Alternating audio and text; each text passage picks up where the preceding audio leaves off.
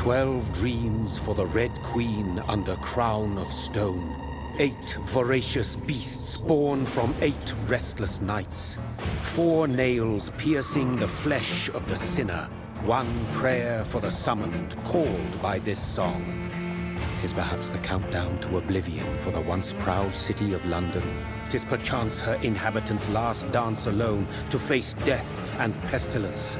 Confronted by the eerie and unknown, mortals became desperate for answers. A flock's flight makes for an omen, the falling of a star a dire presage. Turning to priests for interpretation when there was no reason to be found. When religion failed, men turned to science. I saw them build such vain cities, crafting machines made for endless war. New questions flourished as old answers withered. What is darkness but lurking sun? What is wall but enslaved stone? What is glass but tortured sand? What is song but a call to arms? What is hate but jilted love? What is life but death pending? Death. Since the apple was plucked from the sacred tree, mortality was believed to be God's punishment, a righteous snare to keep mankind from ascending to the stars. They were all so wrong. Death is not a wicked thing, nor some holy retribution. A true punishment would be to never know its sweet kiss. Awaken from the harshness and be born once more.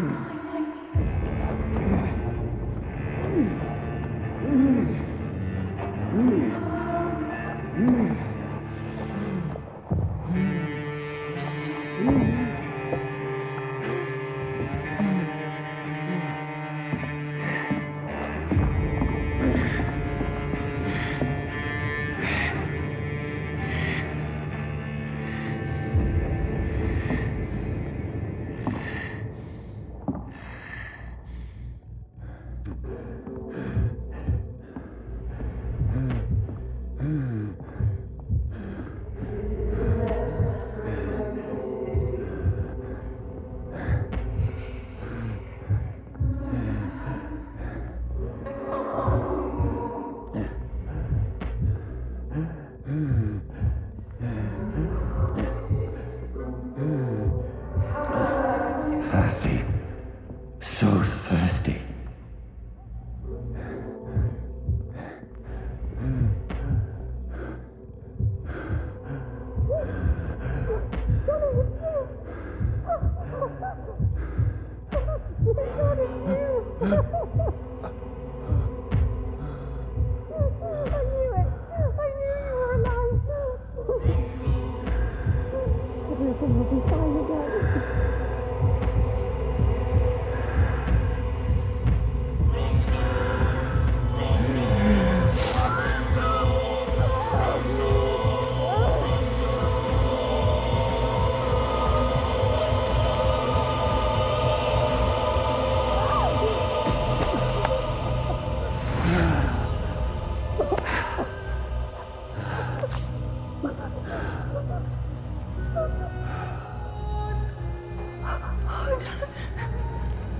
My sweet brother. What have you done? Mary! Oh, no! Mary!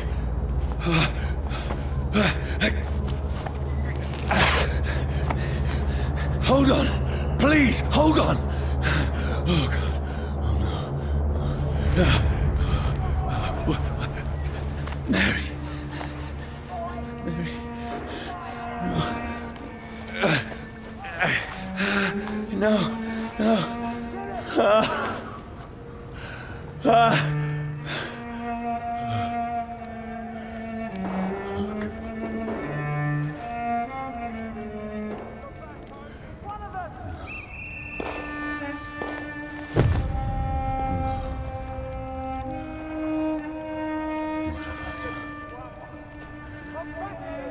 horror. It's a nightmare.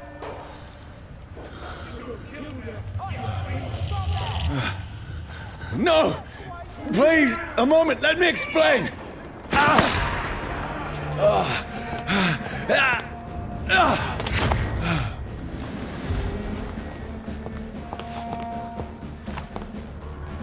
These patrols are after me. This one! No! No! Don't shoot! Over there! This is a nightmare. I need to get out of here. This can't be happening. Over there! There's one of those. There's one of them. No! Please, stop! I mean you no harm.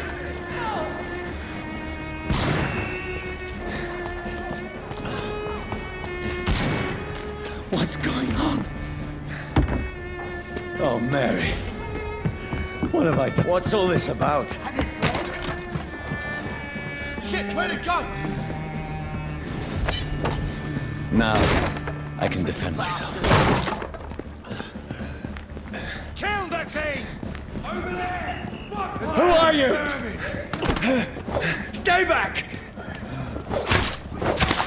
Sorry, but you left me no choice.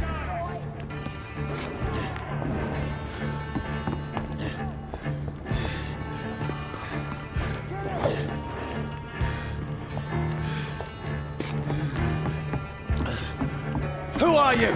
Stupid beast!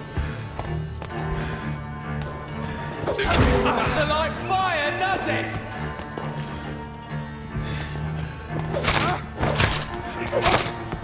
Sorry.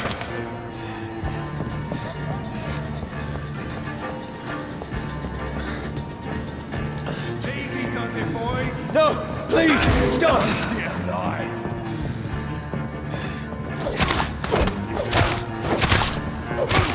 Who are you? He's done for! What do you want?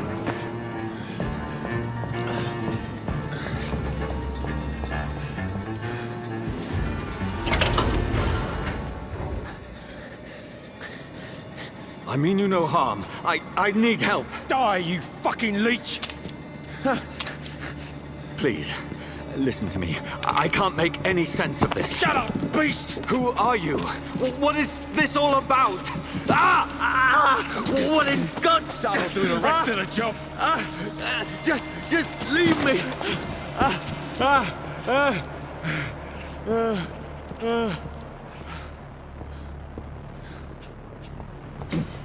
The sun.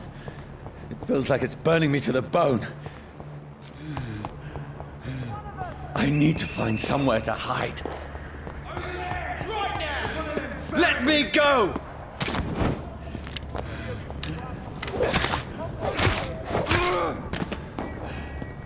I need to find shelter.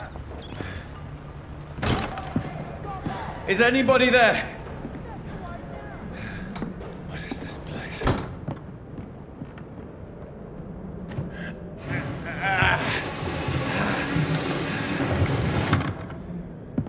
The place seems abandoned. I should be safe enough here.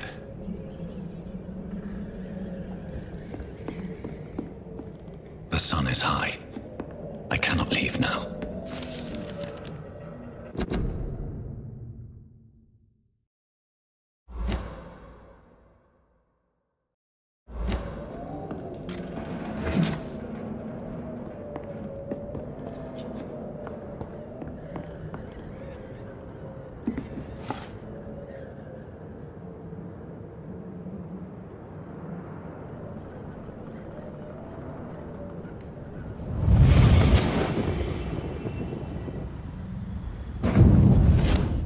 Brother, what have you done? Mary! Mary! Mary, I'm sorry. Whoever did this to us, I will find them.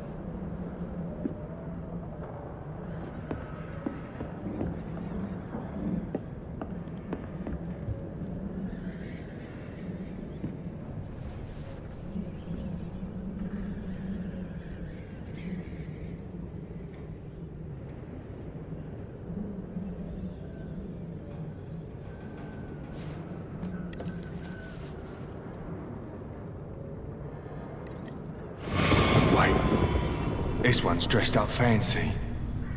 Let's run through his pockets. Picking the dead's pockets? Are you serious? I've still a rent to pay. He's got no more responsibilities. What's this? Gold watch. Beautiful it is. We fancy it and share the takings. I suppose we are undertakers. Now, give him an Eve.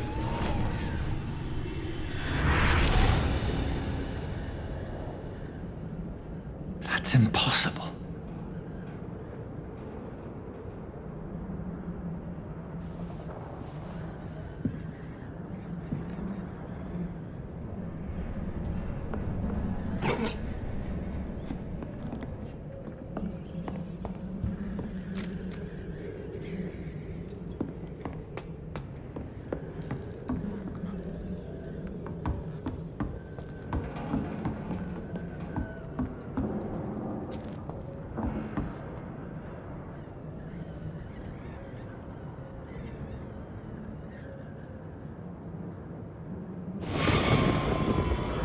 Dreams for the Red Queen that sleeps under crown of stone, that she might linger longer, her eyes as white as wool. Who goes there? A prayer for the summoned by warrior song.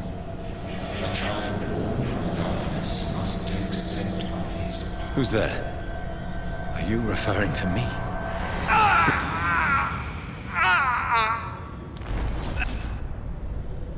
No!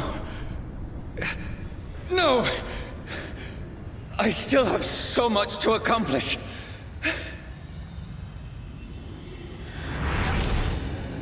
I still have so much left that needs doing.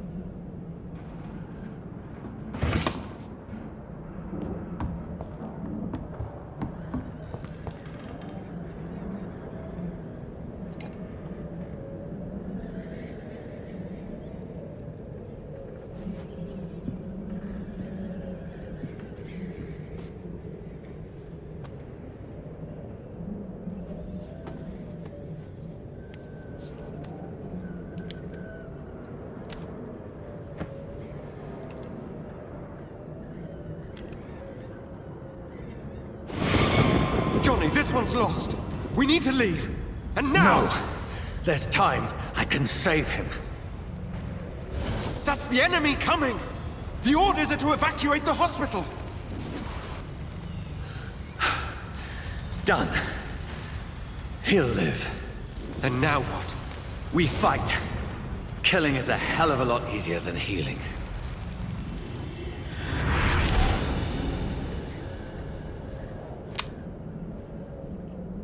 No, it never got easy.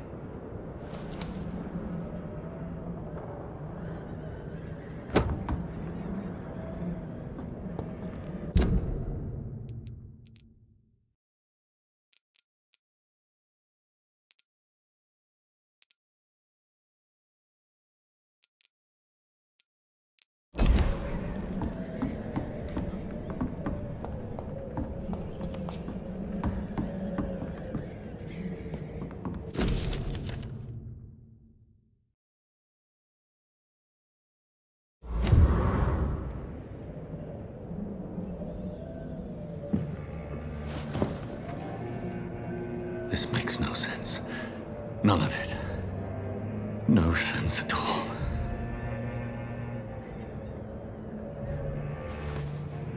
It's a nightmare. That's it.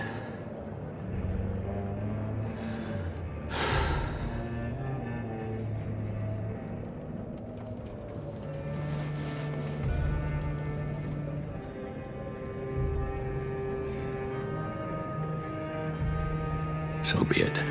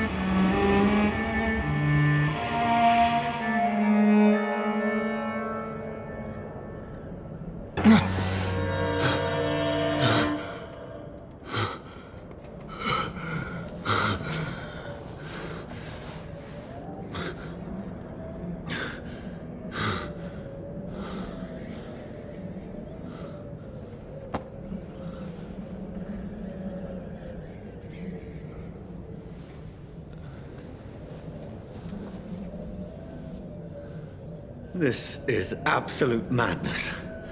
I've lost touch with the real. Madness it is, as mad as the moon, who turns blinding sunlight into a glowing reflection.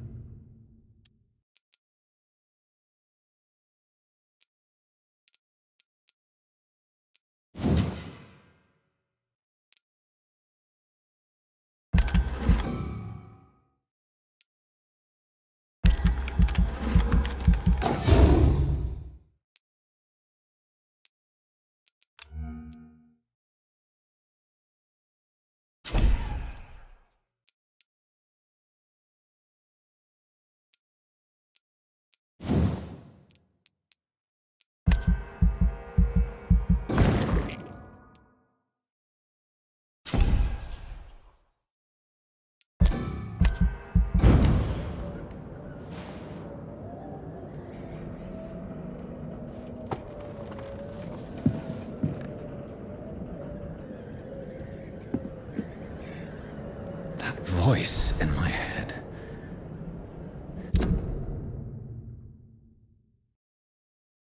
If I'm not mad, then it must belong to the one who made me what I am. I must find him to understand what I have become. Where is it? It's closed. These people want me dead. I need to leave now.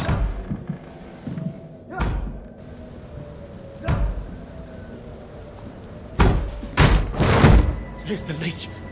Here!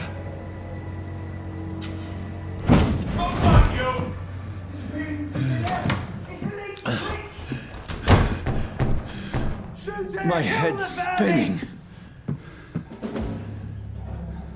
Oi! Come out, you coward! It's locked, all right. Clever fucking beast!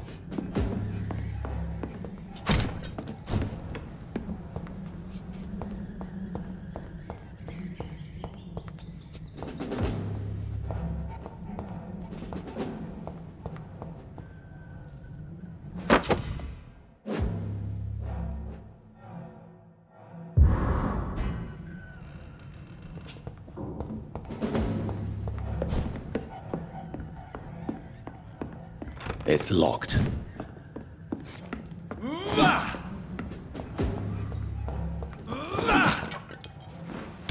I'm still in Southwark. I must reach the West End. Go back home.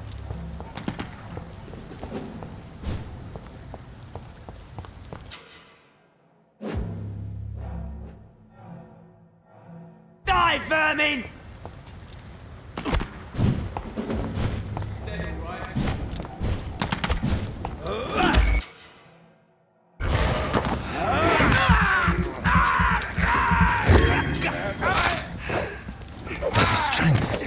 Strength I never knew I had.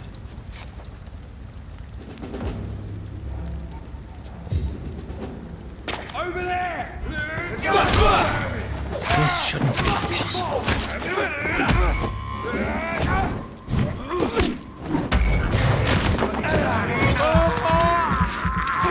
Every sinew, every fiber of my being is afire. I feel like a child learning the limits of my body.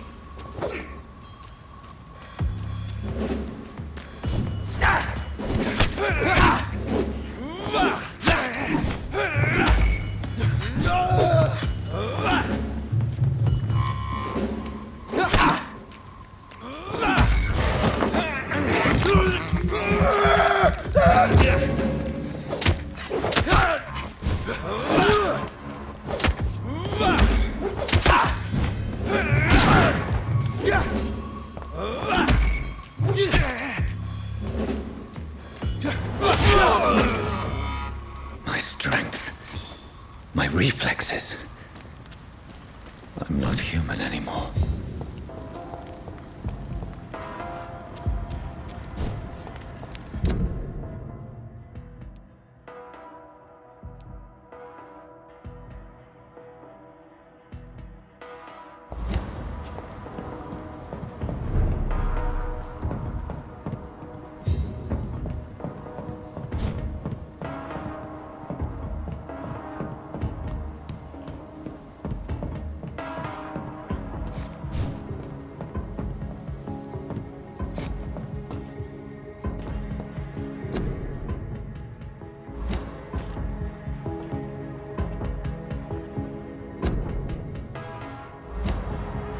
My poor sister. If only I had controlled my need for blood. Mary, someone will pay for what happened to you. For what happened to us.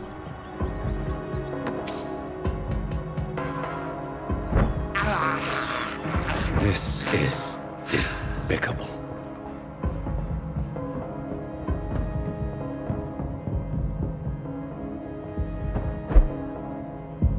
The dizziness from the jump. I can now control it.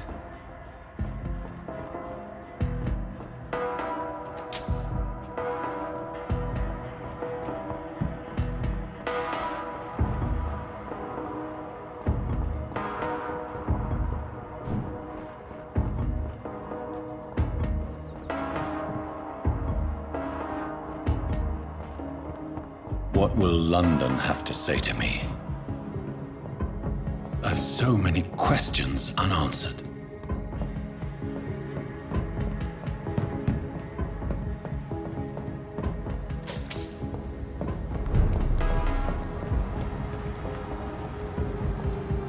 Another corpse. Have the very streets of London become a mausoleum?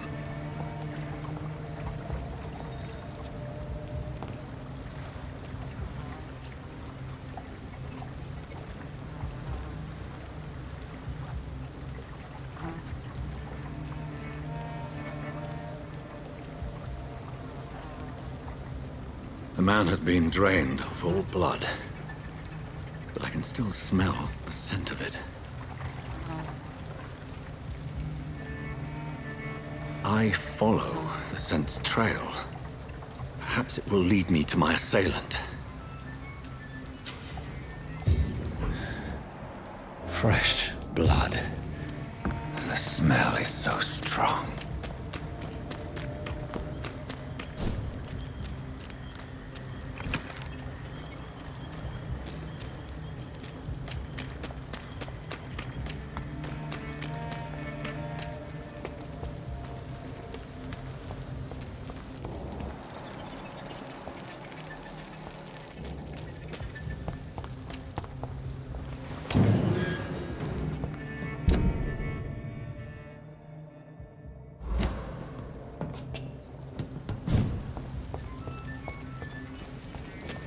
There is no one in sight.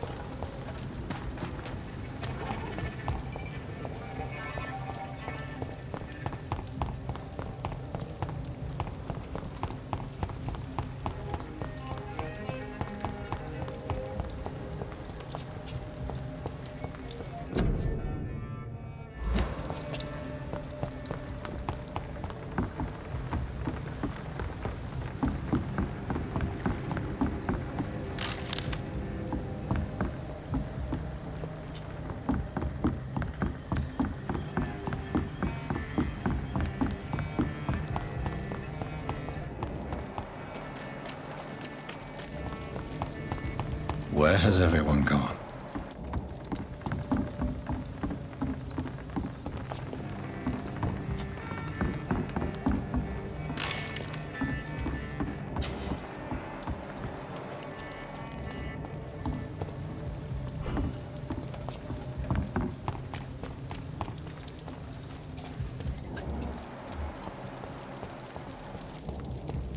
At last, a little life. Welcome, sir, to the Turquoise Turtle. Good evening, sir.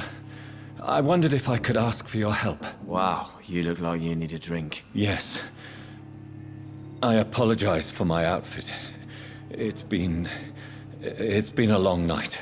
Been there, seen that. Don't worry, things can only get worse. Has anybody entered the bar recently?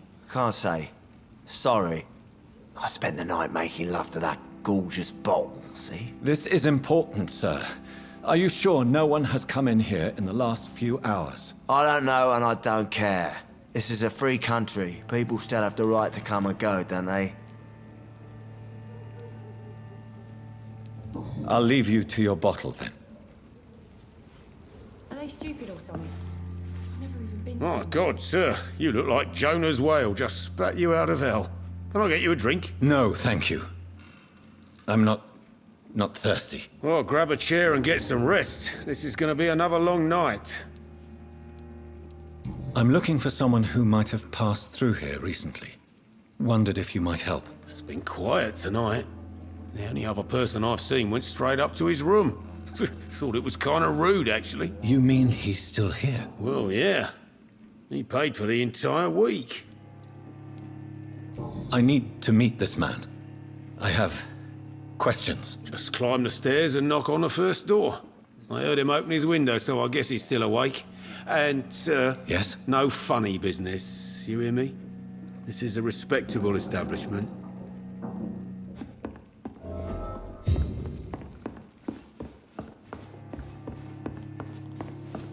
I think I'm losing my mind.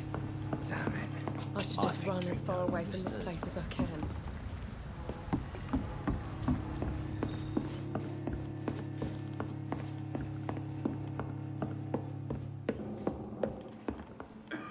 This is no place for you. Prewen has several patrols roaming the area. They do not pursue me. But they're looking for vampires, and they're most efficient. They'll not relent until the killer has been identified. I have a common objective, but I require... Shh. I think someone is eavesdropping. Are you certain? You might as well come in, whoever you are. Slowly, vampire. Who are you? I mean you no harm. Saith the vampire. Present yourself. I need a word. Would anyone?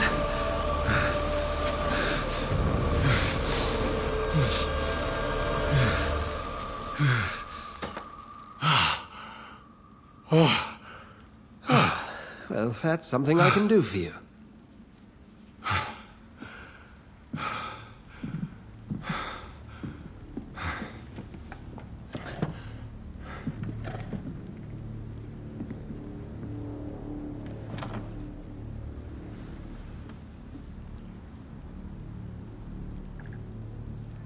And who might you be?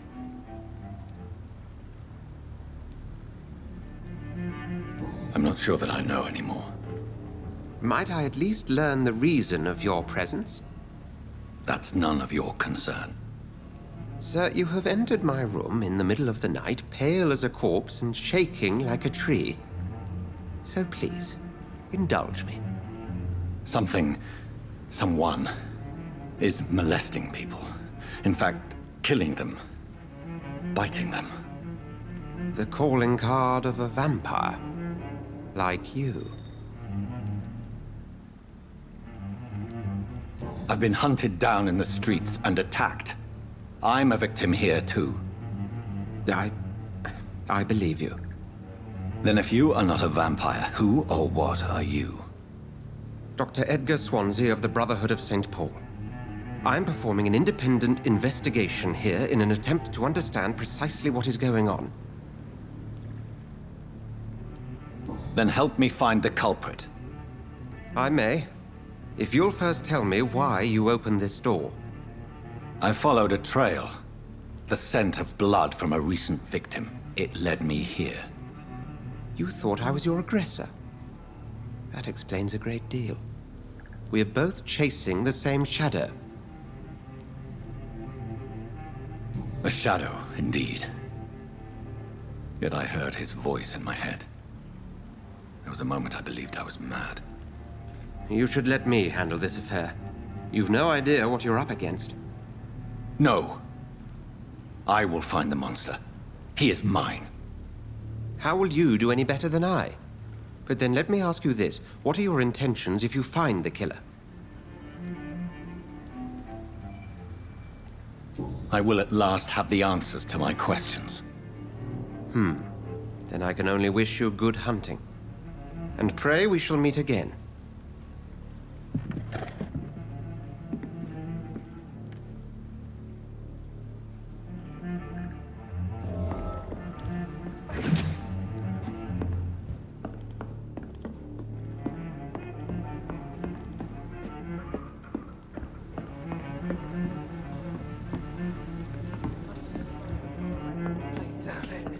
If Swansea is not my attacker, it means somebody else came here tonight.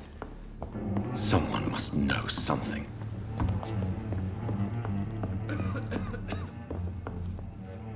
Evening, sir. Can I help you? I have a few questions for you. Well, if you must. I spoke to Dr. Swansea. He's not the man I'm looking for. Now, I want the truth. The truth? What do you mean? I suspect that someone else was here tonight, and I don't think Tom wants to tell me about it. I'm just the barmaid here, okay? If Tom says you're the only visitor we had, then you're the only visitor we had. I can feel your fear, madam. Please, tell me what's going on. It's Will. William Bishop. He came in here earlier tonight and he... Well, I thought he was going to clock someone.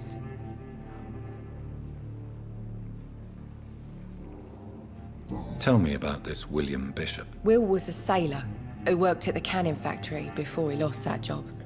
A nice bloke, really. He's never been violent. Until tonight. Why keep it a secret?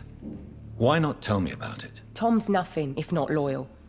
After Will lost his job, he offered him one ear. They used to be good mates.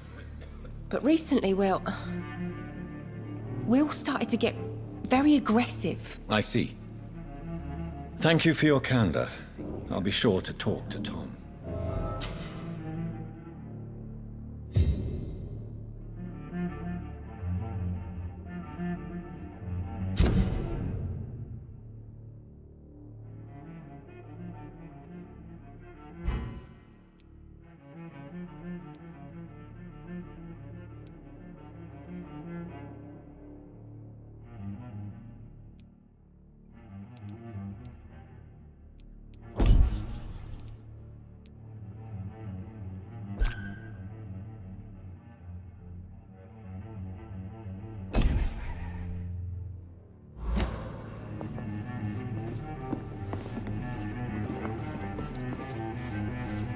Welcome back.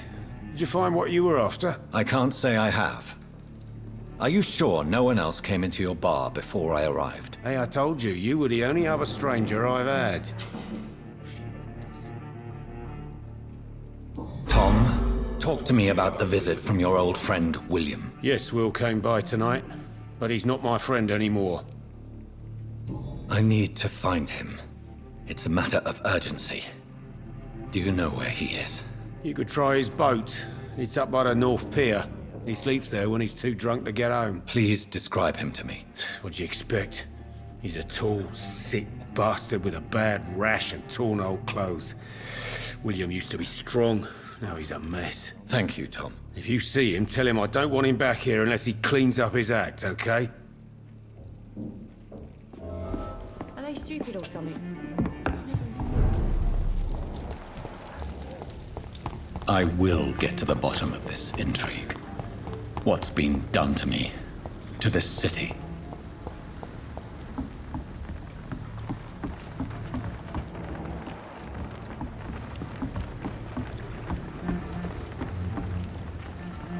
The body is still warm.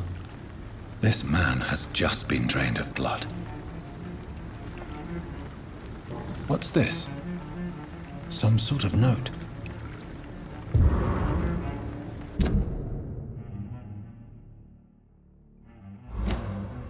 These men, they're a company of professional vampire hunters. This man was armed. He tried to defend himself.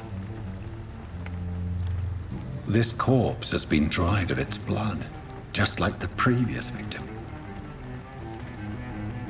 Blood and empty gin bottles.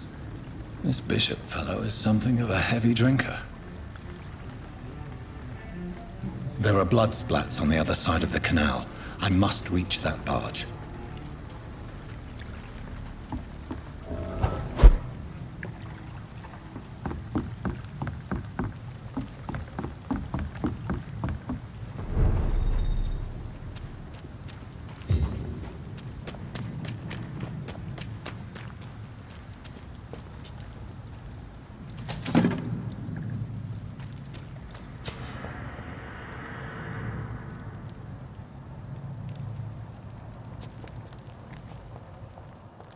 Over there!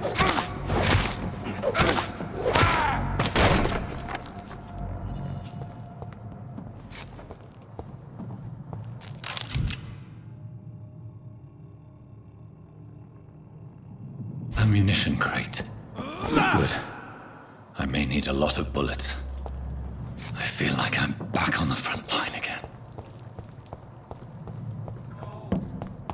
There's nothing here.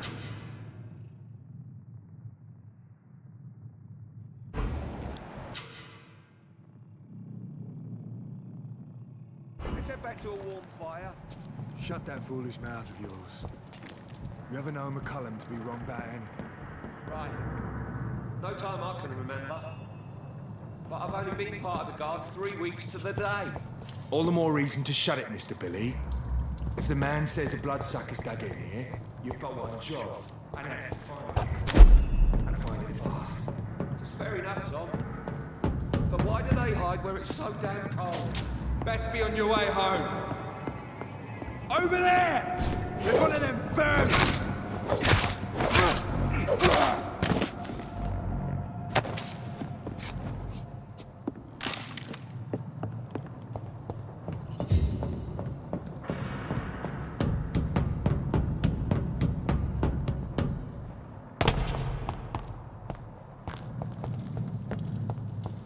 Burn it, boys!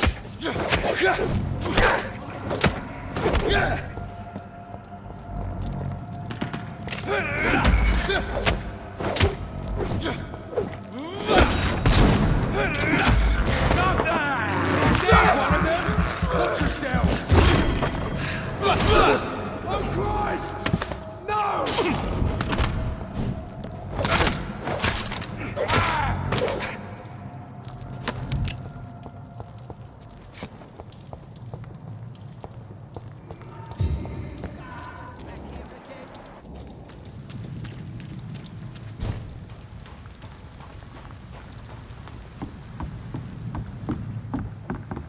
This is not a play. Over there! There's one of them vermin!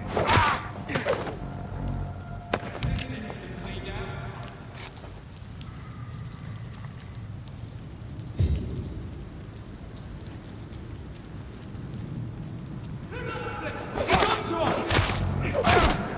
Fuck, it's fast!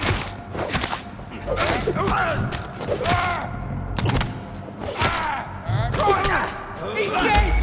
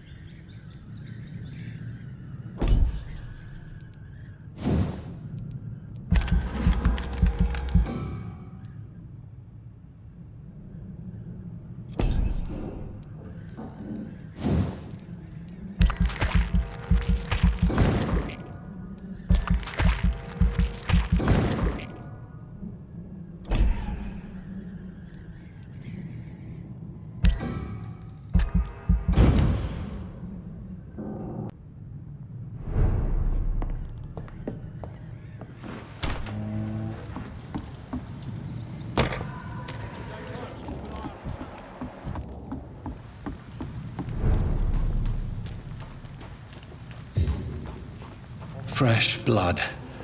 The whole building reeks of it. The scent is so strong it makes me dizzy. I'll not betray you.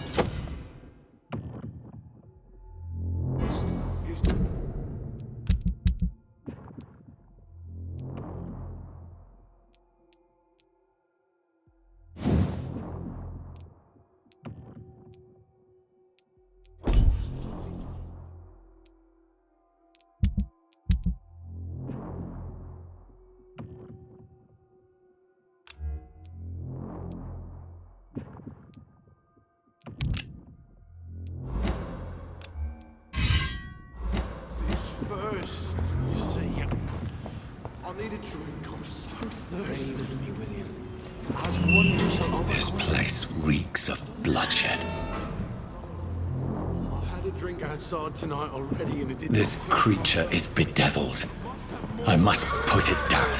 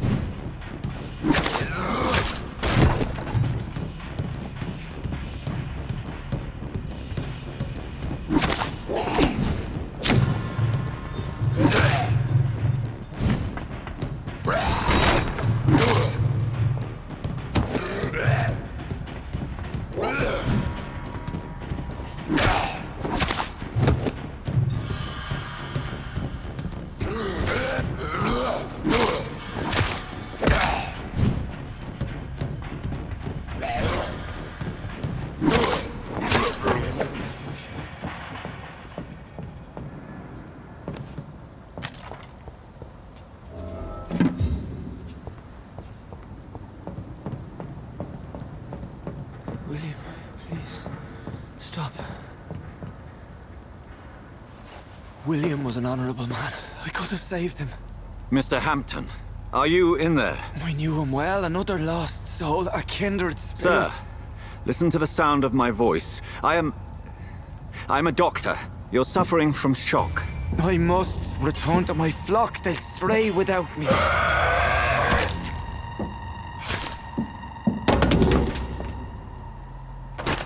Remember, certain skulls are every bit as resistant as we are. Who are you? What do you mean by Skal?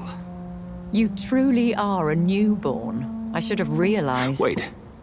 You are the woman from the bar. Are you... like me? Can you help me?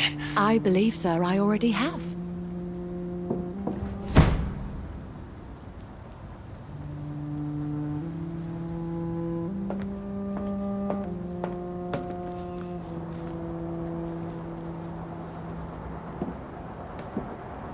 By George and the Saints, you've solved the mystery of these terrible murders.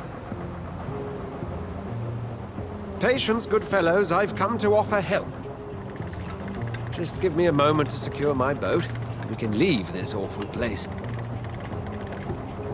William was not the evil man they claimed. He was just taken by the thirst. He needed this drink. This man requires medical attention. We'll see he gets to the nearest hospital. No, please, I must tend to my fold. My flock needs me. There, sir. Go with the good Dr. Swansea. He's resourceful, and I'm sure he'll take good care of you. You'd best come as well. The sun is soon to rise, and you'll need a place to rest. I just need a moment. If I can learn something about what has happened to William, I'll be a step closer to understanding what happened to me.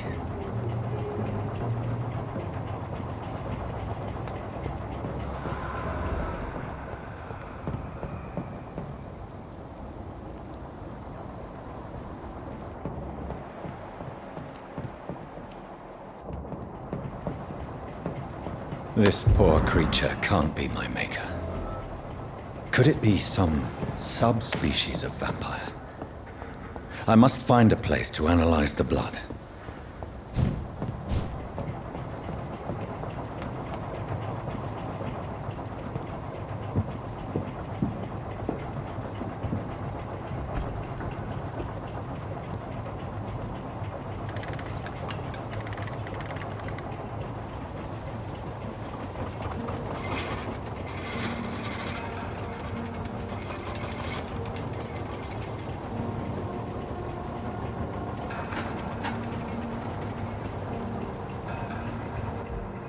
Where are we headed?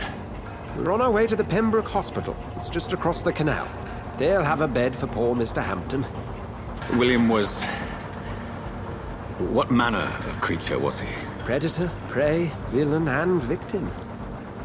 Who can say? The important thing is that he's been stopped. Duly noted. And the woman? What... Who is she? What woman? Oh, don't play me for a fool. You used me to locate that skull. You must know who she is. And I thought you a gentleman. You shouldn't talk about a lady behind her back, but I will tell you she values her privacy. Were London as peaceful as she appears from the middle of the canal? If only that were the reality of the situation. To be honest, I've always tried to avoid this part of town. Pembroke Hospital is the last bastion between the rest of London and the epidemic. The flu has decimated the East End and the war still rages. Welcome to the front lines of a plague. This is where you work, Dr. Swansea? I am the administrator of Pembroke Hospital. I thought you were here in service of your mysterious order, the Brotherhood of... Of St. Paul's Stole, yes. But first and foremost, I'm a man of science. A physician, like yourself, Dr. Reid. How do you know who I am? No need for modesty. You are Dr. Jonathan Reid, a surgeon of some caliber and renown, if I'm not mistaken. You are correct, sir. I knew it. I had my suspicions. But when you took the blood sample from the corpse of poor William, I was certain. Dr. Reid. Marvelous. Have we met? I attended 3 of your seminars before the war. I have the utmost admiration for your research. And what a turn of fate. England's most esteemed blood specialist returns to London a vampire. That word, again, from a so-called man of science. I understand. Traditionally, the role of science is to refute myth, but when myth walks among us, the Brotherhood of St. Paul has dedicated its purpose to their study. There's so much for you to learn. Of that, you are right. Well, then let me be blunt. Join my staff at Pembroke Hospital. As a physician. I suspect you'll not find a better post of employment to contemplate your predicament. This is sudden. I was returning home to see my sickly mother. But alas, that was before contracting this... affliction. Dr. Reid, take a moment to consider. The post would be for the night shift, providing a good explanation for your absence during daylight hours. You'll be adequately reimbursed, and have a place to hide. I even had the forethought to bring some clean clothes. So, what do you say? It seems I have little choice, but yours is a generous offer, so I thank you. Brilliant! Oh, Jonathan, this is one for the book, and the beginning of a beautiful friendship.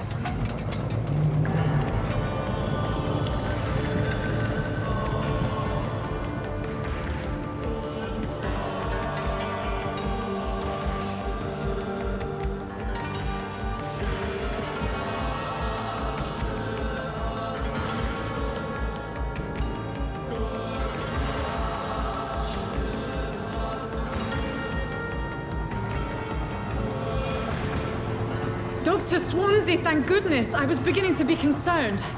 Worry no more, Nurse Crane, for I bring good news. Oh, Doctor, what a night. We lost 2 more patients. Nurse Scow said she couldn't take it anymore and resigned. Yes, well, I'll make a new rota in the morning. In the meantime, find a good bed for Mr. Hampton. Be sure to pay attention to his needs. Of course, Doctor. Oh, and Dorothy? Yes, Doctor? Dr. Reid here has just returned from the front. He served King and Country and will be joining us here at Pembroke. We're very lucky to have gained a surgeon of his talent, and one so experienced in blood transfusions. That is good news indeed, Doctor. Oh, yes.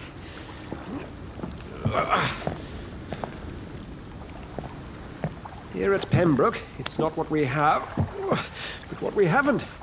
It's only thanks to Nurse Crane and the staff that our ship doesn't sink. If you have any questions, just ask her. Duly noted. Thank you. Your assistance is required, Dr. Swansea, immediately. Welcome aboard, Jonathan. We'll catch up after my rounds. Coming, Nurse Crane. I'm coming.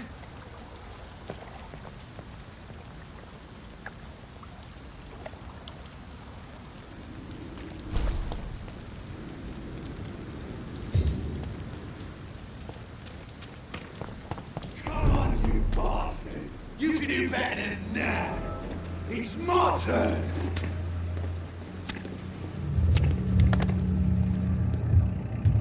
Rotten or pristine, each heart contains the seed of life. Drink at this river, try it all.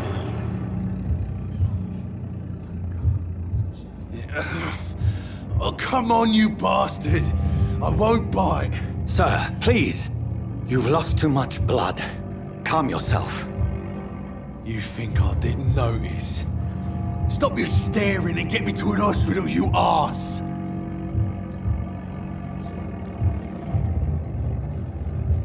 Insult me again and I'll put an end to your misery right now. All right, sorry. I am in pain here. My guts are spilling out onto the street and you're yabbering on. Yes. That's a very nasty wound you've got there. Take my word, I am a doctor. Dr. Jonathan Reid.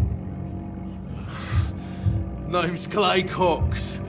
I'd appreciate you helping me to a better place, Doc. Follow me, Mr. Cox. Let me assist you to that better place.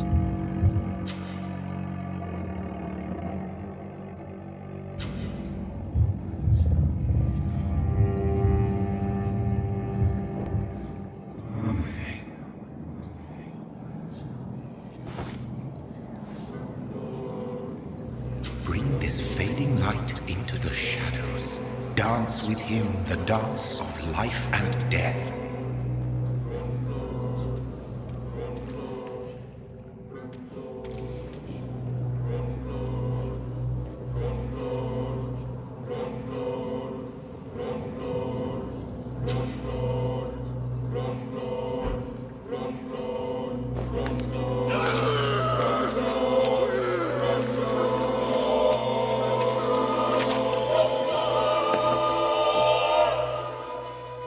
In the back, you bastard!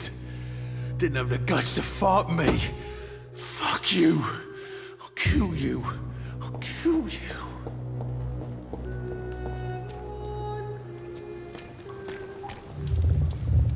To taste a life, to embrace its most intimate secrets. Such a burden, such a divine sin.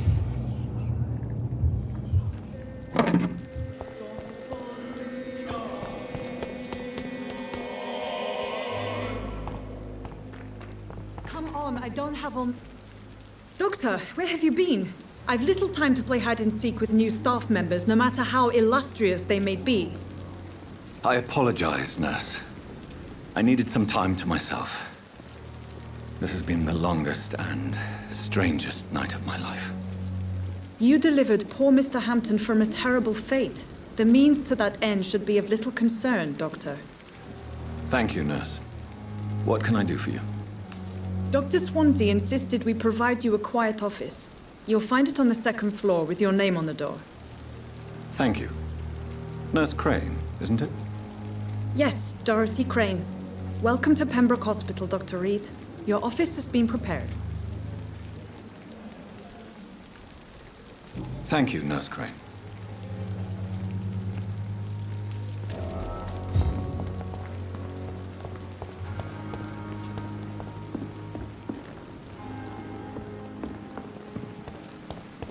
And I thought last summer's epidemic was difficult.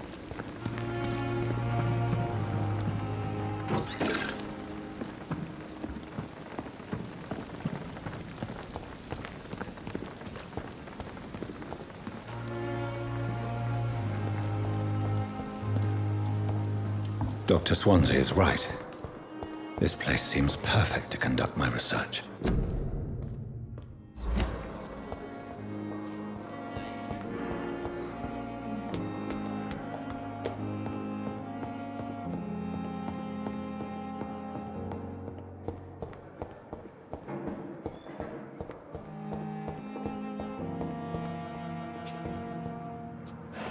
It's locked, all right.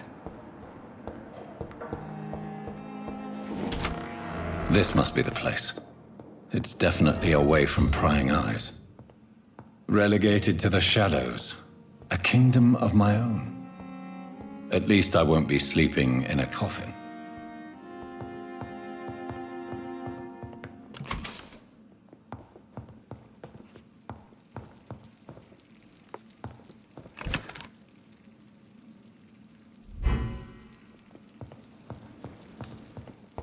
The flower's dying.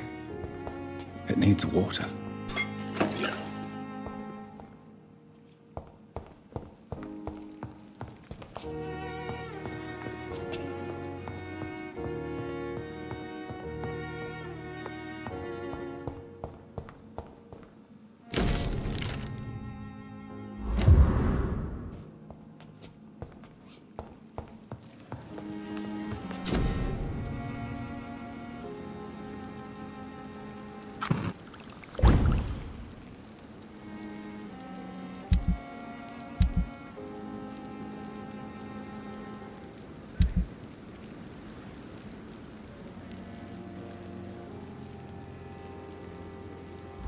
William Bishop's blood is much more unstable than human blood and shows extensive mutation. But this is not what happened to me. I must keep on searching. The sun is about to rise. I can feel it. I'll continue tomorrow night. I have so much time now.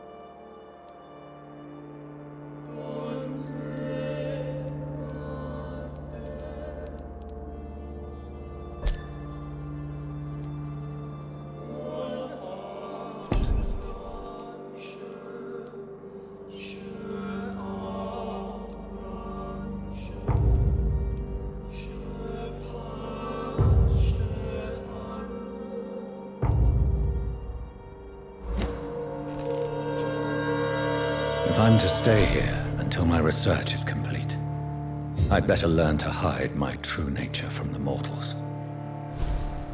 But what about my thirst for blood?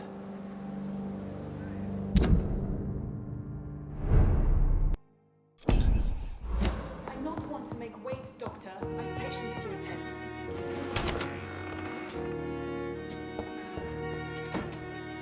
Yes, Nurse Crane? How can I help you?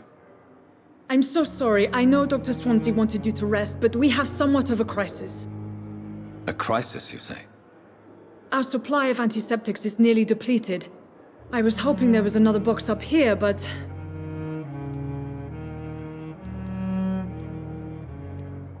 Nurse, this room is off limits, and I'd prefer to keep it that way. Make sure the rest of the staff are so informed. Of course, Doctor. And what about the antiseptics? Or do I inform the staff that you're too busy? I may have a solution. In France, during the war, drugs shortage was a daily problem, and we had to use our wits to overcome the shortages. However do you mean? If combined correctly, certain household chemical products can be used in a pinch instead. Now, where's the hospital storeroom? The storeroom? Fat chance. This is the Pembroke, and space is luxury we don't have. Everything used to be stored in the old morgue. Perhaps I should look there first. Where is this morgue? It's the large building behind the hospital. You'll need to go in the back door because it's been sealed off for sanitary reasons. Take this key. It opens a small back entrance at the end of a narrow street. The abandoned morgue behind the hospital. A small door at the end of a narrow street. On my way then. Thank you, nurse.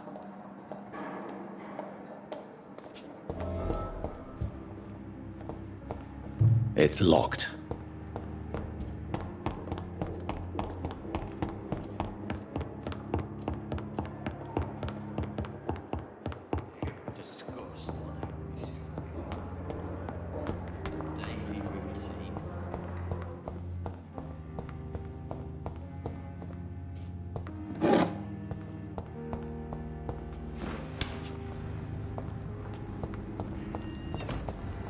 It's locked. Scowl voices in the garden. I should investigate. If they were to find somebody.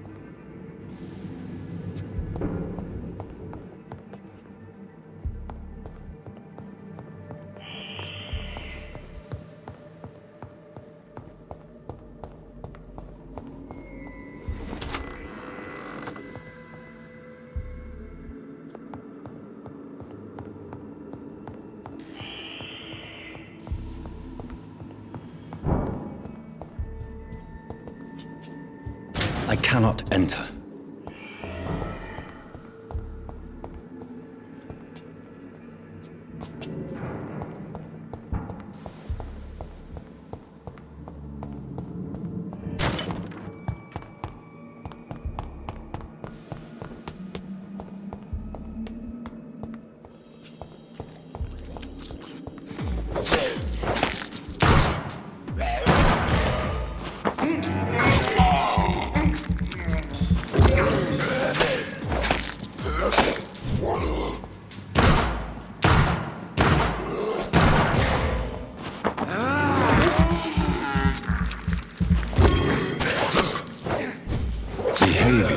similar to the infected William Bishop. Must be the same strain. This sickness moves faster than influenza.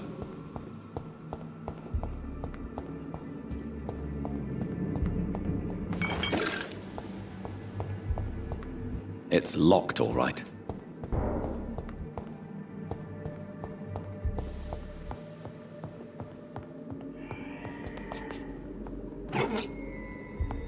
This key will surely grant me access to the basement.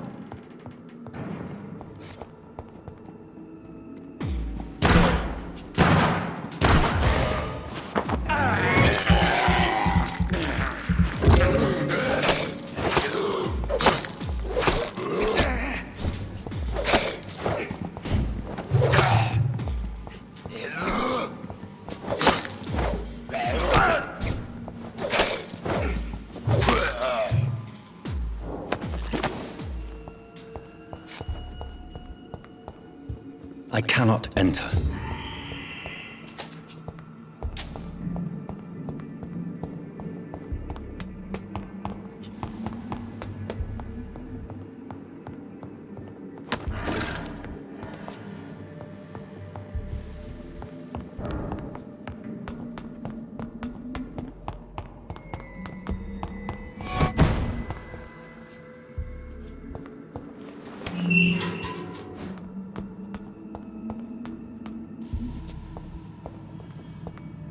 These scowls feed from corpses and the husks of animals. They're not after me.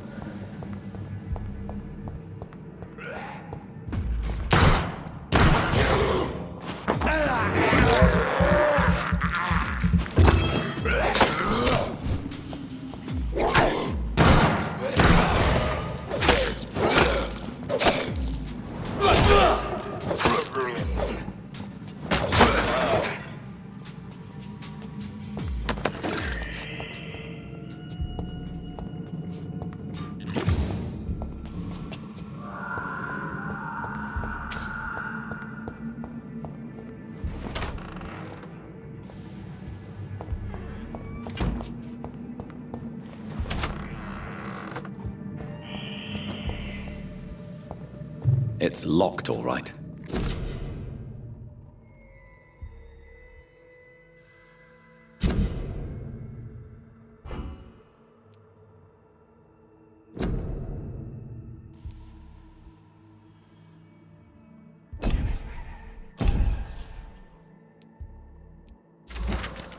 Mr. Connor's injurers don't match the report.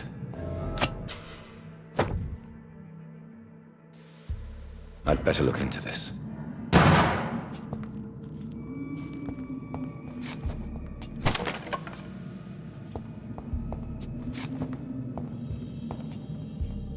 It's locked.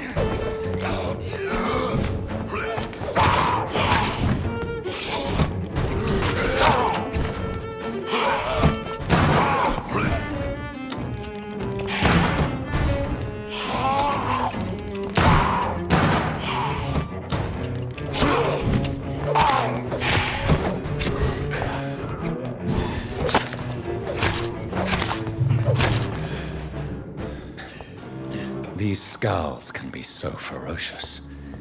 I'm not sure I can defeat them without becoming stronger. To drink blood is so tempting.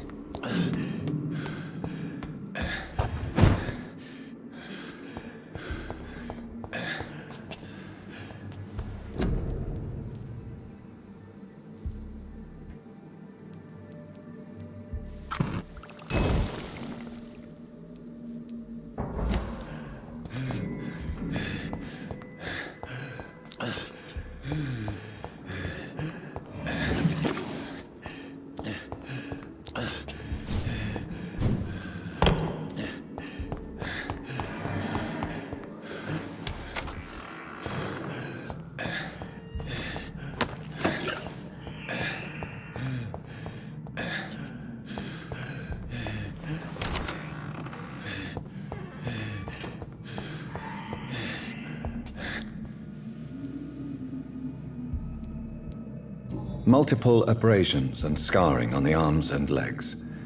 Old and distinctive injuries of a sailor or a fisherman. Traces of a pinkish foam at the corner of the lips. Some sort of drug overdose, perhaps? The chest was originally opened to perform the operation. The sutures are clean, but the chest has been reopened. A puncture over the left lung, possibly a chest tube insertion. Not the cleanest work, but I think it was successful. Signs of internal bleeding. So, Dr. Tippett's anesthetics were incorrectly dosed, causing the patient's death. And then, he tried to operate on him again. Tippett has made an egregious error. It's time we talked.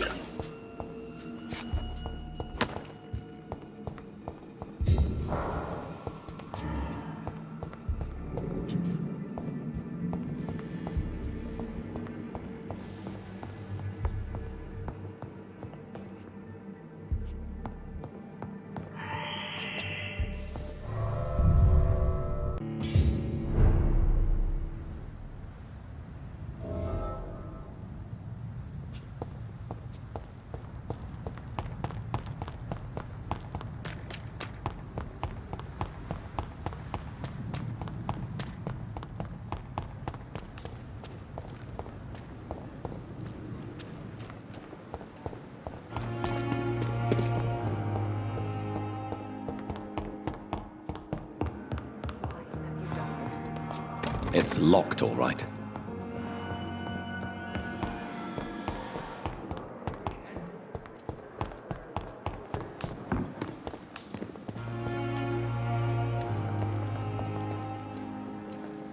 Good evening, nurse. Good evening, Doctor. I don't think we've been introduced yet. My name is Pippa Hawkins. And I'm Dr. Jonathan Reid. Dr. Swansea has recently offered me a position in this hospital. Well, it's a euphemism that your help will be appreciated, Doctor.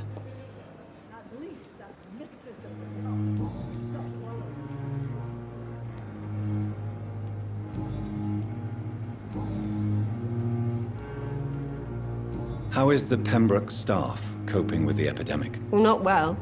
Milton, the ambulance driver, is even more grumpy than usual, especially concerning doctors. Why does Milton dislike doctors? I don't know. Just ask him. But be warned, Milton is not the chatty type. Why is Milton grumpy on a daily basis? Is it just an act? Milton's not the kind of man who's bothered about a bad reputation, whether he deserved it or not.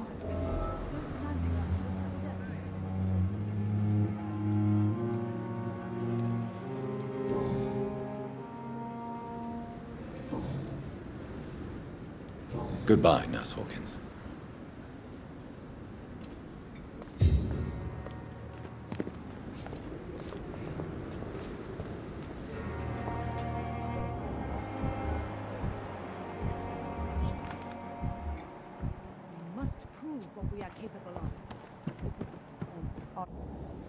Good evening, nurse.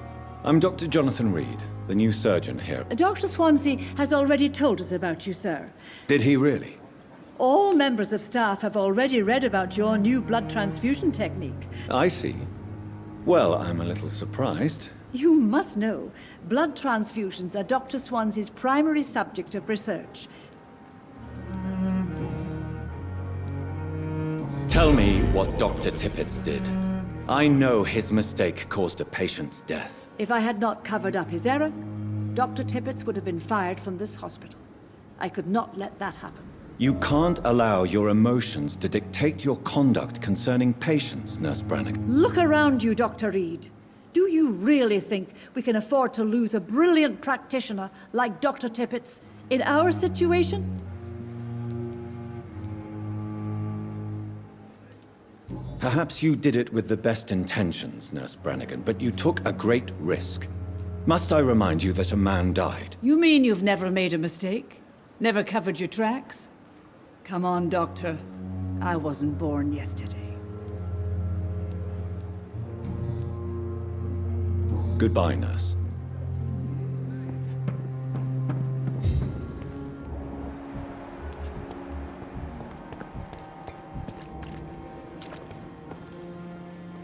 Good evening, sir. So it is true.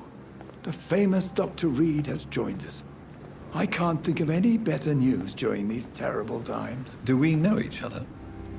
Actually, yes. We met once before, at the Rockefeller University in New York. Dr. Tippett, yes, I remember. I was assisting Professor Carell in his research about coronary bypasses. He had nothing but praise for you. He was also very confident about your future. And look at you now. Eminent surgeon and blood transfusion specialist.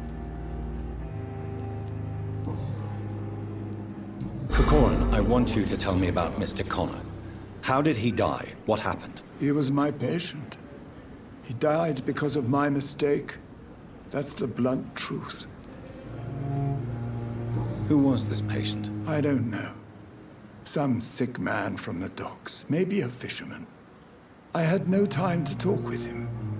No one claimed a body.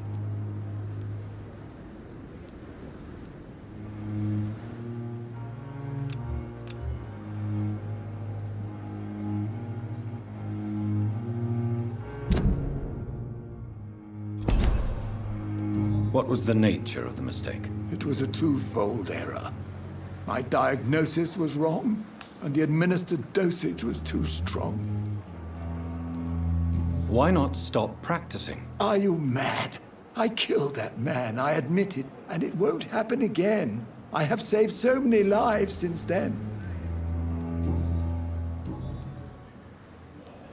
I will cover for you, Dr. Tibbets, by keeping what happened to Mr. Connor to myself. I don't know what to say, actually. I can't exactly force you to become my accomplice. You didn't force me. This is my decision to make. I believe you're still of use to the hospital, considering the situation. Then I can make you this promise. As soon as the epidemic is eradicated, I will resign.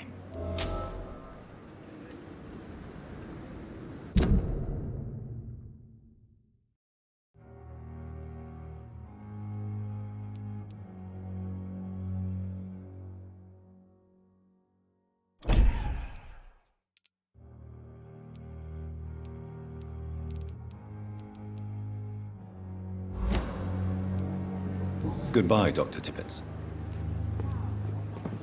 Perhaps I should have considered the offer from that Cadigan fellow.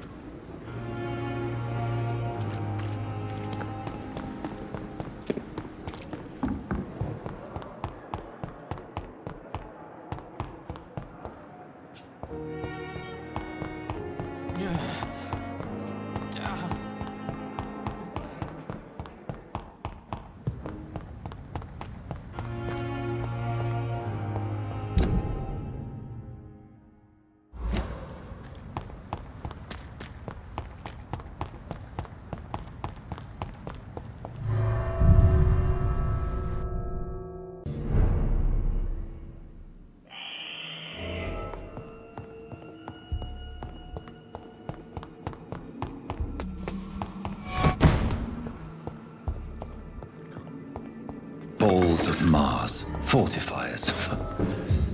As popular as they are ineffective. But they do contain iron tartrate, and that might prove itself useful.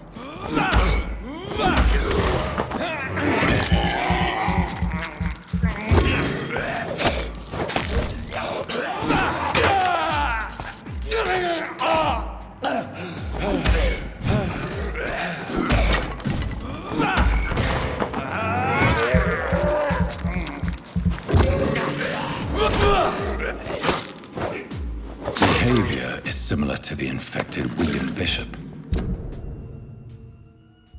Must be the same strain. This sickness moves faster than influenza.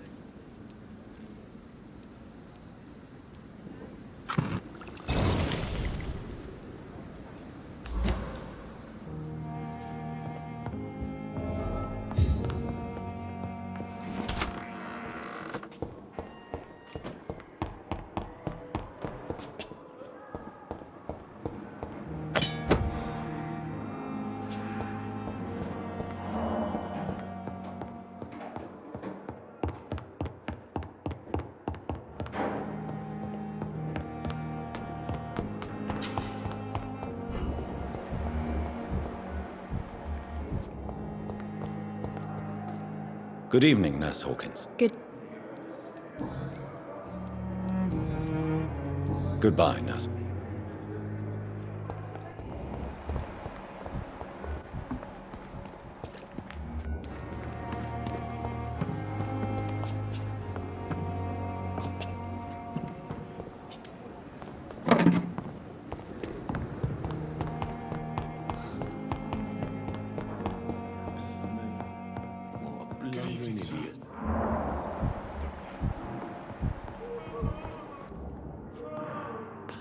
Good evening, sir. I'm Dr. Reid. I don't know if a third opinion is needed. I see. Would you mind telling me more about your situation? Goodbye. Sweet girl. Reads me like a book. I never could keep anything from her. Finally, you've returned, Doctor. Did you find anything of value? Yes, nurse. You've worked your first miracle, Doctor. Now, this patient here needs immediate treatment. Duty calls. When the storm has passed, I'll show you how to mix the remedy yourself with the same basic ingredients. Many thanks, Doctor. When you've finished, you ought to report to Dr. Swansea in his office. He's been looking for you. Seemed pressing.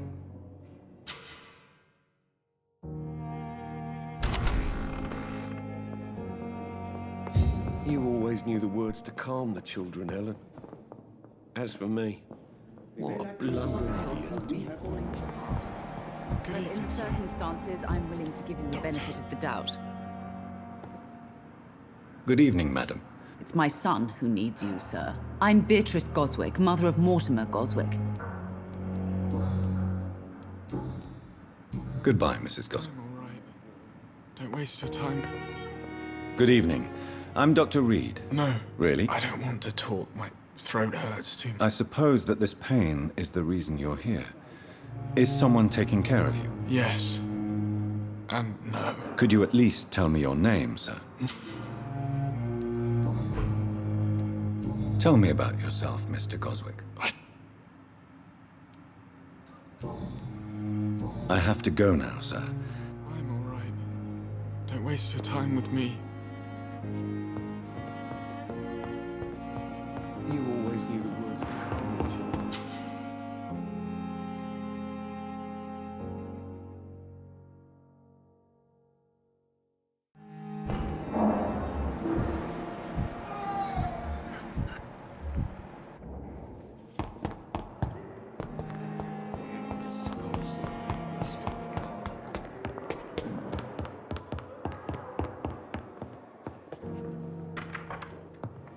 Please, Jonathan, come in.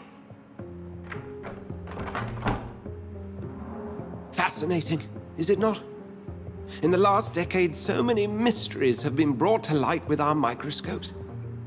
The human body, biology's penultimate frontier.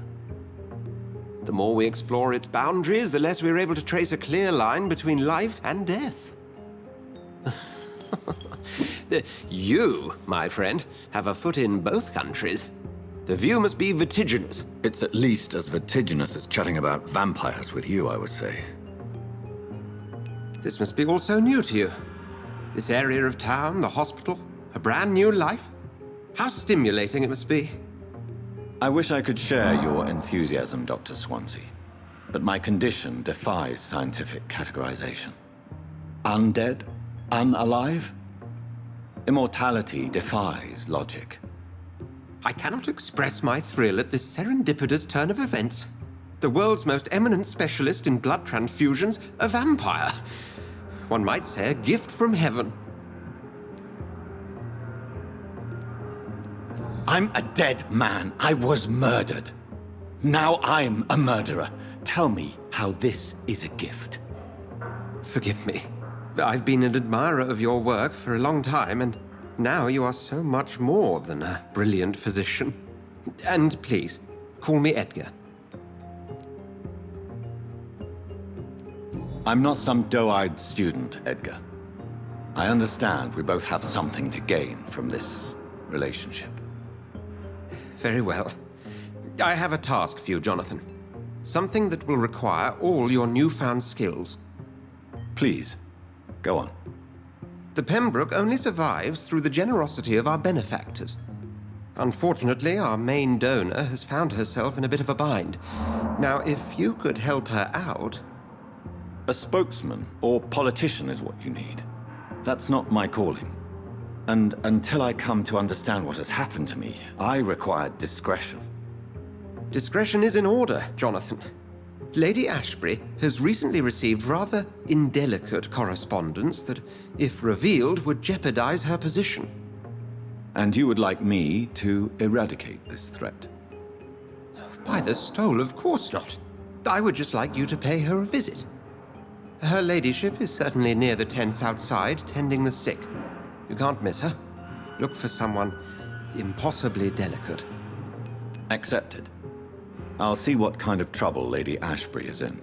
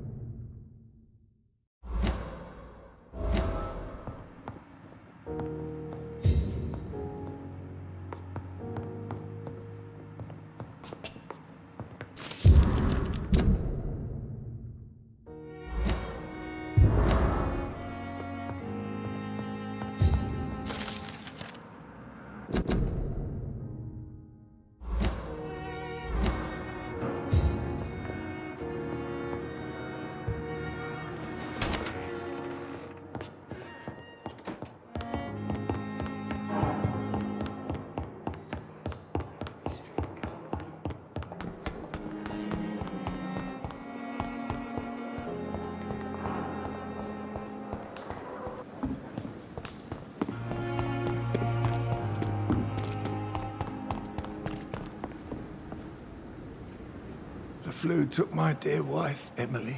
I take comfort knowing we'll soon be together again. Mr. Rainfield, that's no way to talk. You're in good hands here, and we'll be up again soon enough.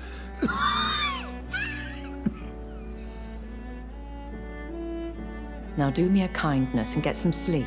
I'll be back round later. Your words are kind, the blessings of an angel. You're the sweet, sweet Lady of Mercy.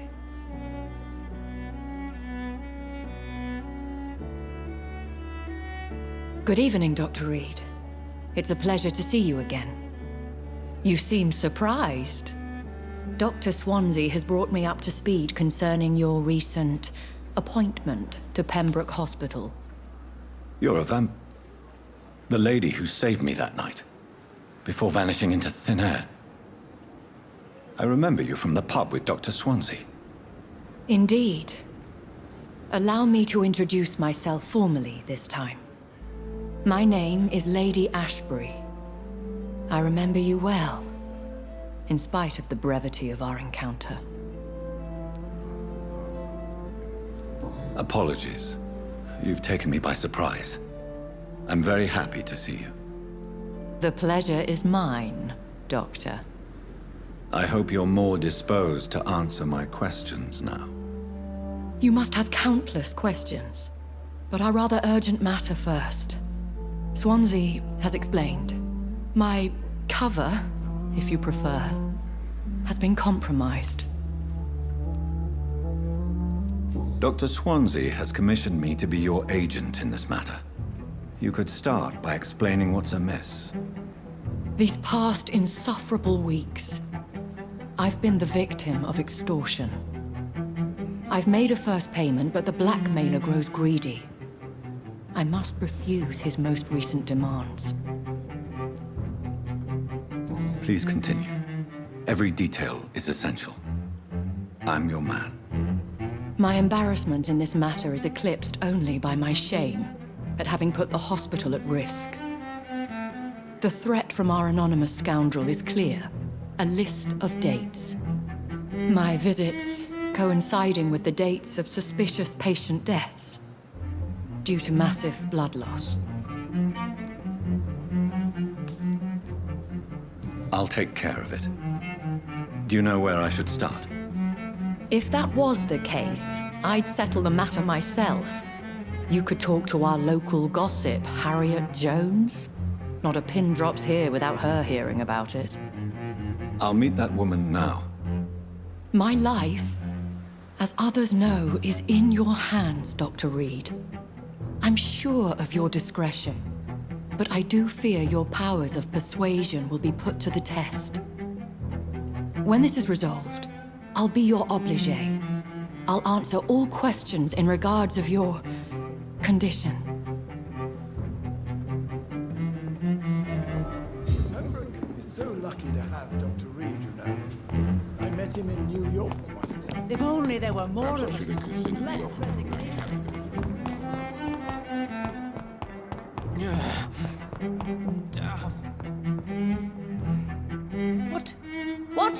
What is this? Who are you? Get out of my room. There's no need for alarm, madam. I'm Dr. Reid, the new surgeon. Preposterous.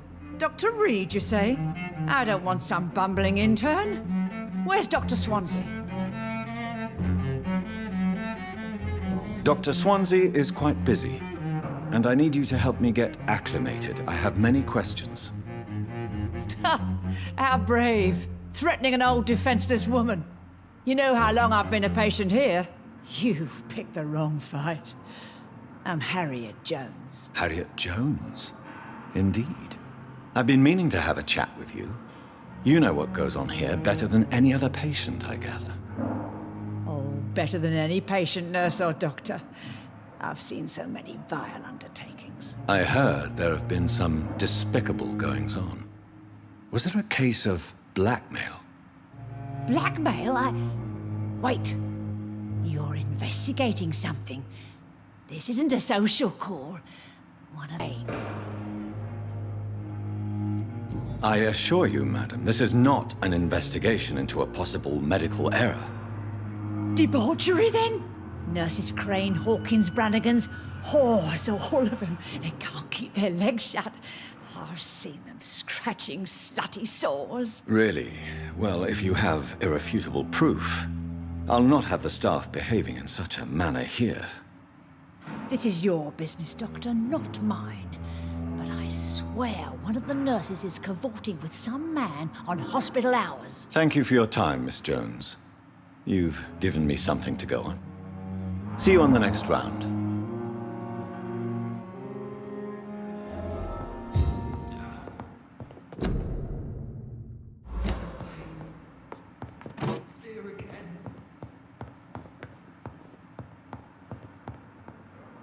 The patients and staff might know something. I'll start my investigation with them.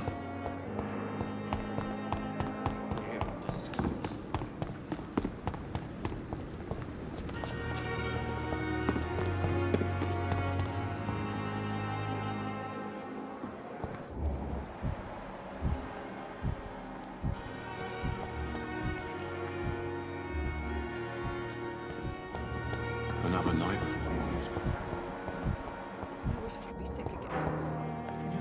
Good evening, Nurse Hawkins. Good evening, Dr. Reid. What can you tell me about the strange man visiting one of the nurses during her shift? Let me guess. You spoke with that old shrew, Harriet Jones. Do not pay attention to her, Doctor. She's full of fanciful tales.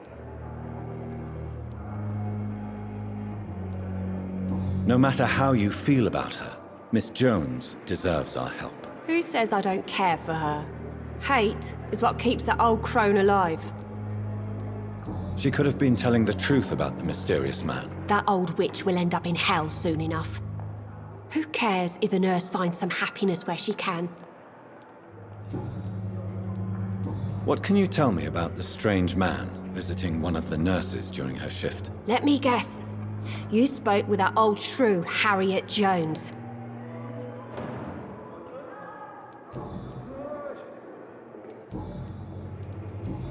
Goodbye.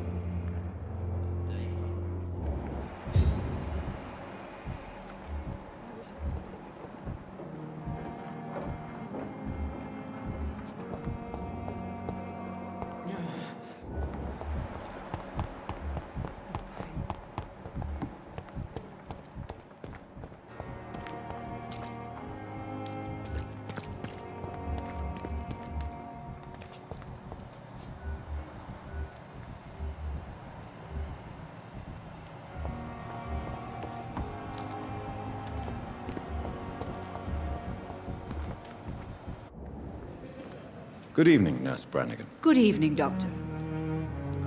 Have you seen a strange man visiting any of the nurses here? I've never heard of such a thing, Doctor. Do you know if any of the hospital staff have criminal backgrounds? The people who work here all come from very different backgrounds, Doctor. Just like the patients.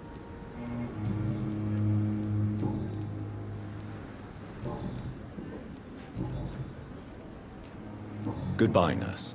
Call...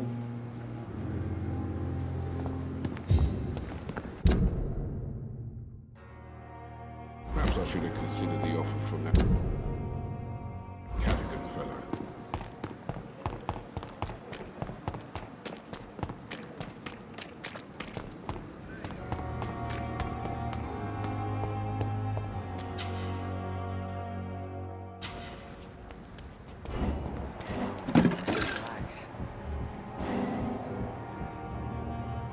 You're sure you don't come back with me?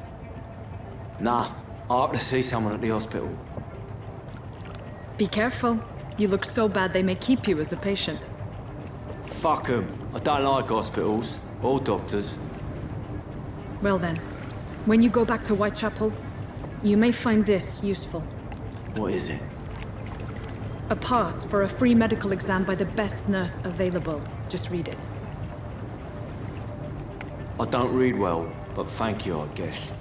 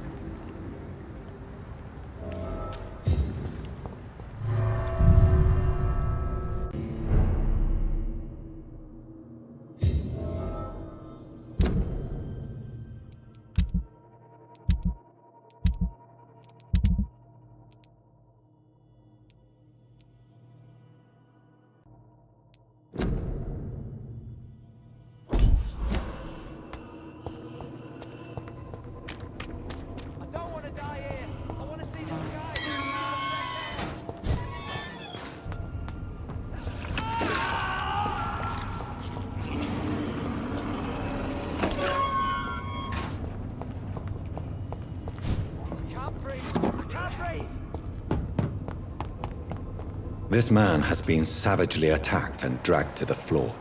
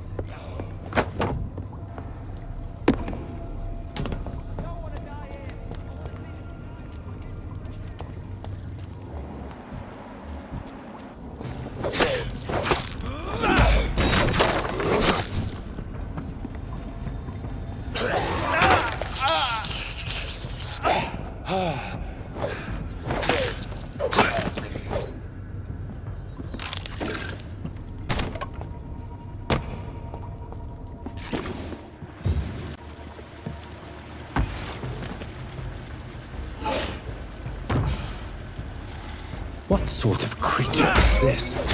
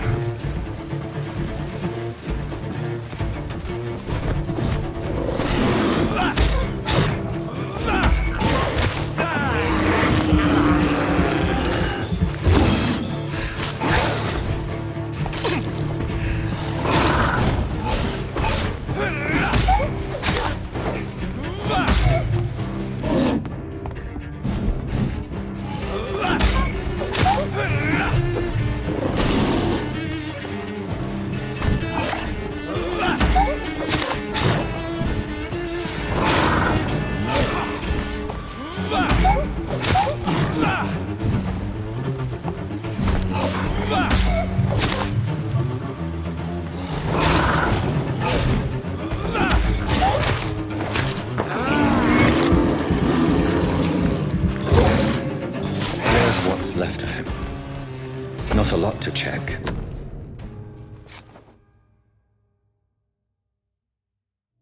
Some voucher for a free checkup in Whitechapel.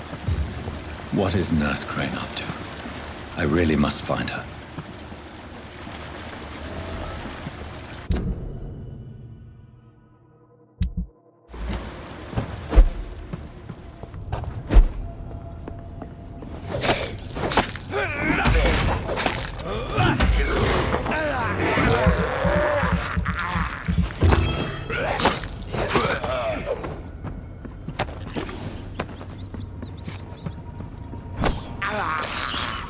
This is despicable.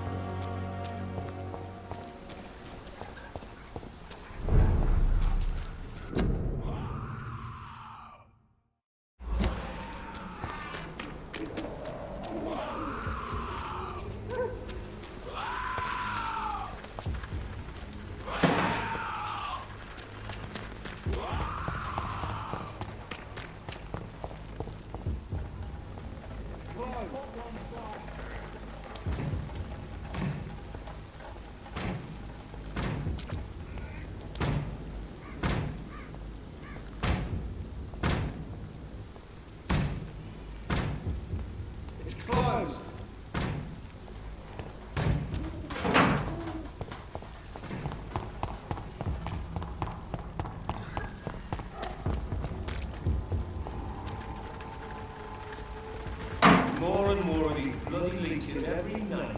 Aye. But the guards recruit more and more every year. Smells like rotten meat. Let's turn around if I were you. 2 days. Oi, you! Stop that! A leech! A leech!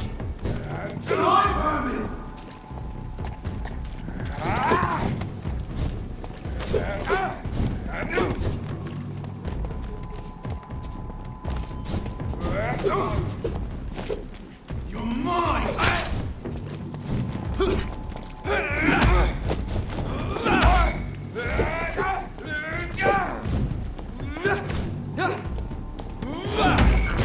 It's too strong!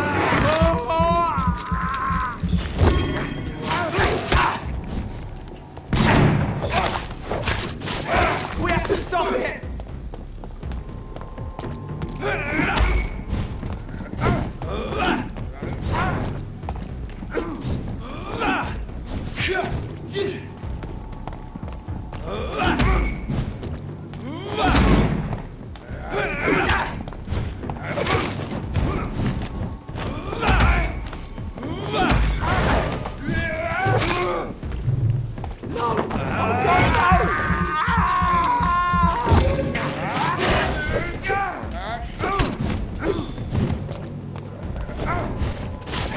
He's too fucking fast!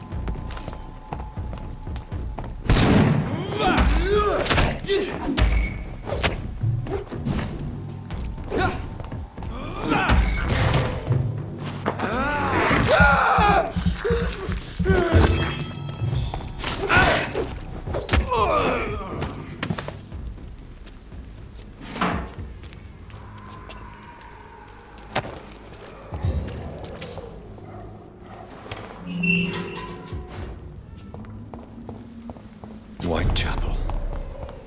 This neighborhood is linked somehow to the kind Lady Ashbury's blackmail. First, let's find this Petrescu fellow.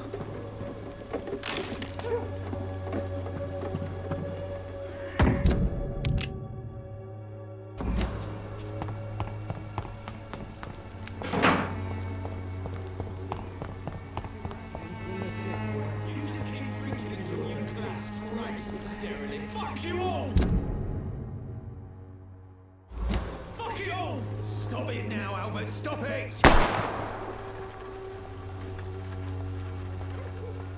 Me? I'll not die in some piss-stinking alley reeking worse than a week-old lavvy. What? Shooting a boy in the middle of the street. Not the best thing to do, wouldn't you say? What? You saw what happened? Who are you? I'm Dr. Reid, and I'd like to ask you a few questions, if you promise me to set your gun aside. No. Look, I'm not a violent man. I'm Benjamin Palmer, doctor. And no one can help me. Not even you. Do you know Nurse Dorothy Crane from the Pembroke Hospital? Have you heard anything? It's funny, I've been searching for her too. I need some pills. But the woman is a phantom, if you ask me. Really? And why is that? Word is she ain't real. She's a cover for some doctor who runs an illegal dispensary for migrants. Whatever the boy did, I'm sure he didn't deserve a public execution. I swear I didn't want to hit him. It's just that I'm sick in the head, you see, and the boy just frayed me last nerve.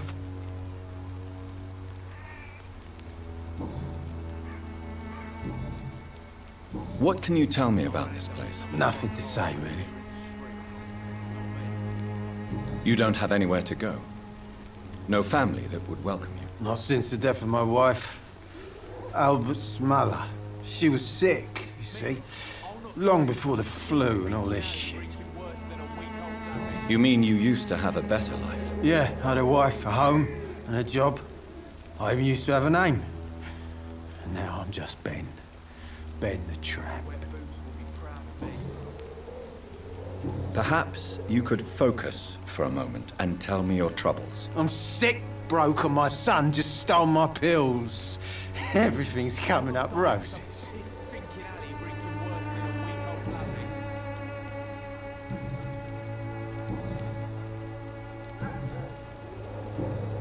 A gun, alcohol, and a bad temper make a terrible cocktail, sir. Goodbye for now.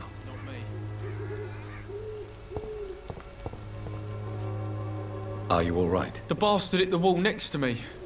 I don't even know if he meant to miss. If you've been hurt, I can help you. I'm a doctor. Name's Albert. Remember it. Now bugger off. Do you know Nurse Dorothy Crane from the Pembroke Hospital? If you know anything about her, I'd appreciate it. Never heard of her. She's pretty, I'll keep an eye out. What happened? Did you really steal that man's medication? Hey, I didn't do anything, it ain't me. All right. Perhaps the poor drunk just confused you with someone else. Sod off, mister. You ain't got no clue what's going on here.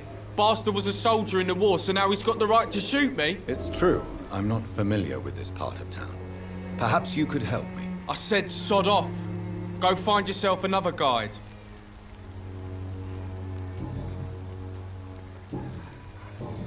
Goodbye. I won't end up another drunk arsehole littering the streets. Not me.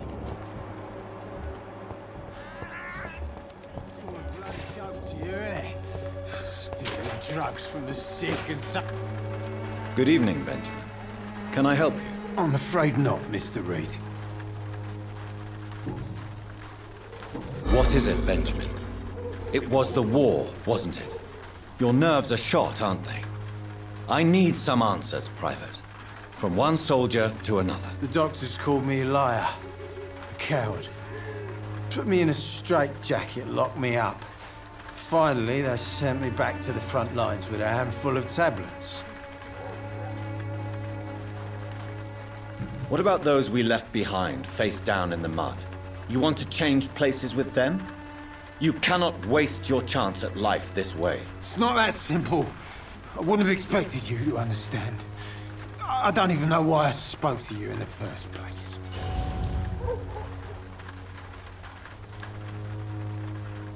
What is it? The doctor's... What about the... It's not...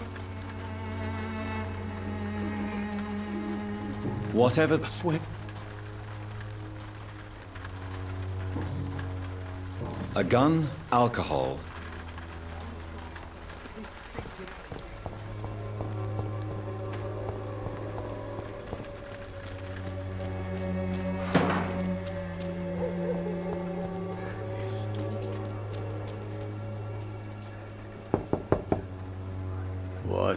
What do you want? Leave me alone. Good evening, sir. I'm Dr. Reid. I'm looking for Nurse Dorothy Crane. There is no Dorothy Crane here. Now goodbye. I'm afraid this medical leaflet says the opposite, sir. Really? Well, I'm afraid I'm going to close this door right now. Go bother someone else, Mr. Doctor. To enter that house, I must discover who this man really is. Maybe I could start by observing what he's up to.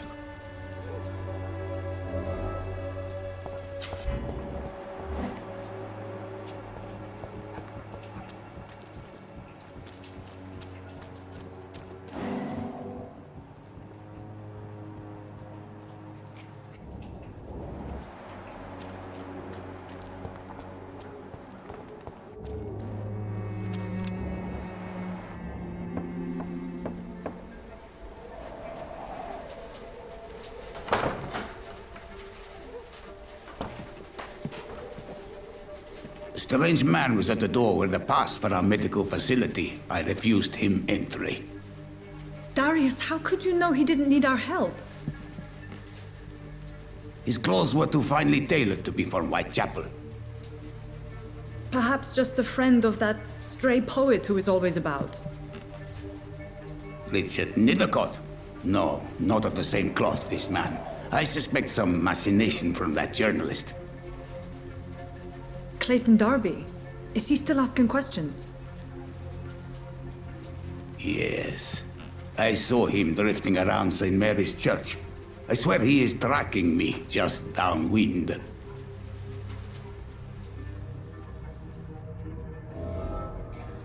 It's locked. I must talk to that journalist or the poet. They must know about Darius. Nearby the church they just mentioned.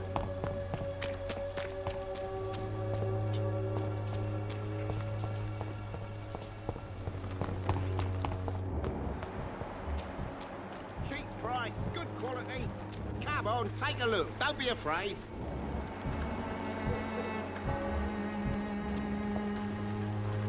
Excuse me, sir. I have a few questions for you. Another journalist? I didn't answer the first one, so piss off! I'm not a journalist, I'm a doctor. A doctor, you say? It's quite a rare breed in this part of town. Really? But still, here I am. Dr. Jonathan Reid, at your service. I'm Joe Peterson to some, but Colossus Joe to most. And I don't remember asking for your service, sir.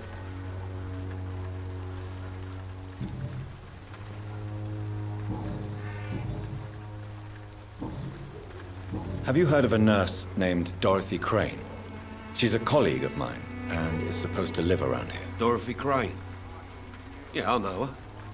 One of the few good souls who dare to help the sick around here. Could you please tell me more about her? She's a nice girl. Tries to help the migrants. I offered to give her a hand, but she said my reputation would attract too much attention.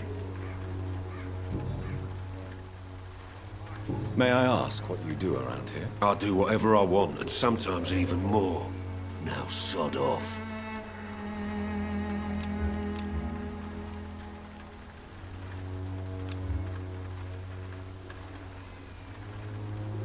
According to you, physicians are scarce in this part of town. Why is that? Not familiar with this neighborhood, are you? I guess your fancy colleagues are too afraid of being stabbed in the back. This part of town does have quite a reputation. Would you say it's justified? Totally. Look at me, for instance. I always look my opponent in the eye before knocking him out.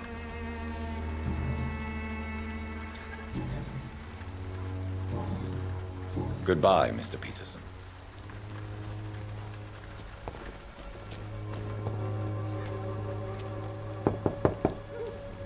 Hello, young man.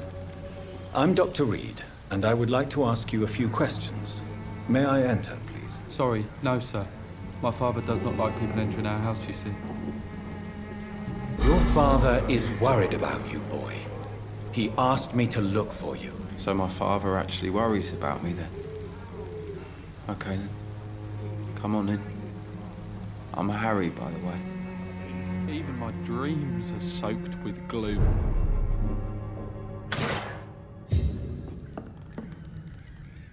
So, may I ask you a few questions? I'm not bothered. What could be worse?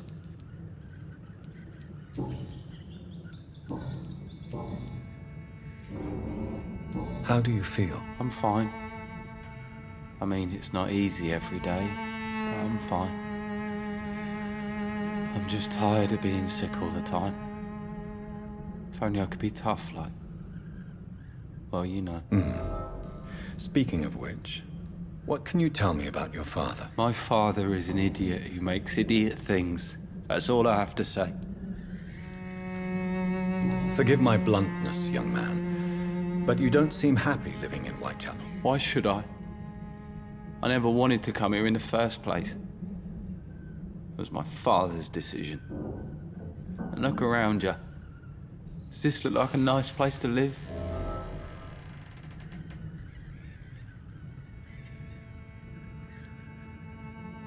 You have a roof over your head, a place to call home.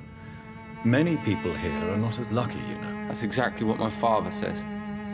Harry, you should be grateful for what you've got. I wasn't even consulted when we moved here. If life here is so terrible for you, why don't you just leave this place? Have you ever spoken to your father about it? I don't go outside. It terrifies me so. I went outside once without my father noticing and I saw terrible things. Bloody and frightening things. So that's why you stay at home all day? For fear of the epidemic? I'm not afraid of disease or death, Dr. Reid. It's the living I'm afraid of.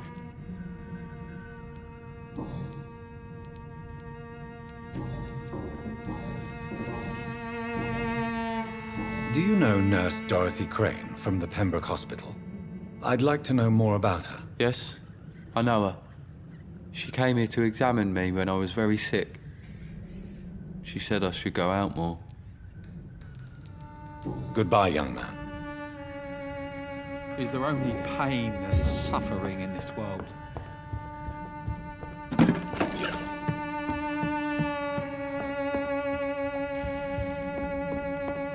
It's locked.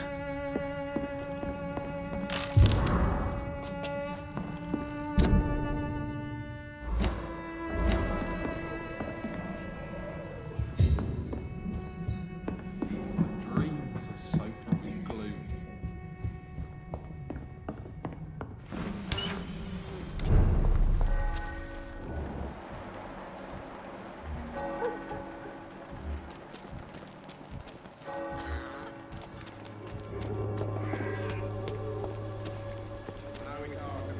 You again?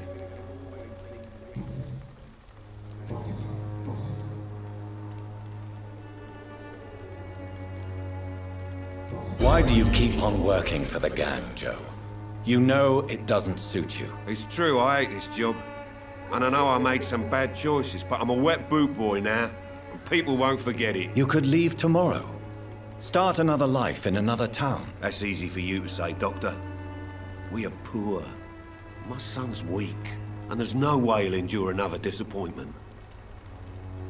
Harry doesn't seem happy living in Whitechapel. Why did you make him come here? I've always put my son's interests above everything else, whatever he may think. Our house is small but affordable. The walls are thin, but the door is solid. You really love your son, don't you, Mr. Peterson? He's my pride and joy. Even if he hates me for the choices I make and pushes me buttons more than he should. Do you have any regrets? Only one.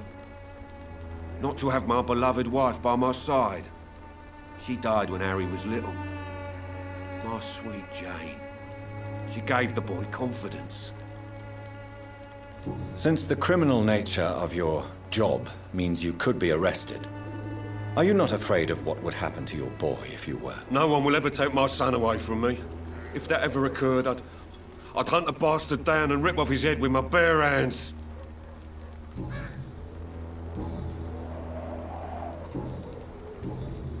Goodbye, Mr. Peterson.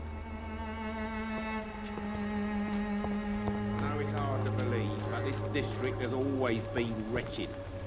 And let your guard down, sir. Welcome, sir. Please, take a browse of my wares. I am Dr. Reid. I would like to ask you a few questions, if you don't mind. Doctor? Interesting. I'm Barrett Lewis. Usually I don't have time to waste with talk, but at this hour of the night I can hardly refuse.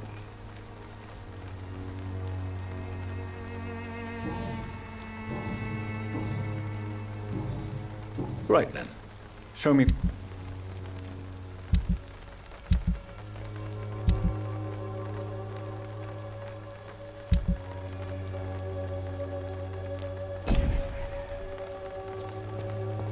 Cheap price, good quality.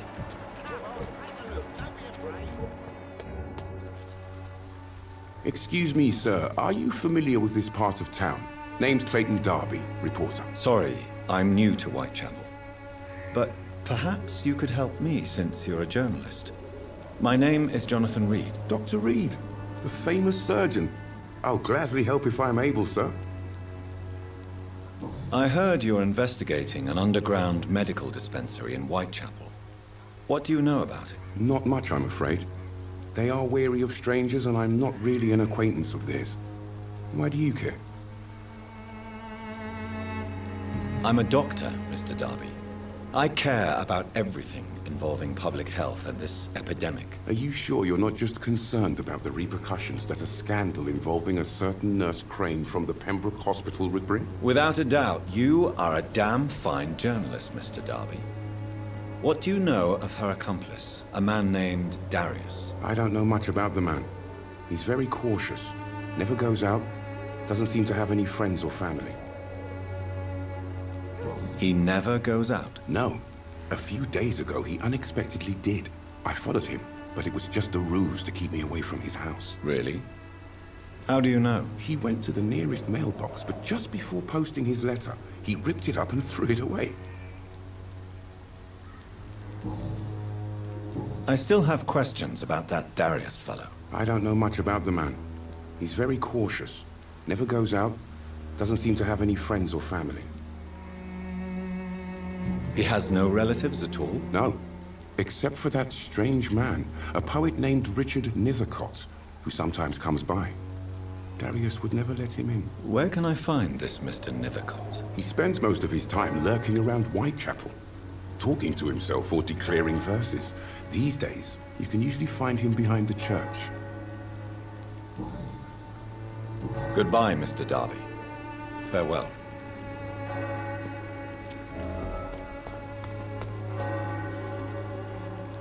Forgive my interruption. Do not apologize, my son. I am Dr. Jonathan Reid. A scientist? You are much more lost than I thought, my son. Have you any friends? Any family left in these terrible times? No. But I have a disciple I see as my son. Where did you send him? I sent Samuel to the Stonebridge Cemetery, where the pestilence and evil grows night after night. You sent him on some preaching crusade during the epidemic. As a true believer, Samuel will fear no evil while he walks through the valley of the shadow of death. I have heard an...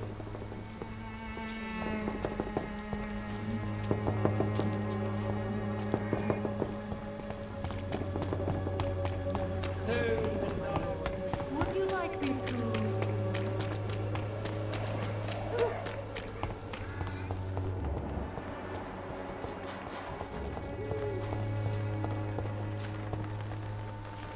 Good evening, miss. I know what you're thinking. A tall stranger who meets a girl in the street at night.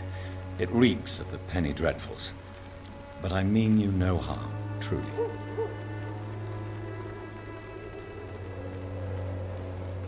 I know you understand what I'm saying. Your silence has nothing to do with you being mute, does it?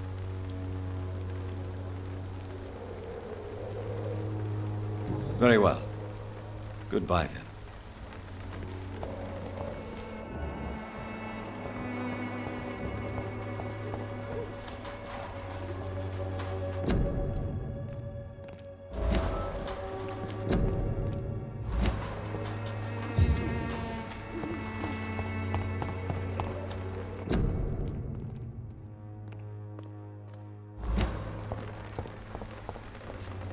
Hello again, miss.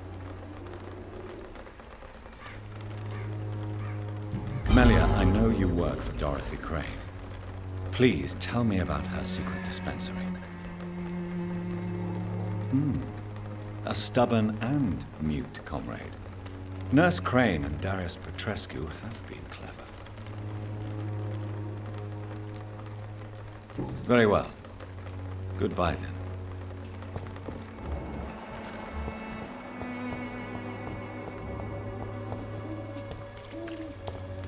It's locked, all right.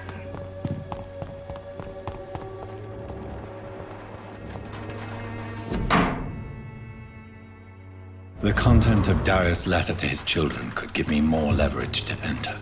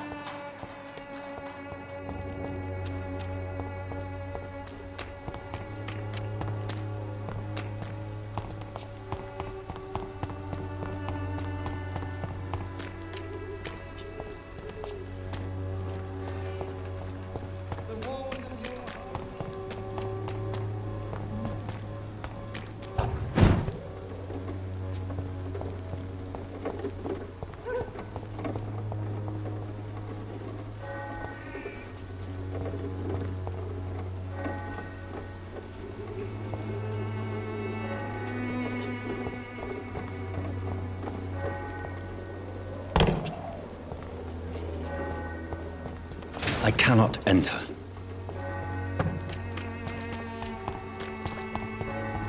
You look so pale, my lord. Would you like me to revive you? Don't be shy, handsome. What can Christina do for you? I'm not looking for what you're selling. But I'd like to ask you a few questions, if I may. I'm a doctor. Dr. Reid. All right then, but be quick. Tell me about yourself. Are you joking with me? People don't usually come to see me for conversation. I have no interest in your work. I am, however, curious as to what led you into this career. Short story. The war, exile, and England. This country is not especially welcoming. I've been refused many jobs because of where I am from. I had few options left.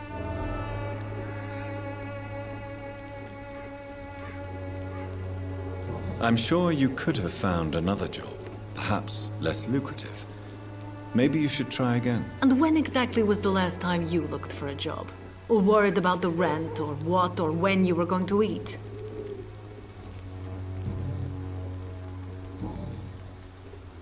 Christina, have you been examined? The epidemic is spreading fast in London, and you could be exposed, or expose others. I don't like doctors or hospitals, but I don't like you asking questions. Considering your line of work, I assure you it is only a matter of time before you have health issues. If it is going to happen, it will happen. Right now, I need money. That's what's important.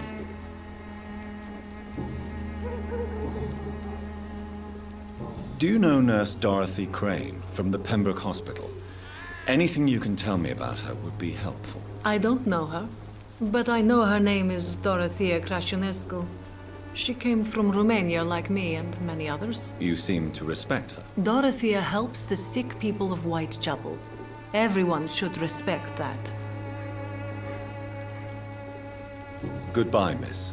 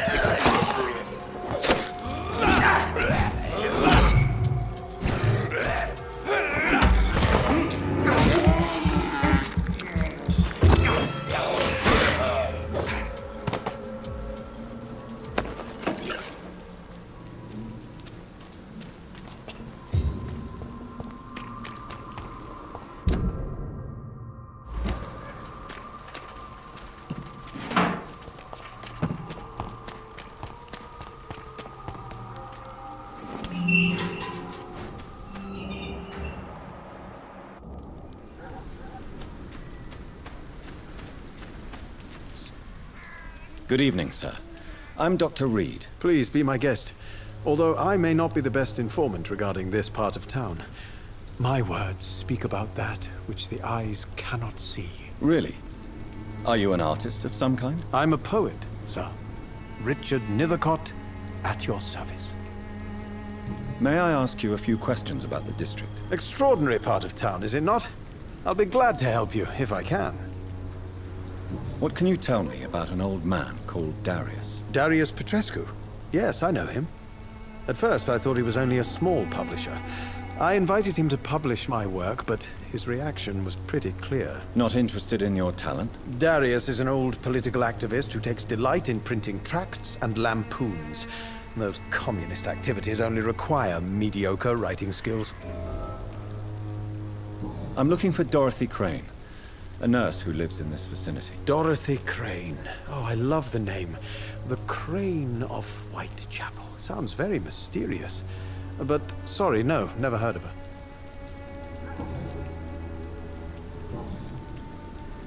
Did you know the Mute Florist is a member of a secret society? No, I didn't.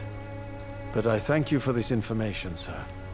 For it only enriches the mystery surrounding the precious camellia. I fear you are a hopeless romantic, Mr. Nethercott. Guilty as charged, Dr. Reid. Are you not curious?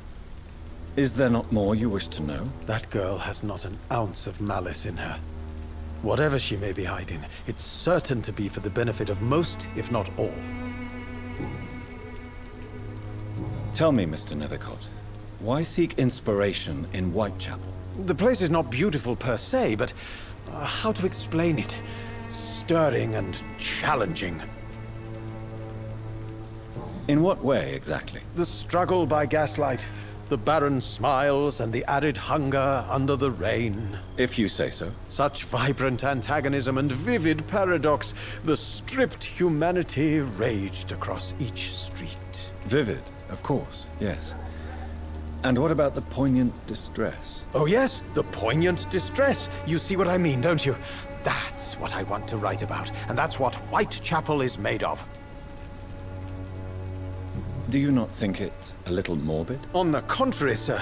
Whitechapel is full of life, full of beauty. Just like my dear muse, the wonderful Camellia. What can you tell me about Camellia? Not much, and that's the beauty of it. She can't speak, you know. She's a locked mystery who exhales kindness and sweetness. And have you ever tried to learn more about her? Where she lives, how she survives, whom she may know? Maybe I prefer she remains an enigma. Reality can be so dull, don't you think?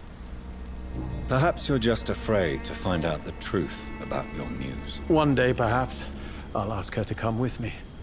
But will she still be my wild flower of Whitechapel if she moves uptown?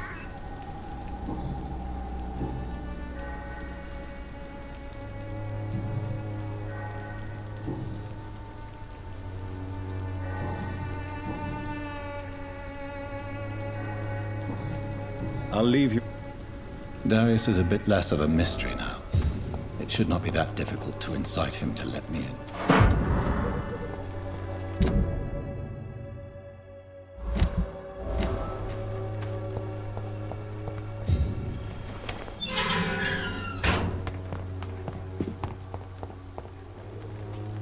Hello again, miss. Tell me about Richard Nethercott. I understand he is quite fond of you, Camellia.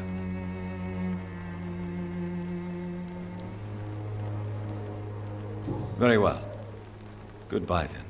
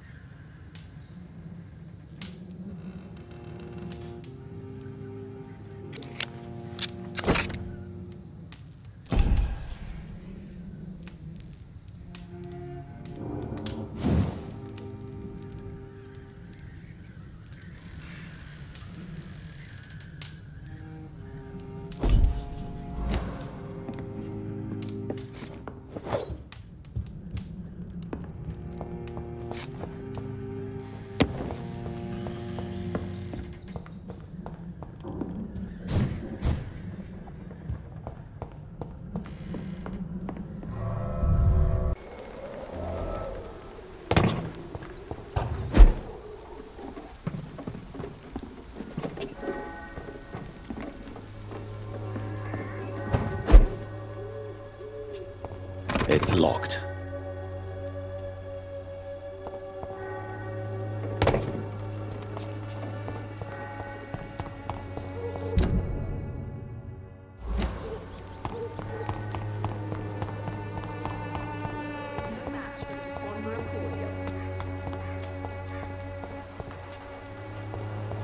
The Swanborough cordial can be the answer to all your problems.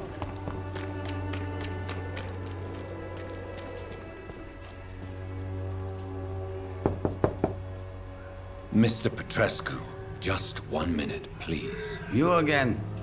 Go away. Sir, wait. Stop this nonsense. I know Nurse Crane is here. Shall we speak man to man, you and I? All right. Speak up. Don't you see we're on the same side? We fight to help the poor, sick, and abandoned. I'm nothing like you, Mr. Doctor. Yes, you are. You too believe in providing medical care without charge. You know what we have to sacrifice to make the world a better place. I have to admit your words have conviction. All right, I'll let you see Dorothea. Don't make me regret this, though.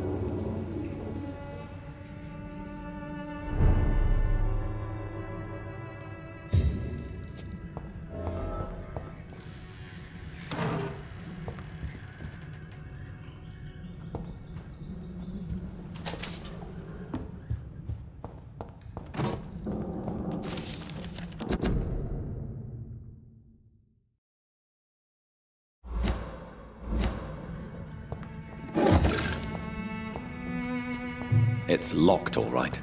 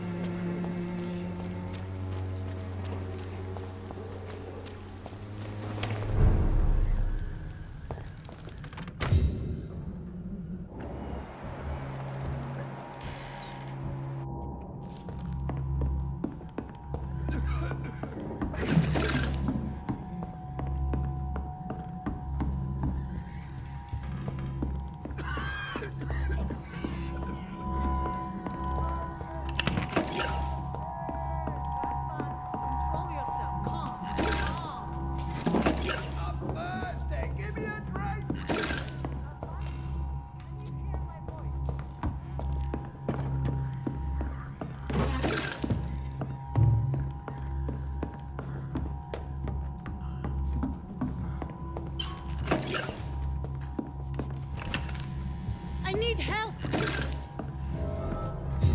What do we have here, nurse? Patient Raz Van Vasily, high fever running on 3 days. Complaints of dizziness, muscle aches, and head pain, diagnosed with influenza. Treatment? Aspirin and salicin for the fever and discomfort. Liquids for dehydration, but he's having trouble keeping even water down. Aspirin and salicin, you say? Why not some warm milk and a kiss on the cheek? Where are the quinine salts? Tried buying, borrowing, even stealing. There's none to be found, Doctor. He's not convulsing, he's choking. He's not getting any air. Scalpel! Hand me that scalpel! What can I do, Doctor?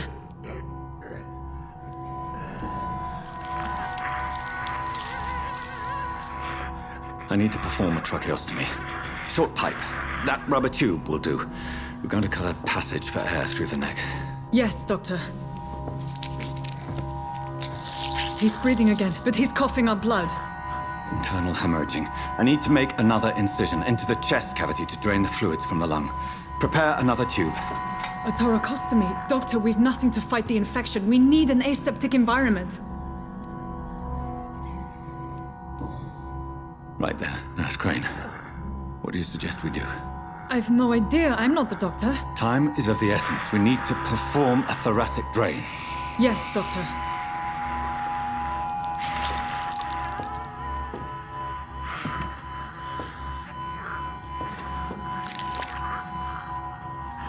He's still bleeding, Doctor.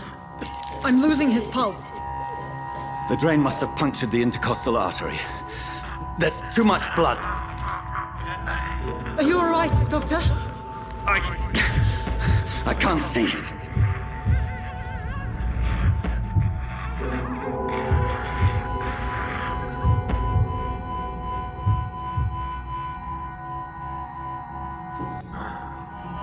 I must first suture the artery. Find the wound. The source of the blood. Needle and thread, Doctor. Good. The stitches are holding. How's he doing? We're losing him. We've lost his pulse. He's dying, Doctor!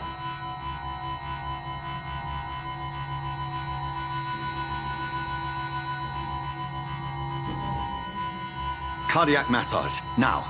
Cardiac... What? Are you making this up as you go along?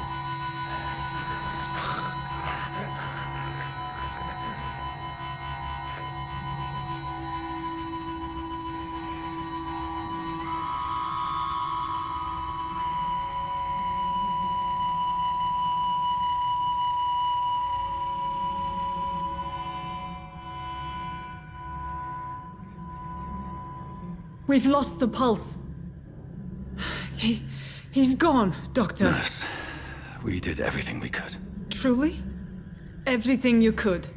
Is that how you'll report this in your log? Is this how the war went? Piling up one poor corpse beside the next? This was not an influenza-induced seizure. I've never seen symptoms like these on the continent. Neither have I.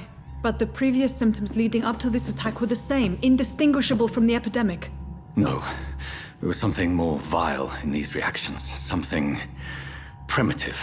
There have been numerous reports of mental breakdowns caused by the fever that accompanies the flu itself, Doctor. Yes, but... I'd best take some samples of the blood for analysis.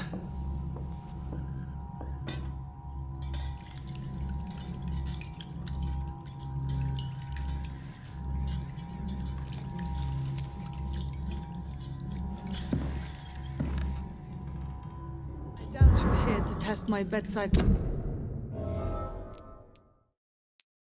manners.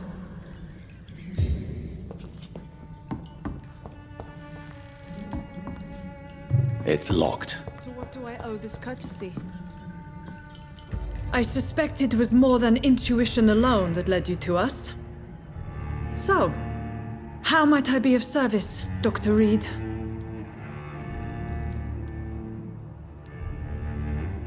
I've come to put an end to this insufferable blackmailing, Dorothy. Doctor, you think your warnings scare me? I've stolen and plied, blackmailed and lied, but what else am I to do? I'm all these people have. You've convinced me of the sincerity of your actions and their noble justifications. But all the same, blackmail is a crime, and it will stop, Nurse Crane. So, are you going to turn me over to the authorities?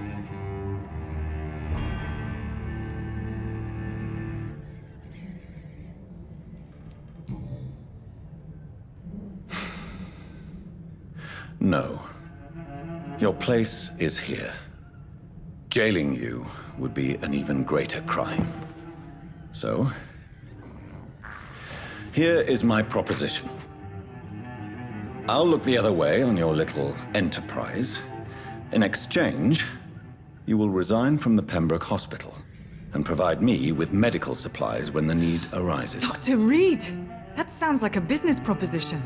My accomplice, then? No, just a privileged client.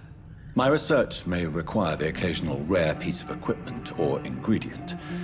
I'll pay good coin in exchange, fair and honest, to help finance your noble endeavors.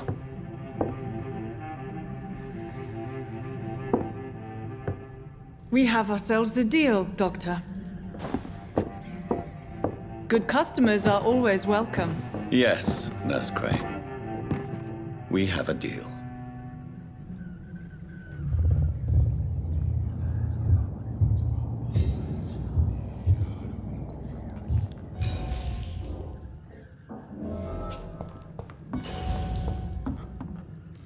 It's locked, all right. It's locked, all right.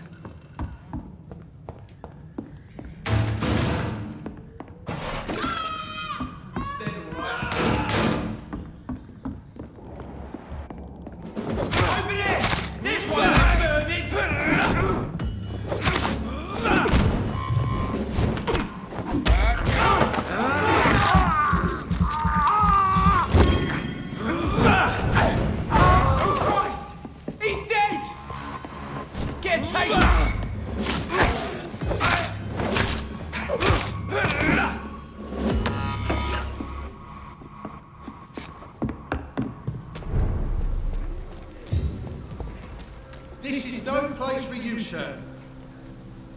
I said go back home!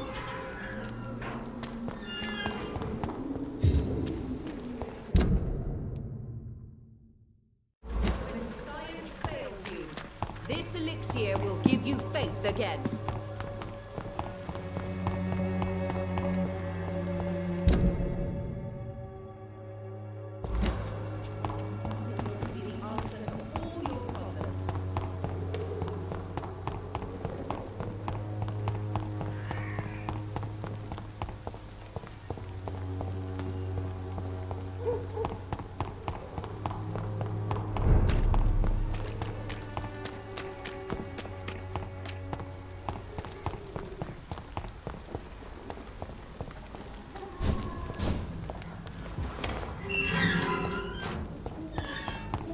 Human blood.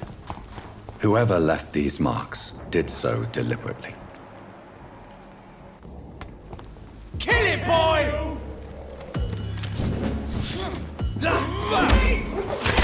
Burn it, boy!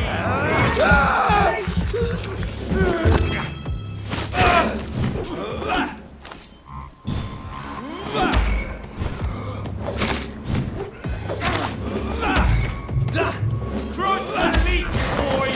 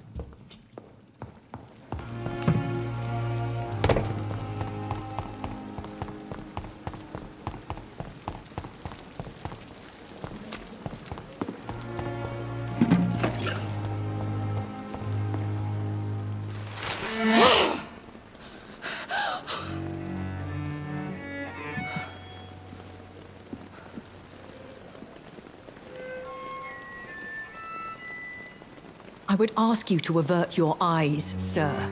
Or did you not know it was rude to stare? I knew it. Speak up, Dr. Reid. I like a man who speaks his mind.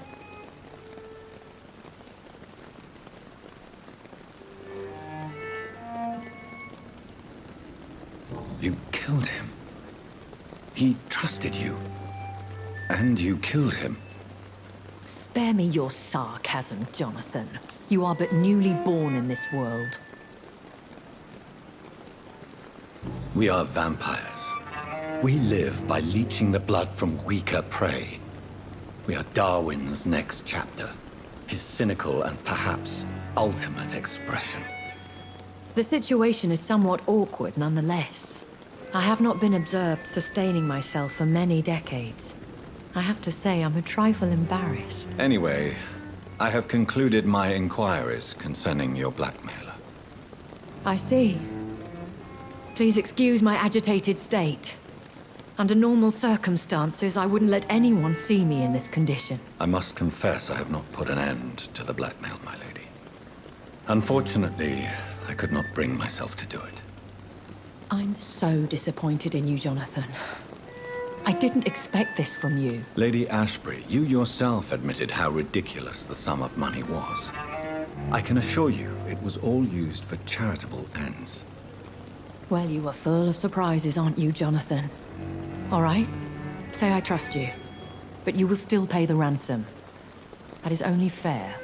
After all, it was you who failed to bring this problem to a satisfactory conclusion. I believe I could agree to that. And since a lady always keeps her promises, I will now answer any questions you may have.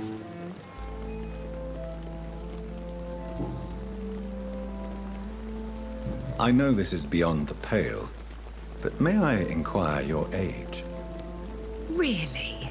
And I thought you were gentlemen. If you must know, I'm 27. I've been 27 for a long time now, and 27 I shall remain. Very well, but I believe there is more to this than you are saying. A lady has to have some secrets. And who bestowed upon you this eternal youth? My maker. He left this isle a long time ago. Why does Dr. Swansea allow you to feed on the patients of the hospital? Dr. Swansea is a good and compassionate man. He is trying to find a solution for our hunger. Until that happens, he is clever enough to understand that I only feed upon the dying.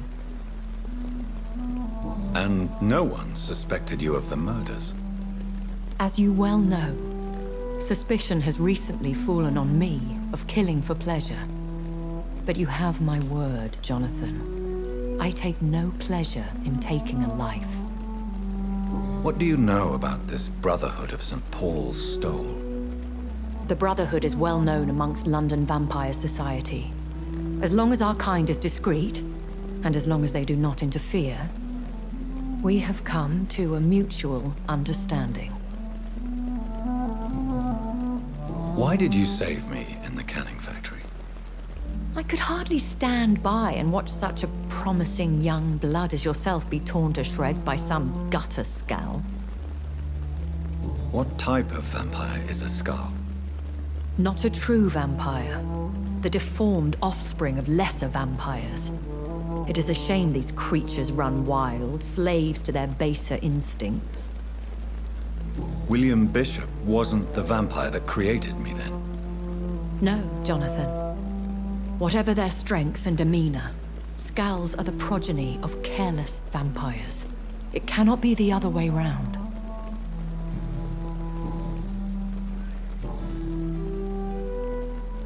A vampire? Is that what I am? What we are? Such a crude word, defined by penny dreadfuls and drunken hacks. No. You are now an Ekon, and that you shall remain. Are you an Ekon too?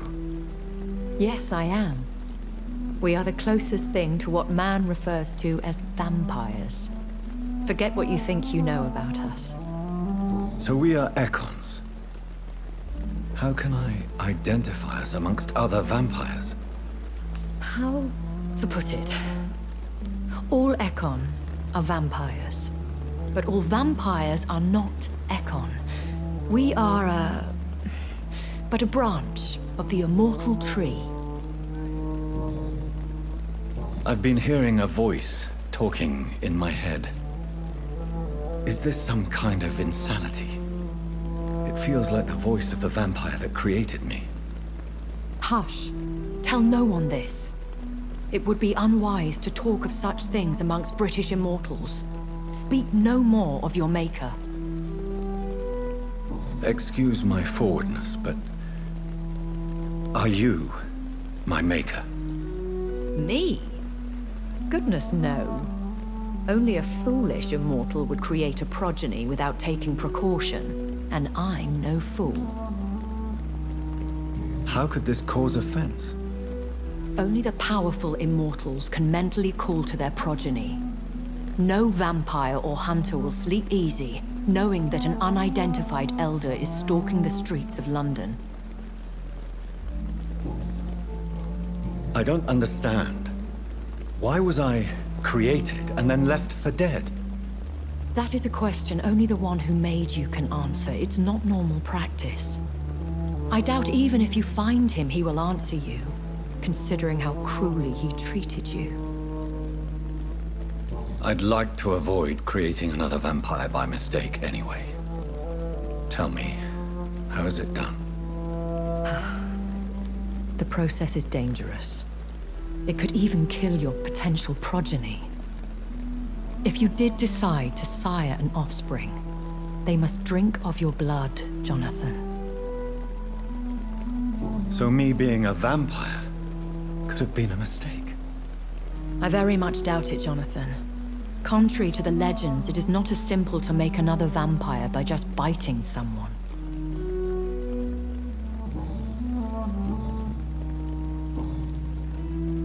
I've been away from London and England for 3 years. This isn't the city I remember. Things have gone from bad to worse here, Jonathan. I've lived in this city for a long time, and I've never seen it like this. The Spanish flu has hit London that bad? Yes, but it's not just that. I've heard things. Things I've not heard for a very, very long time. There are whispers in the shadows. Something far worse than the Spanish flu is here in the city. What is it you fear? Fear has long since flown this form. But there is something malevolent circling us. I feel fear is merely waiting in the wings. Are there many vampires here in London? Immortals are of a rare breed, and we often tend to hide. But you may occasionally meet some of us at night. Will they all be as affable as you, my lady? I do not see why not. But remember, even the shark smiles before he bites. That sounds like a lesson from experience. Vampire politics are as intricate and sometimes tedious as a game of chess in a gentleman's club. I've learned from experience it is best to decline to play. Do you know any of them? Have you an idea of the identity of the vampire who attacked me? You mean your maker? No, Jonathan, I have no clue. But I fear he or she is as careless as cruel. To let you discover your new condition by yourself. What do you mean? Every now and then, you may discover an immortal in the deep of the night. But we are a rare and reclusive breed. Our progeny is almost never accidental. When I awoke, changed, I was chased and attacked by vampire hunters. Prepared and well-trained. Though I can't be certain, more than likely it was the once glorious Guard of Priwen. You make them sound like some sort of cult. More a society, and like all the best ones, a secret society. I thought them almost gone, but it seemed they have been recruiting. Once glorious, but still dangerous. They have seen better days, but all fanatics are dangerous. You would be wise to stay clear. They are sworn to destroy our kind. I bid you farewell. For now, my lady. I must quickly analyze the blood I took from Nurse Crane's patient.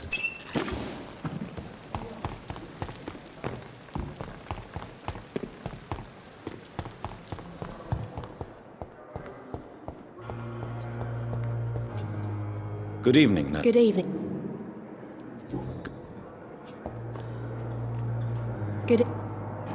Goodbye.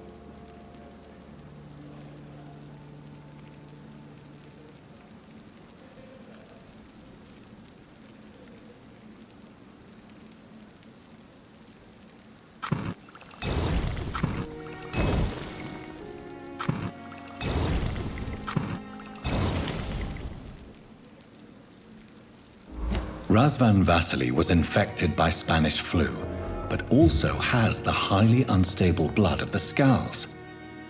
Is the London vampire epidemic transmitted through the flu? I should talk to Dr. Swansea about it.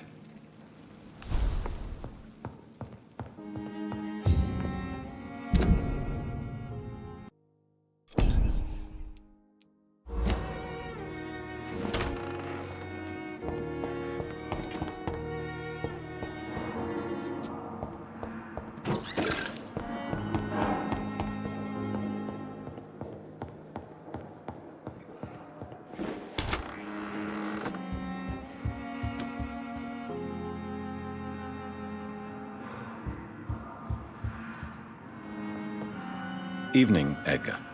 Could I get your professional opinion? Please speak, but I have something important to tell you. This strain of flu, it's very different from the one I saw in Europe. It's downright peculiar. Really? What makes you say that? I've just looked at the blood of one of our recently deceased. I see. Do you have anything more to go on? This disease spreads and looks like the Spanish flu, but its effects differ greatly. The London strain is different from the continental one. This is very interesting. Did you find something else? Yes. Unlike the flu, the infected begin to show an increase in outwardly aggressive behavior. More than simple agitation. Once docile people become violent. You mean like rabies? Is there a chance we could create a vaccine, Jonathan, like Pasteur? By the stove, that would be smashing. There's a lot we're not seeing here. But it is spreading, and quickly. If we don't act, the whole city could be lost. But Jonathan, we've a fantastic opportunity sitting right here in front of us. A weapon of choice. What on earth do you mean? Why, you, my dear boy. With your expertise and your blood, we could isolate the properties that course through your veins. Think about the possibilities.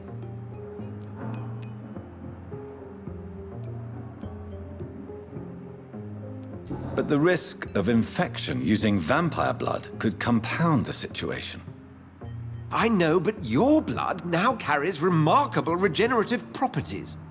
With our minds and your blood, there's nothing we couldn't cure. We'll discuss this more later.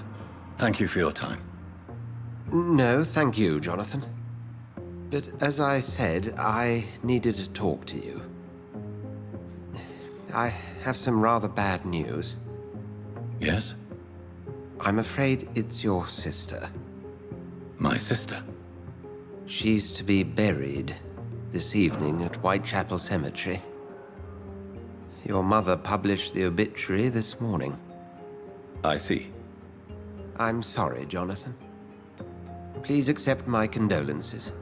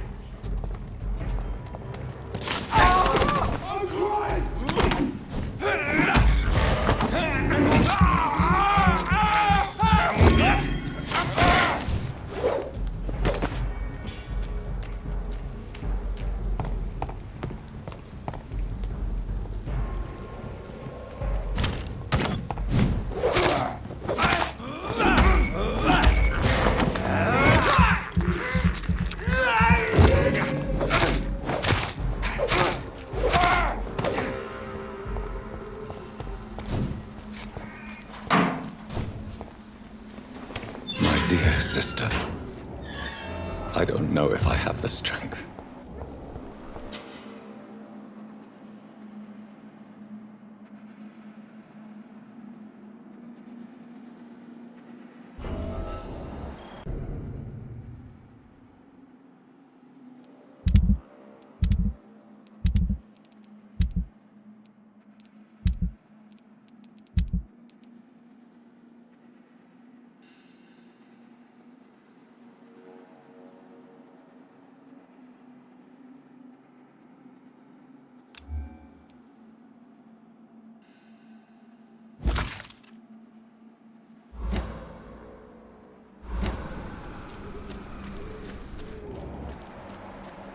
Somebody help!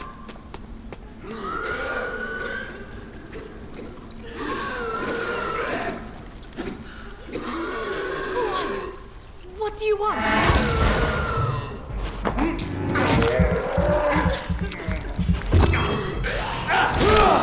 Somebody help!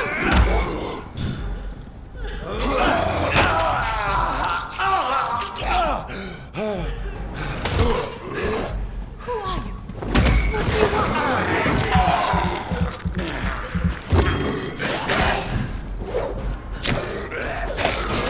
Somebody help!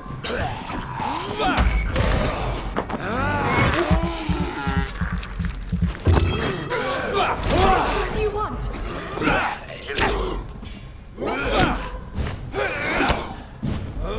Somebody help!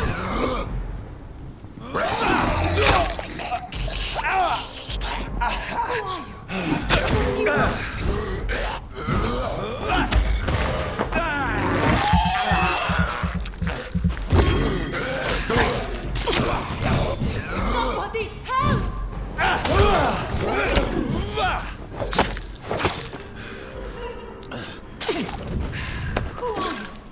What do you want?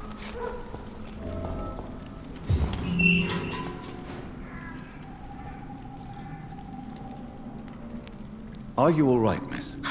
I don't know. Who were those people? They wanted to kill me. Why? They've lost their minds in the epidemic. They won't come back for now. You seem to know a lot about them, sir. I'm Dr. Jonathan Reid. I'm investigating this disease. I am Xiaoxun. Thank you so much for helping me, Mr. Reid. I must go to the cemetery now. Goodbye.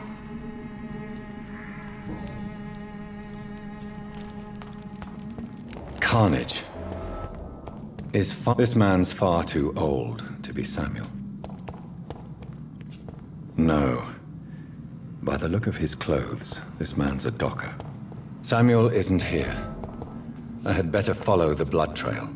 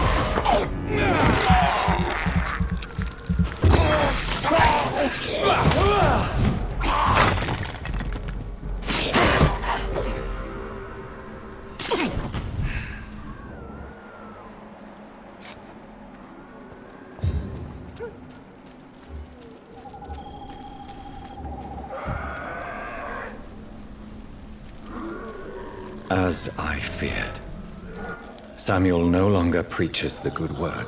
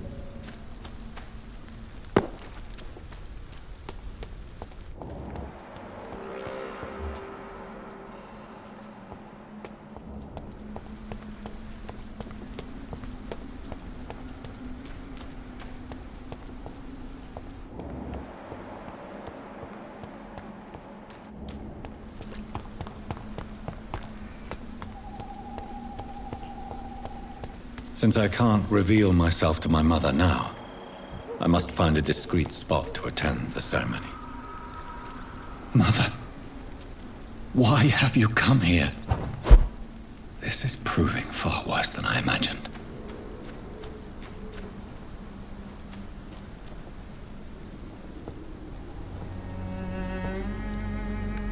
I am the resurrection and the life.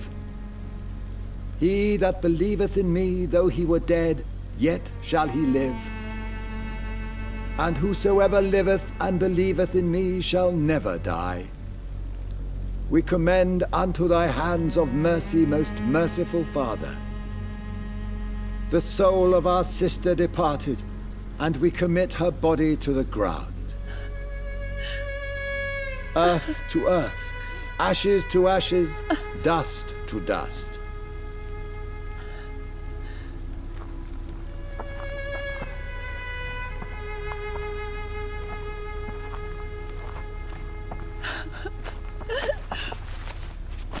Why kill my Mary and stick her here in this cold, god-awful place? These are the legal requirements for the epidemic, madam. Oh, Avery, I feel so tired. Please take me home. Yes, madam.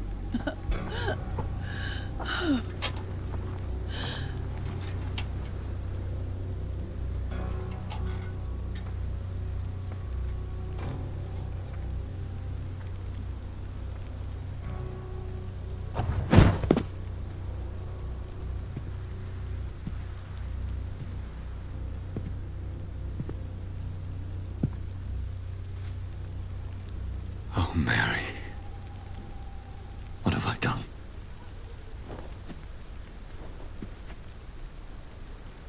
If I could only change one thing. One thing. This is a nightmare. Jonathan, there is nothing you can do but accept it.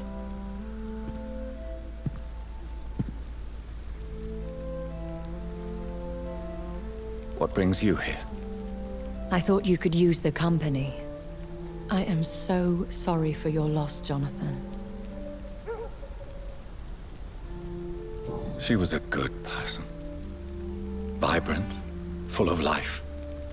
She was kindness incarnate, my Mary. You're a good person, Jonathan.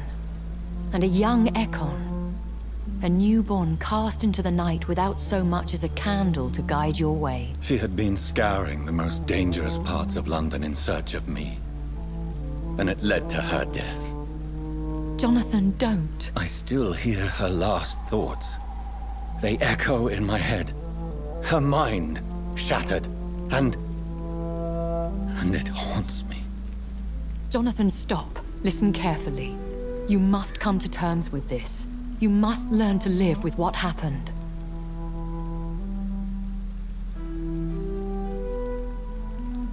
How can I? I've destroyed my family. My poor mother. I can't even console her. Don't you see? You're doing the work of our enemies, feeding your remorse. We are weakest when we grieve, and the guilt blurs our senses. And so this is why you're here. To warn me. You've felt this pain yourself. You too have endured this. I don't want to lose you, Jonathan. I've lost so many friends. Loved ones I cherished. Pray for Mary's forgiveness, if you must.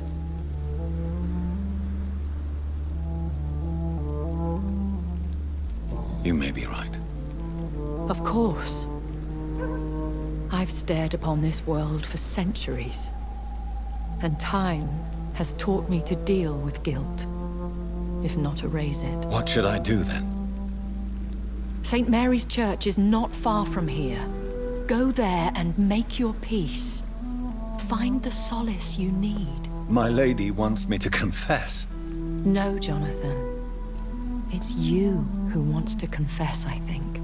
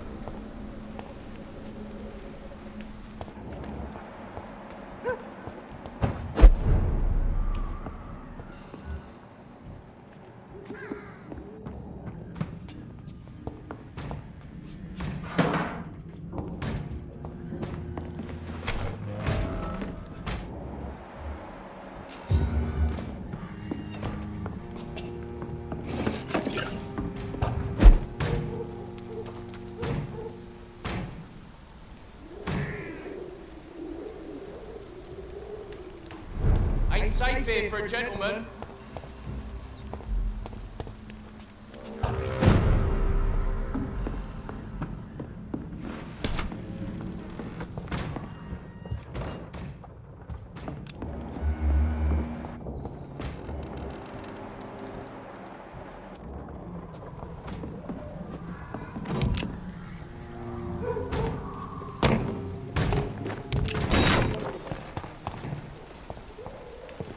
And off to church he goes, a newborn seeking divine consent to lick the blood from the soft and pointy crown. Who are you? Make yourself known. Newborn, you reek of guilt and pointless compassion. Shed your skin, forget your old weaker self. What do you want from me?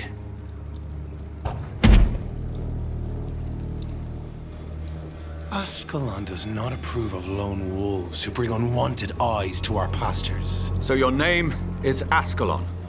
Ascalon's will is vampire law. Learn them, abide by them, or I shall return as your judge and jury.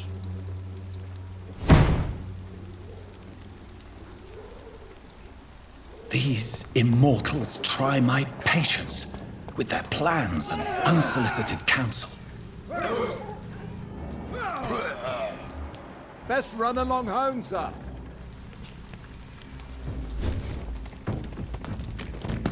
Stay back, beast!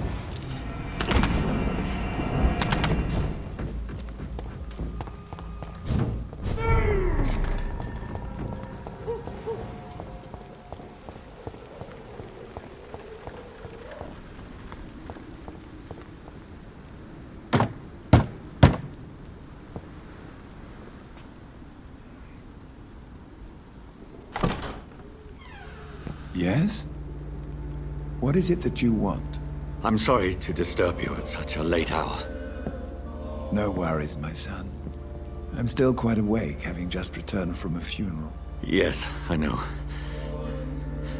I've forgotten what I wanted. I don't know.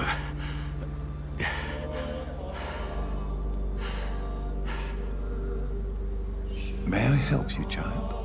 You seem somewhat perturbed. I haven't the strength to cross the threshold. I wish to pray, to cleanse my soul. The church is shut by order of the bishop. But I'm still the vicar of St. Mary's, if that is any use to you, my son. You seem to me a good soul, Vicar. But this is a personal matter. There are no secrets from God, my son. If your heart needs comfort, consider me your chapel. For I can be as silent as stone.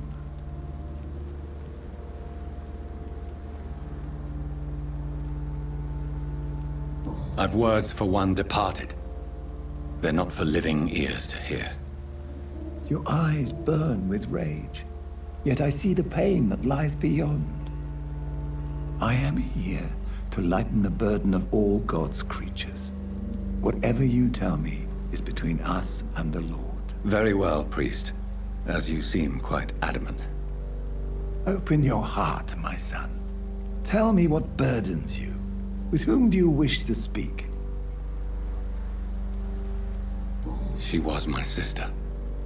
You seem so troubled by the loss of this girl. What happened to her?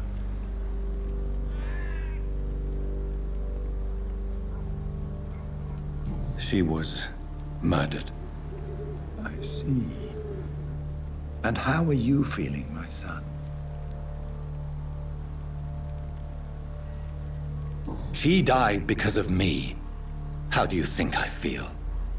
I have a final question for you, my son. This is of the utmost importance. Ask your question, Vicar. What words would you like to say to your poor sister?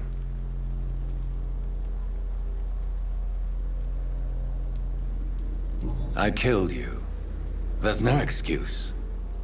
My dear Mary, forgive me.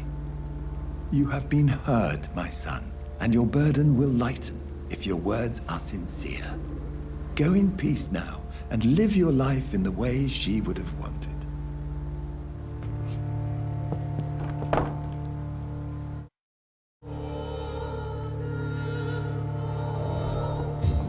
There. I confessed to that vicar. Do I feel better? Only time will tell.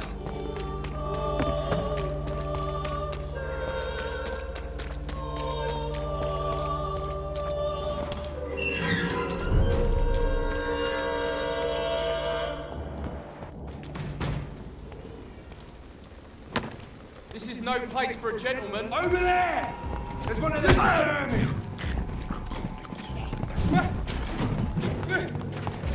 Be strong, brothers!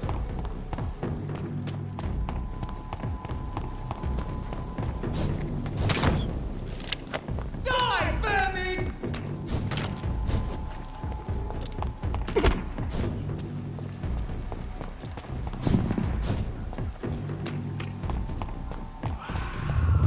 Remorse and pain are precious when binding you to the earth.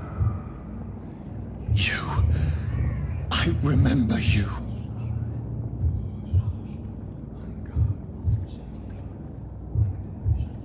Fear be gone. I would harm no child of my making. This is your doing. You made me. Made me this creature. What are you? I am the land. You are our champion. You selected me. Chose me. As shall my children yet to come. What is it you seek? This age is sickly. An ancient poison, an older rage, brewed in a cauldron newly forged. This has something to do with the epidemic. Seek truth, my champion. Defeat the serpent of knowing with iron spur.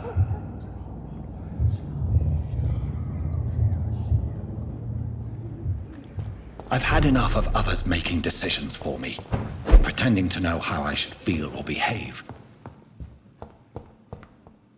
So the vampire who made me is some sort of disembodied entity? Or was he just projecting this vision in my mind? Maybe Edgar can help me with this one.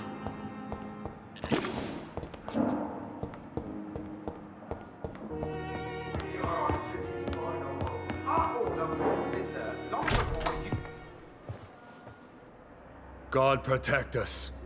You've got a leech in the hospital. Yes, my hospital. My mission is to heal while you go about warring.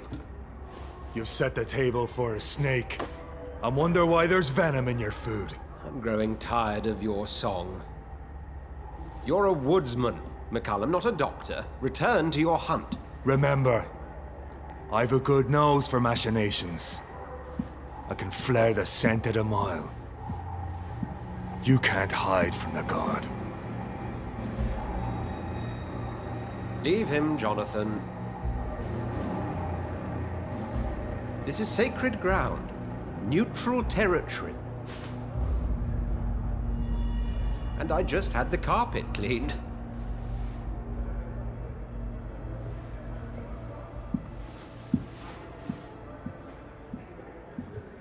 By the sacred stole, this is very bad news. Bad news indeed. What happened? The hospital has been attacked. We have injured patients, at least one dead and several missing. This has spiraled out of control. Even the most infirm are asking to be allowed to return home.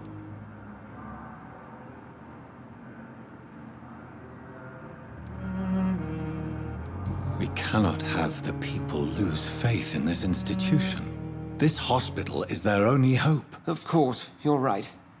But we cannot afford a public scandal. It would ruin us. We must restore order, and quickly. You mentioned a dead patient.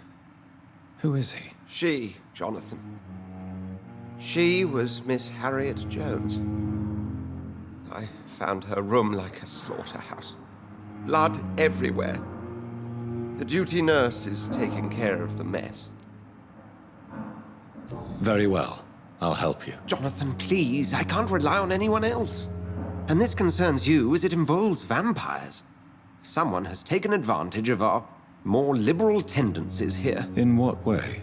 Jonathan, I may turn my head when you or her ladyship indulge, but I will not allow this place to become a nest for street feeders. Please then, tell me. Sean Hampton, the man we thought we'd saved at the docks.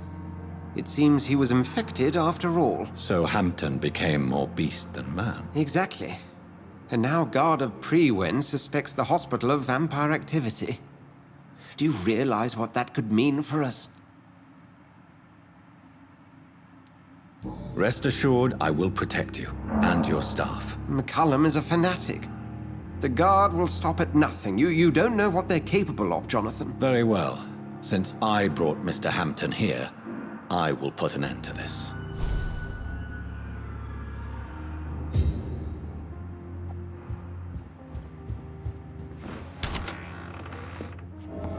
Sean Hampton lives and breathes for the well-being of his flock. There's no other place he would go but the docks.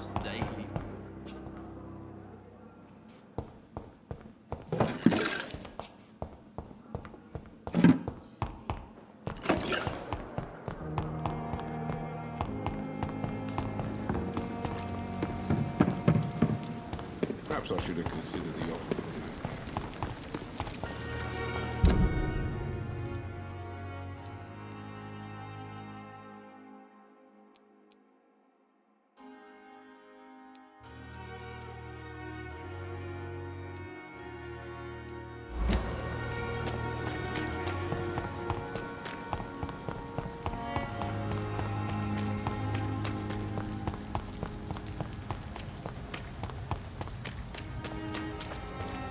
It seems the Prewen are redoubling their patrols in the district.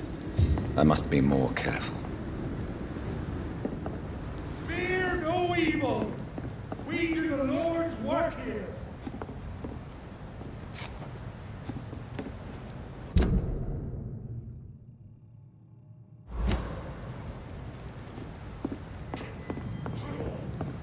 I cannot enter.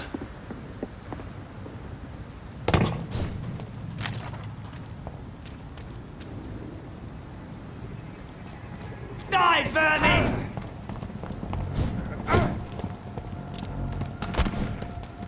See them fancy clothes? This one's a top!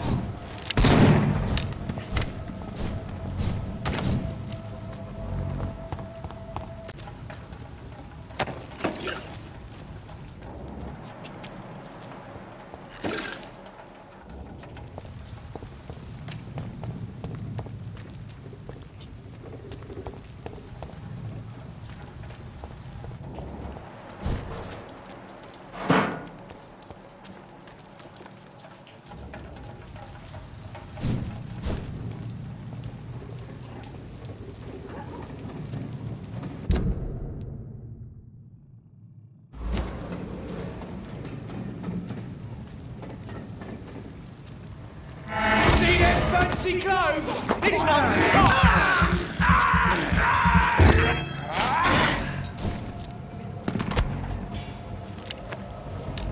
Oh, that's gonna smart!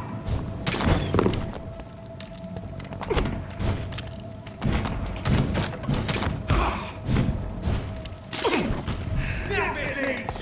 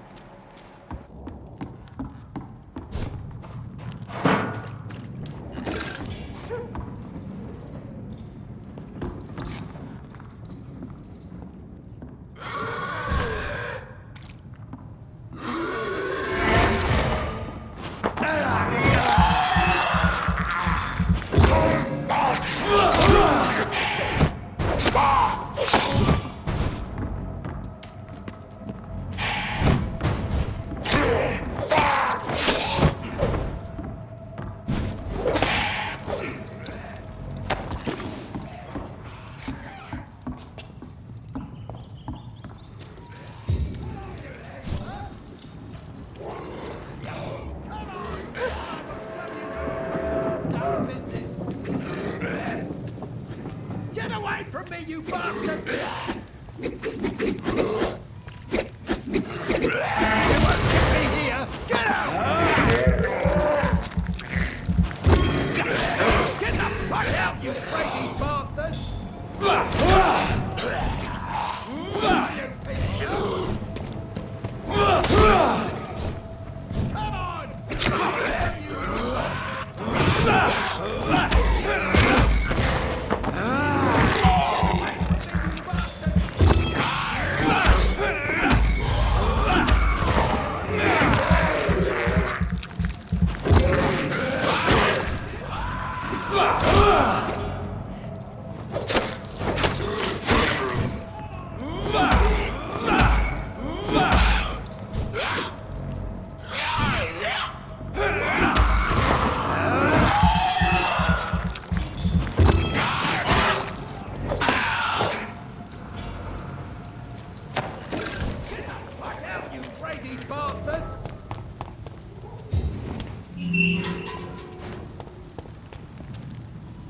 Are you all right, sir?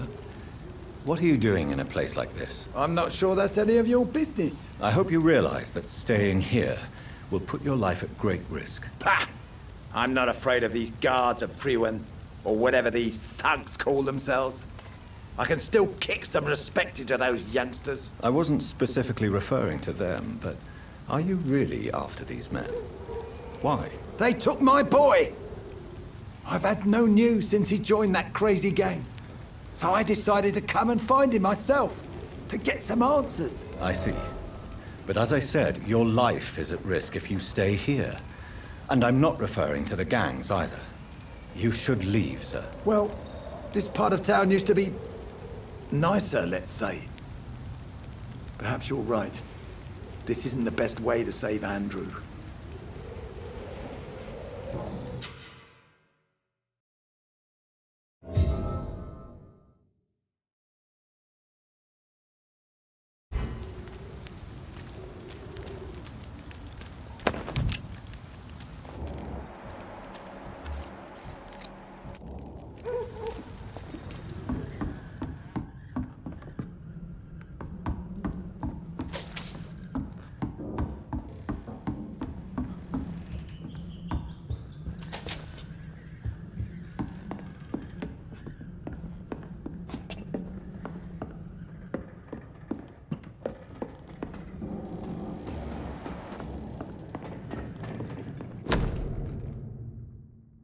There is a name engraved under the blood on the back of the case. Jack Gillingham. Maybe I should return this watch to his family.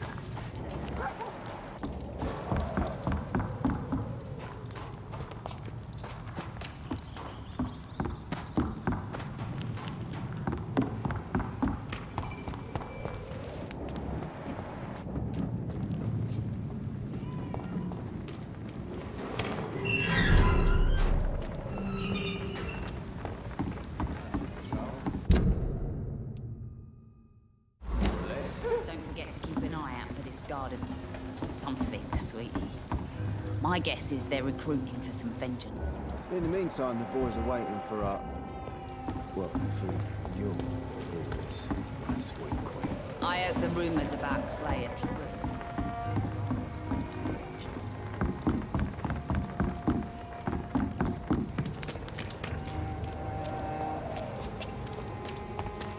Mark my words, miss. These murders are the work of a vampire. A vampire? Not a drop of blood left in his body. This is the work of a vampire. A vampire hunter. You'd best be off to your hunting then. For if the sewer dog is back, and hunting all these poor folk, he needs a catching. A sewer dog? What's it look like? It's an old story. A monster with daggers for teeth and icy claws. He comes of a sudden, nighttime, claiming innocence. Times like these, a then good vanishes. drink's just as likely to cause a problem as to solve one. Claws, murders by night. Your sewer dog is my business. He's the kind of prey I hunt, milady.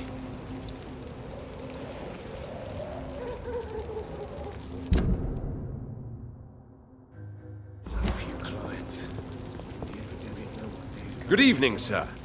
Have you witnessed any suspicious activity or strange events recently? And what do you define as a strange event? More to the point, who are you? My name is Ichabod Throgmorton, vampire hunter extraordinaire and warden of the East End. A vampire hunter? Really? I know what you're thinking. I'm just another lunatic howling at the moon, but I'm not. The bloodsuckers exist, and they're close. Mr. Throgmorton, I'm Dr. Jonathan Reid. I'd like to hear more about these vampires you're hunting. A man of science? Well, I'll be glad to enlighten you. I'm looking for Sean Hampton. Can you help me, Mr. Throgmorton? The sad saint? He should be at his night asylum at this hour, but I cannot tell you how to find it, sorry. Really? Why is that? It's nothing personal, Doctor. I'm sure your intentions are good, but people who sleep there, they have plenty of reasons to hide. Maybe at least you can tell me who could help me find him. Tell you what, go and chat with Tom Watts. He's a bartender and good judge of character. If he talks to you, then it's fine by me. I could make you tell me, but I respect your refusal. You really believe Sean is a saint, don't you? All I will say is this. Gossip has it that when he was a child, he was molested. By a priest of all people.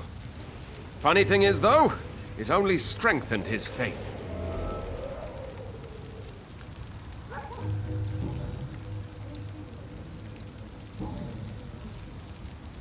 Have you heard of the Guard of Prologue? Of course. They're dedicated hunters. A little militant for my taste, but they do let anyone join.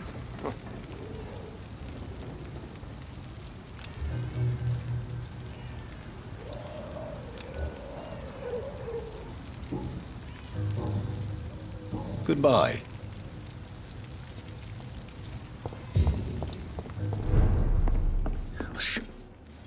Good evening, Tom. Good evening, sir. How are you tonight? Back to the docks, are we? You remember me, then? Of course I do. You're that man who seemed so lost when he entered my bar a few nights ago. Thank you for your hospitality. I'm Jonathan Reid, by the way. I'm still Tom Watts. Welcome back, Doctor. Tom, I need to find Sean Hampton as quickly as possible. I've been told you could help me. I heard the sad saint was recovering at Pembroke Hospital. Did he leave or something?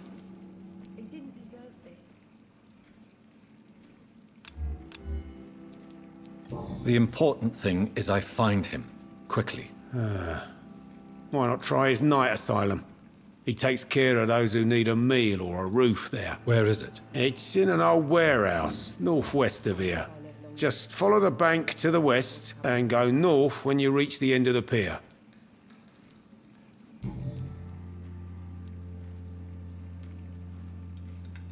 Goodbye, Mr. Watts. Poor Jack. He didn't deserve this.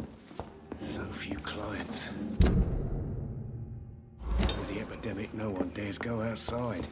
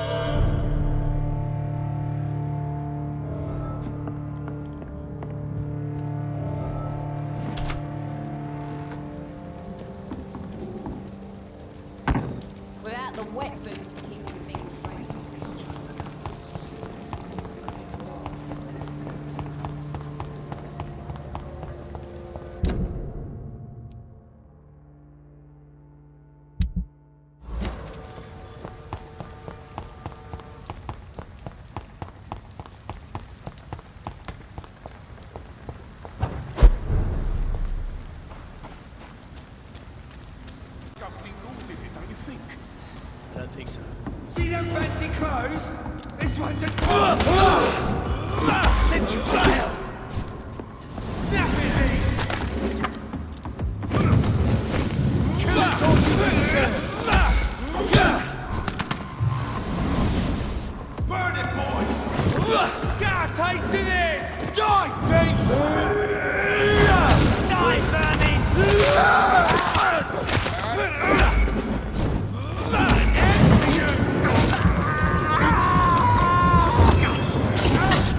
Crush the leech, boys!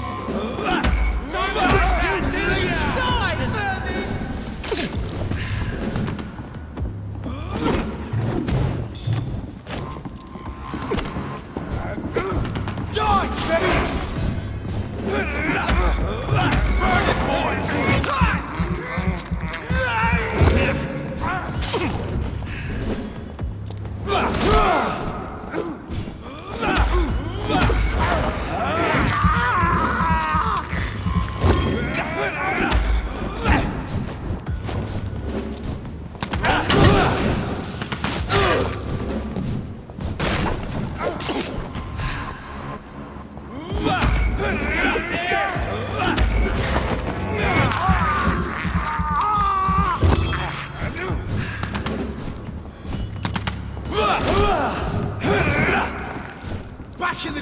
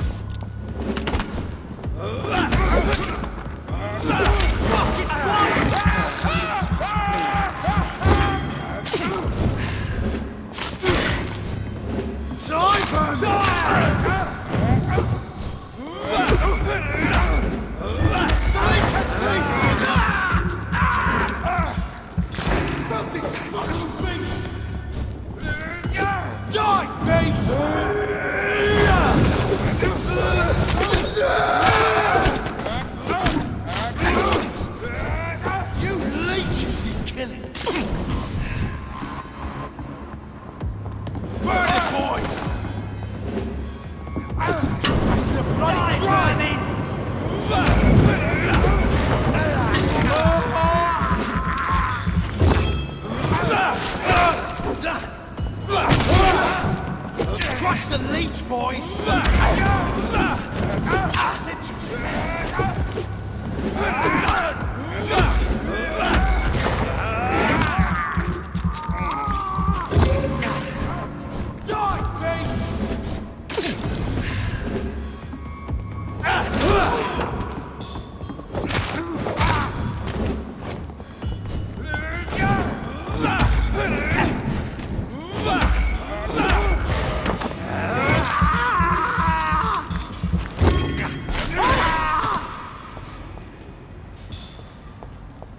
The wounds on this corpse are deep, the result of rabid rage.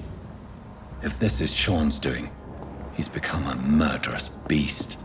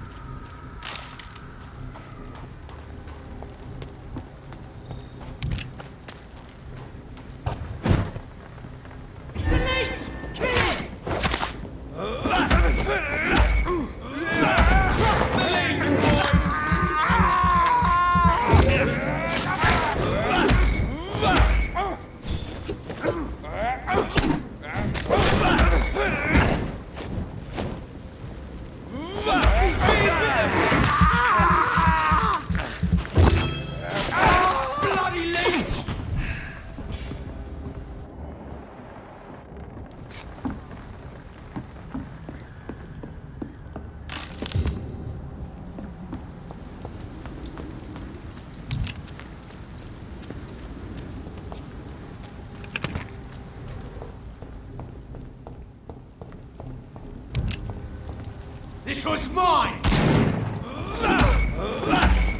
No rest for the wicked!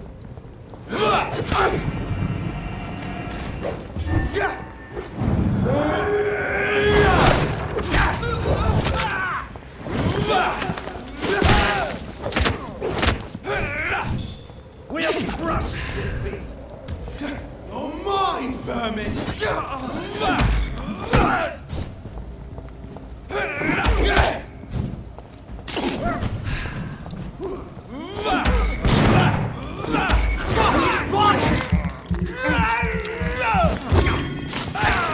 Lord, give us strength! Fuck! He's dead! I'll kill him!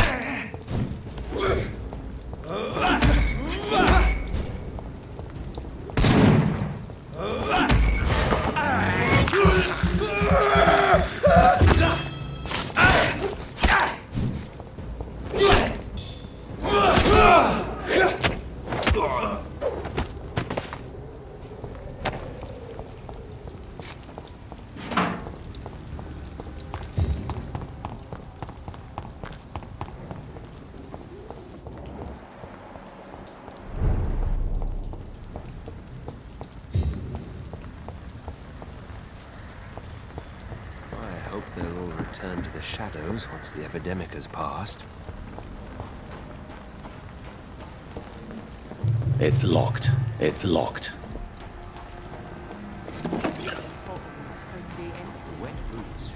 I hope the turquoise turtle. I know I promised you I'd make everything right, Mum.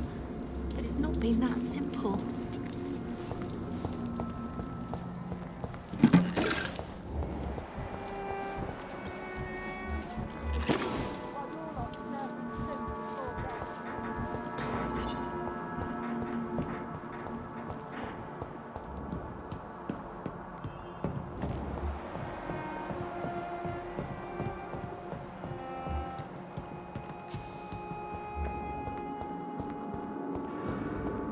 This scene worries me.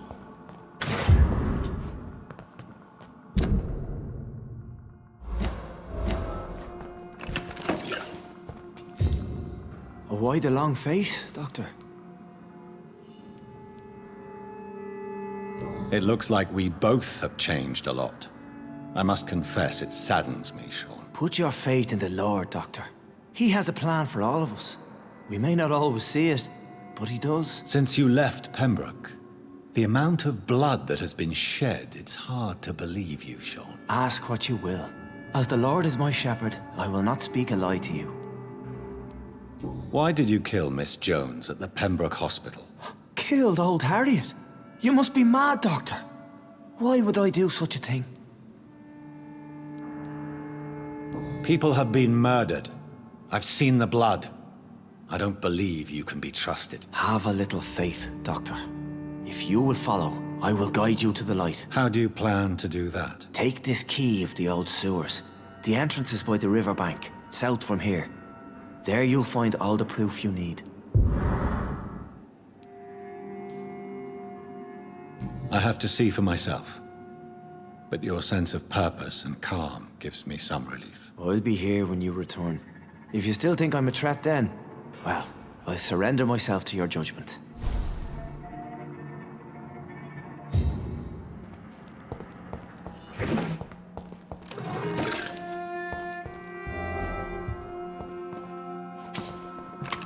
It's in the pits, where the city is darkest, the place you'll find your light.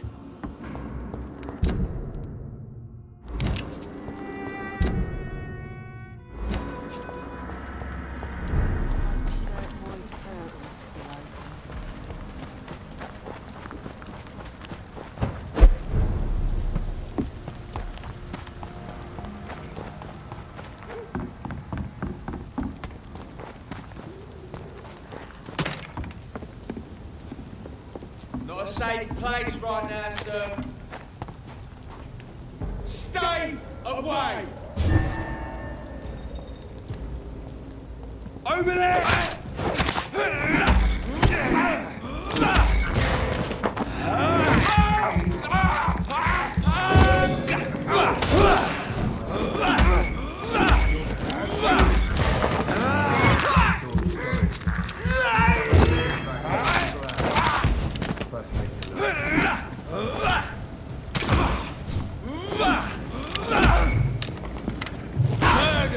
That's what you do,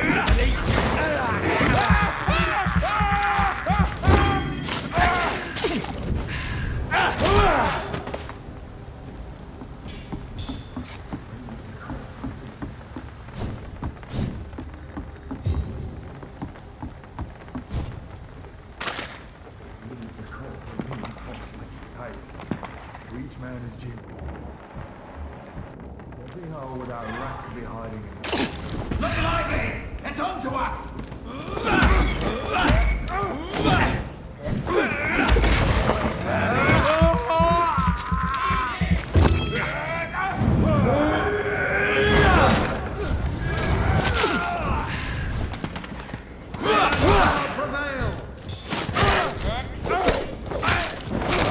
It's done for him!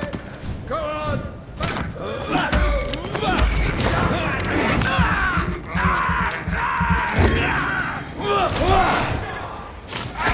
Watch out! It's fast! Christ, he's dead!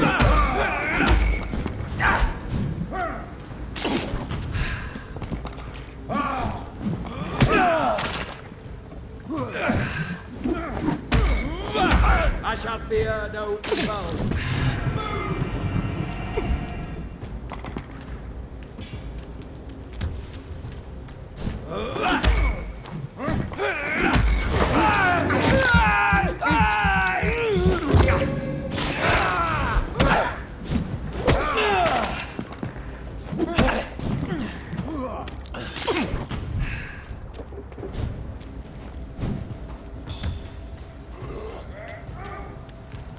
The power of the Lord commands you.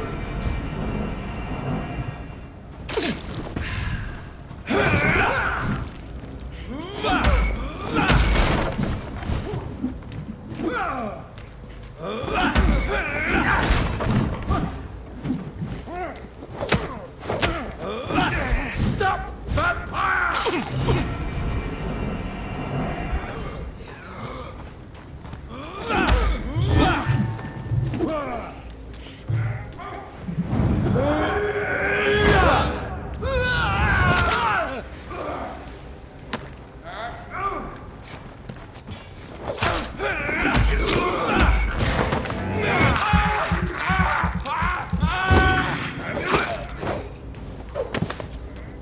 Snuff it, leech! Pay for this! I'll keep you leeches be killing!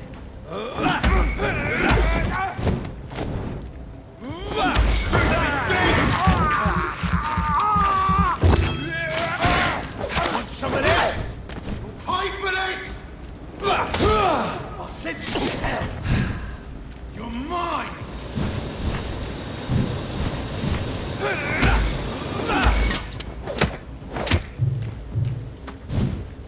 Killing's all you deserve!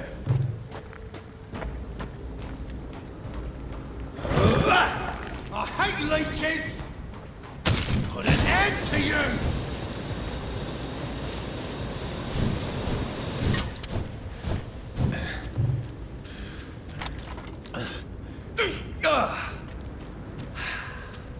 You leeches need killing! Want some of this?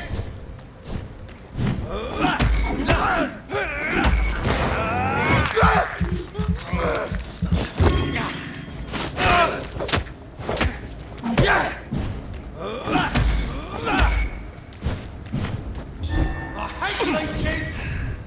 Let's pin it down!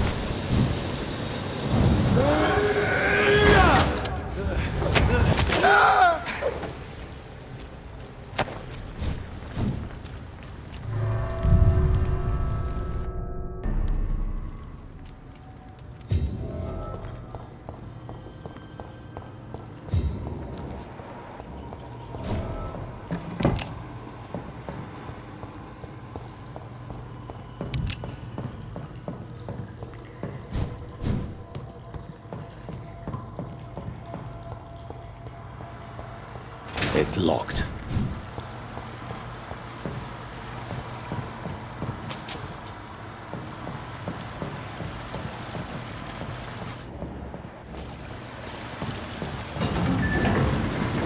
So that's it.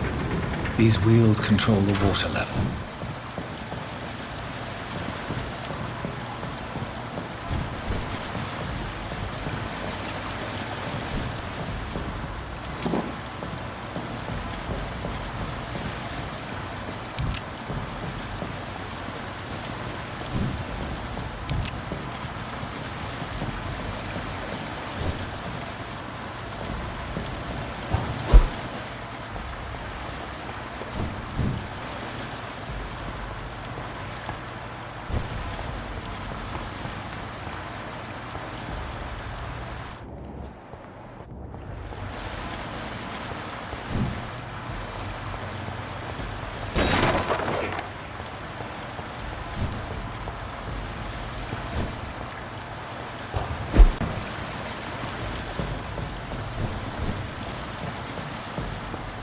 That doesn't work.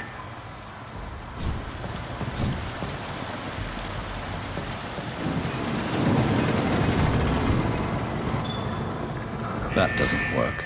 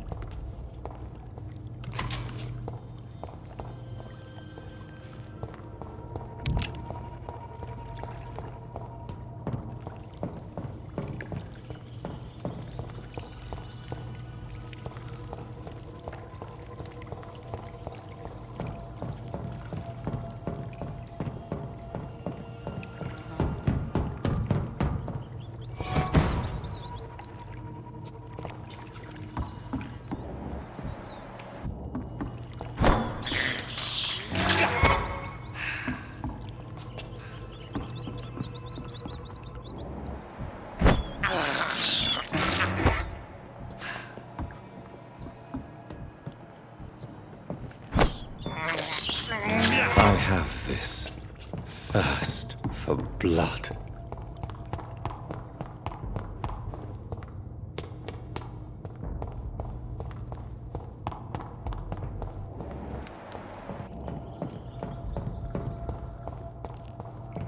It's locked.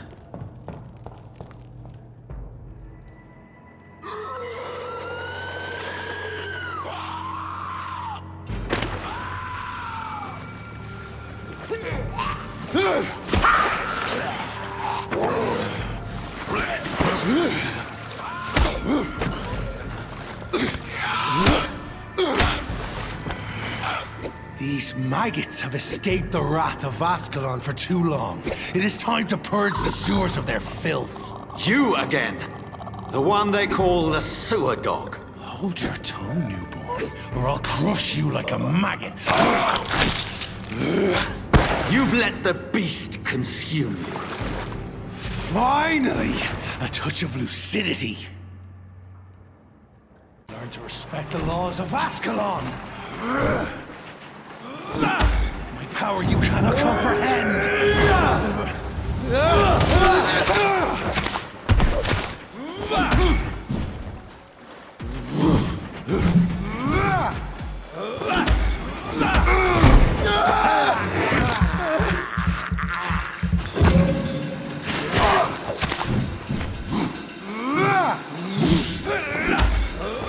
I'm Fergal Banch and the hand that crushes all.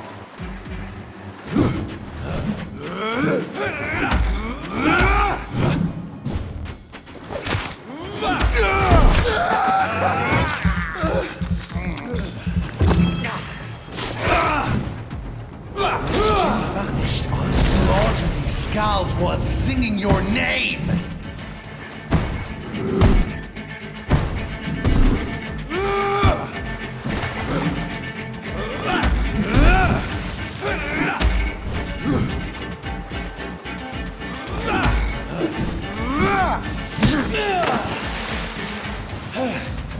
Foolish Ekon! You shall snap like a hare's brittle bones, newborn!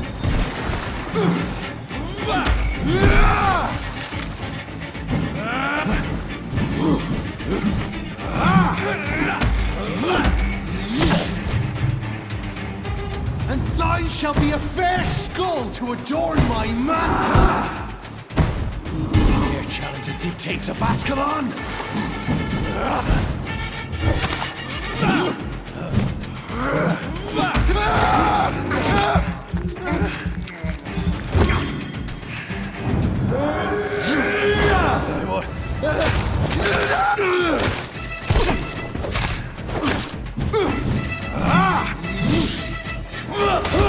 Slow as a snail!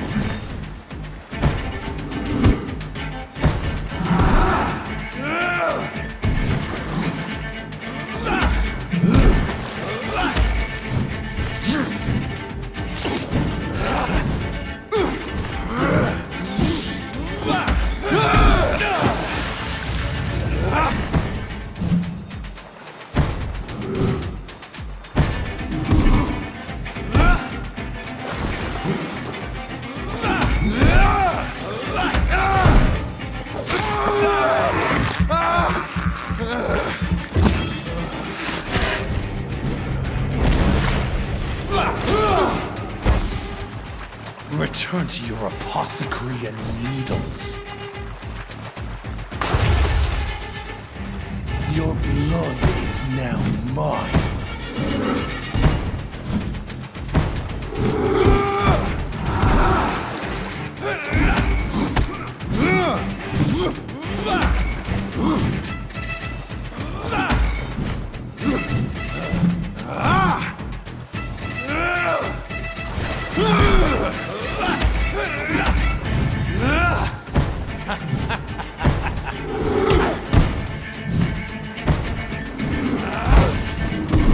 Down, stay down. I shall crush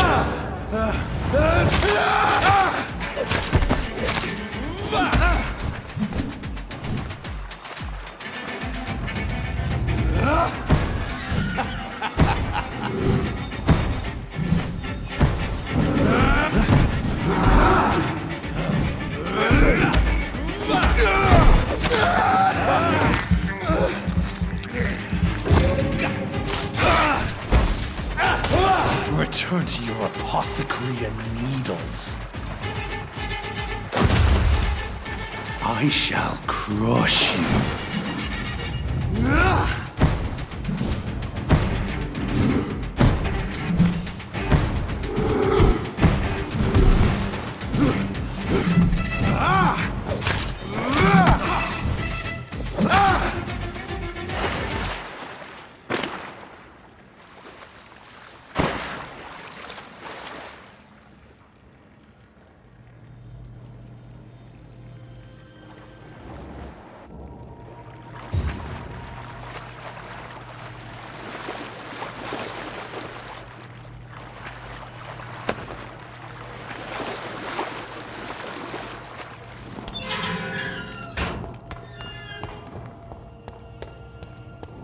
At least one Skal escaped Fergal's wrath.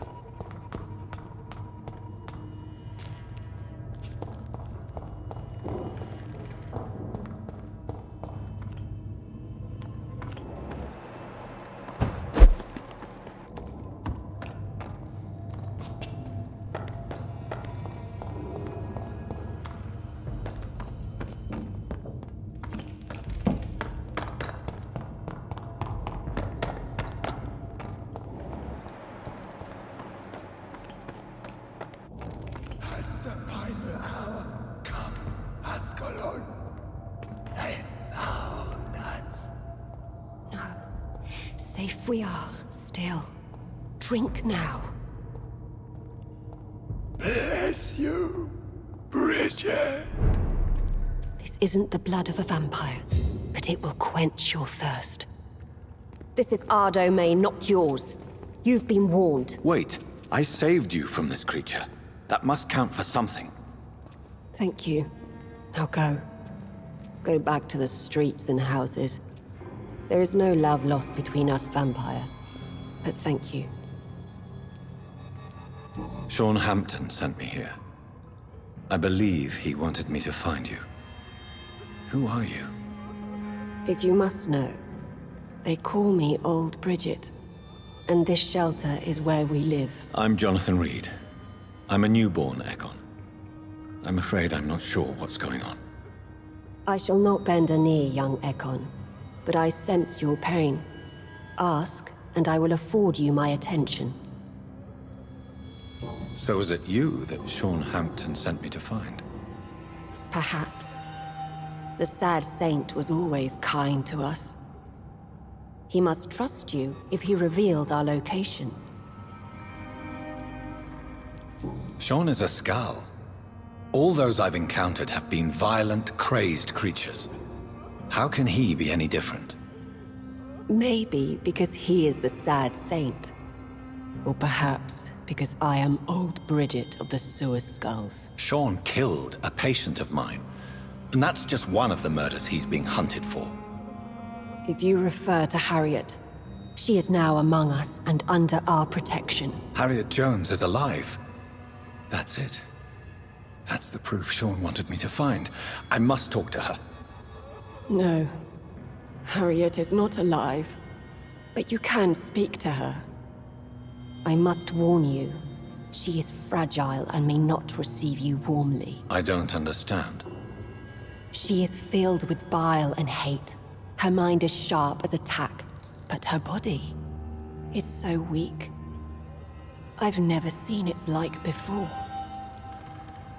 She is resting in a room on the far right of this hideout. Thank you. I will bear that in mind.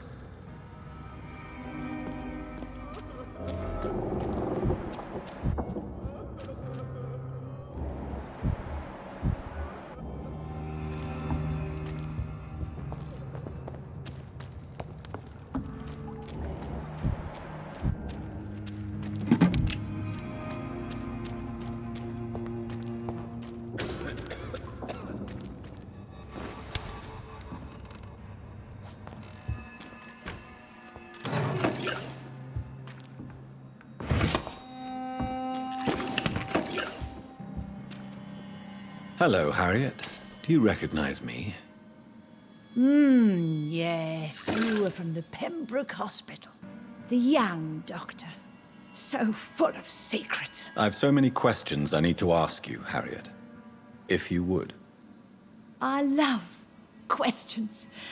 As for the answers, you may not like them. I have a question of the utmost importance to ask.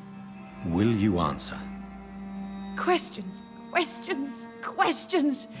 The good doctor, always searching for answers. Do you remember what you did after leaving the hospital? Did you kill anyone? First, a question from me. You answer first. Very well then. What do you want to know? Are you like me? Are you also dead? We are not dead, Harriet. Death no longer pertains to us. We are different. I like what I am. I truly do. I relish the pain that courses through me. I know you fled the hospital with Sean Hampton. Did you or Sean kill anyone in your flight? Anyone? Try and remember. I will not lie. I wanted blood, and I wanted revenge, and Sean pulled me from it, brought me here instead. But the shadows heard my prayers. The shadows killed that bastard. Shadows? Tell me what you saw. The shadows, they heard me and answered. Something in the deep darkness, quick, deadly. It asked me if I wanted revenge. I answered, yes. And these shadows, this presence, do you still hear it? Was it a vampire? Did Sean see it? It spoke only to me, and now it is silent, but it is born of hatred. And it will kill again. And it hates you, Doctor. Oh, it hates you. What makes you say that? It whispered your name, Dr. Reid. It wanted to know who you were and where you went. Questions about me? What did you say? Nothing, Doctor. I said nothing. There was nothing it didn't already know. Oh, I'm tired now. Let me rest.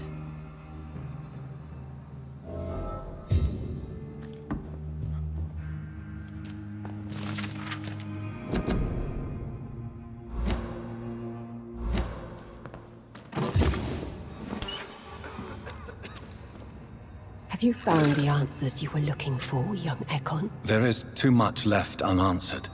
So many questions. Get to know us, spend time with us, and I may be willing to answer more questions. What manner of creature is Harriet? She is different from everyone else. I really don't know. I'm not even certain she's a skull. I've no idea as to what blood made her. What is a skull, in fact, in your honest opinion? The progeny of a vampire, disavowed by her maker. Perhaps a fruitless branch of a noble tree. A word used to enslave us. I cannot say. You mentioned that vampire blood has tremendous potency. You believe it to be stronger than your own? The vampire's sweet blood. That rich, dark wine that we crave. For it made us, and it can sustain us. I thank you for your time, madam. I must go back to Hampton now. Your kindness has been ample payment, Egon. To protect us, I'll close the access to our hideout, but you can use our shortcut to reach Mr. Hampton's shelter. Just follow the arrows. Thank you, old...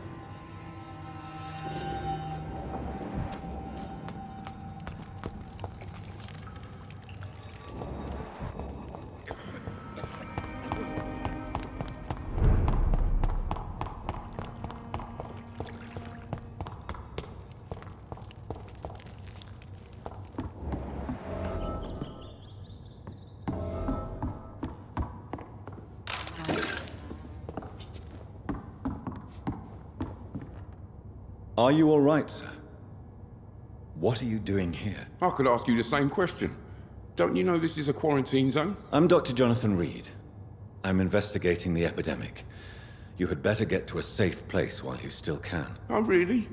Well, go investigate somewhere else, and leave me be. I beg your pardon? I said go.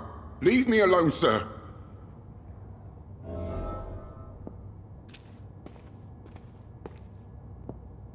Sir, you have... It's my... I see. Do you think...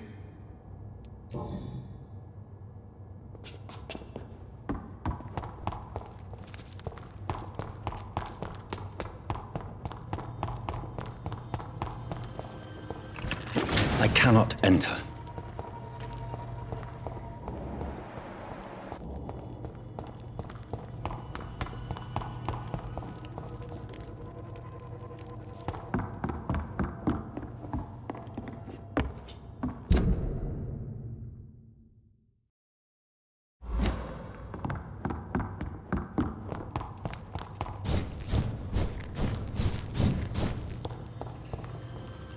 It's locked, all right.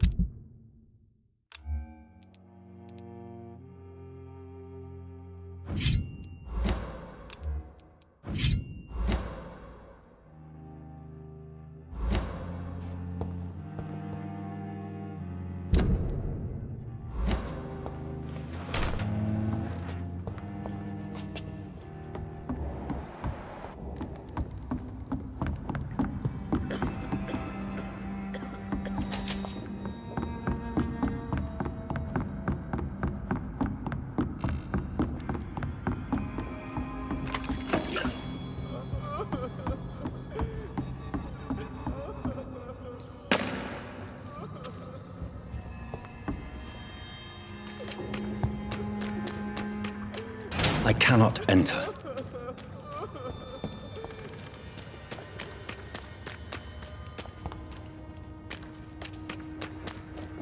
Your place is not here.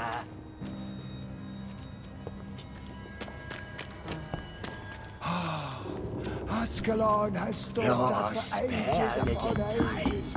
How is Eternal gratitude for your protection, Master. Old Bridget says you are one to trust.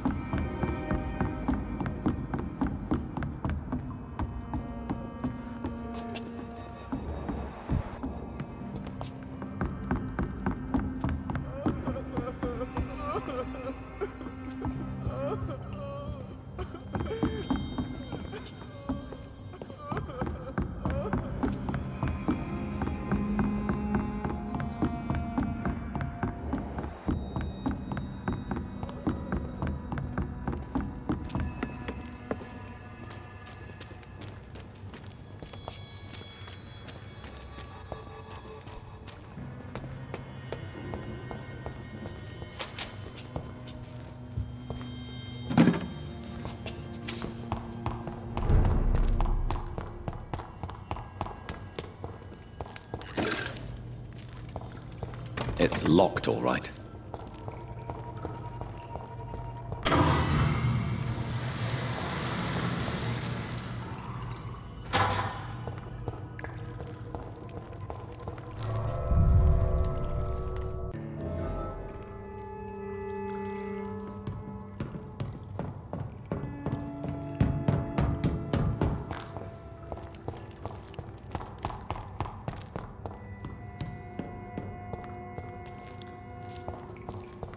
It's locked, all right.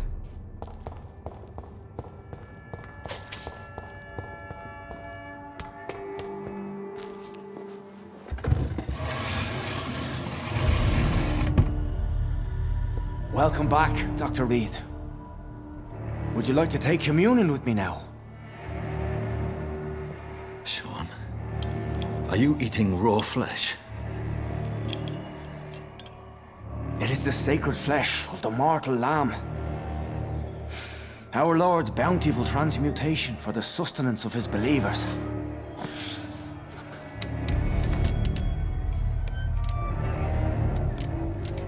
Thank you, Lord. I am your most humble servant. So, true to your word, you waited for my return. I told you, Dr. Reid, I was a man to be trusted. Did you have words with the poor Harriet?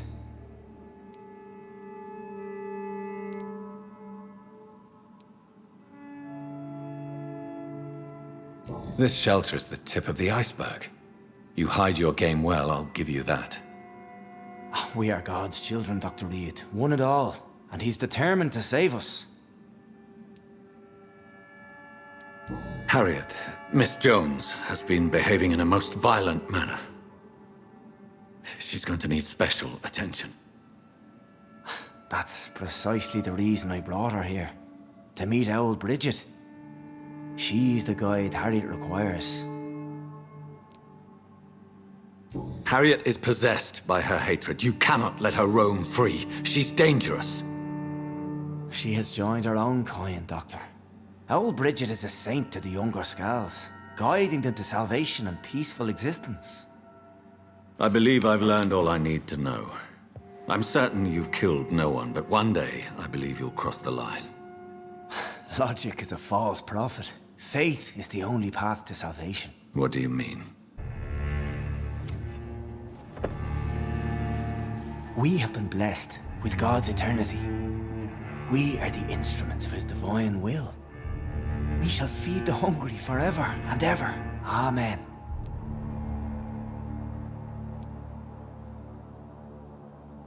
I will strive to emulate your merciful nature, Sean, but it's a difficult pledge to make. Give yourself over to God, Doctor. Expel your urges and kneel before the Lord in praise. These urges. You know the hunger will never be satisfied. I've come to embrace the everlasting craving. I have sworn to feed only upon the flesh of the dead. It is now my sacrament. Take, eat. This is my body. So saith the Lord.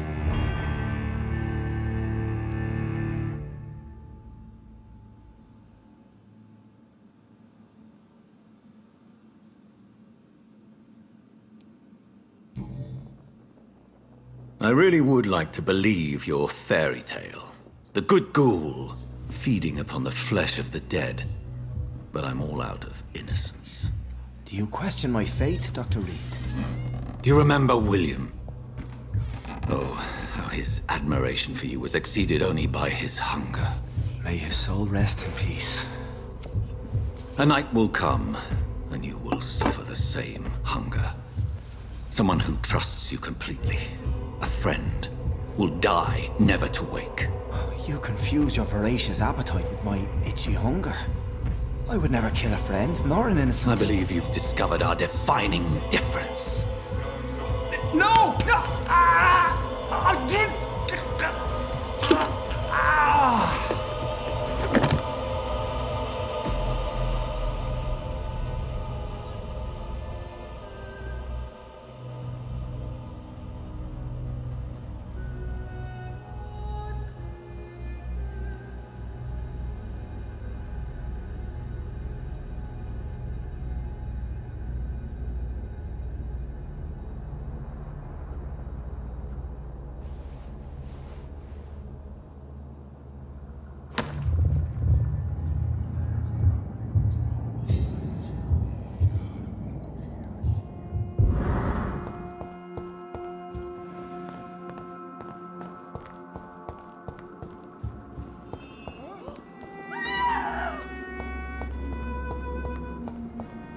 Another corpse thrown in the streets. Someone's playing a very sick game.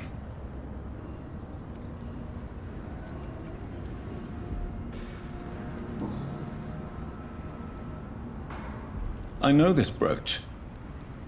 This is my mother's. A birthday gift from father.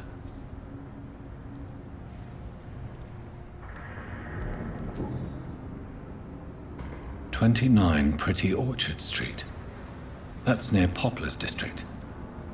Why would this man carry off my mother's brooch? I must go there.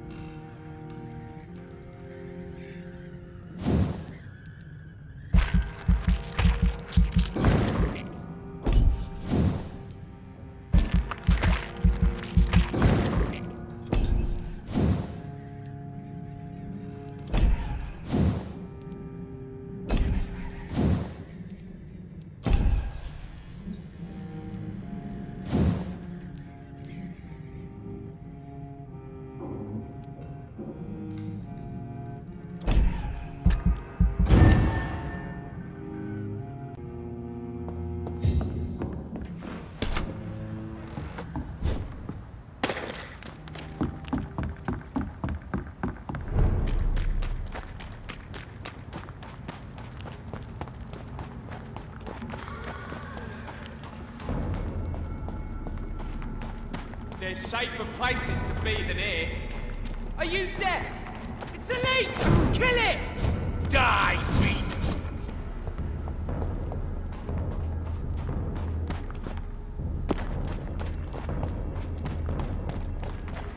Over there! There's one of them vermin!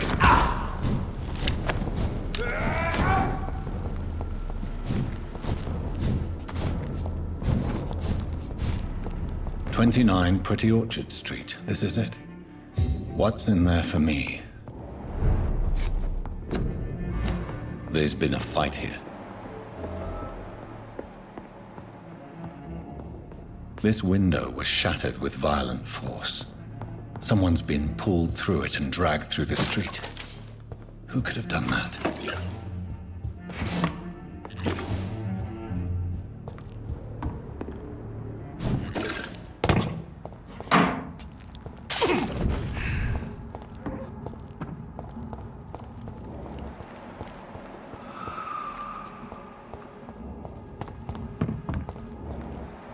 Don't come closer, sir.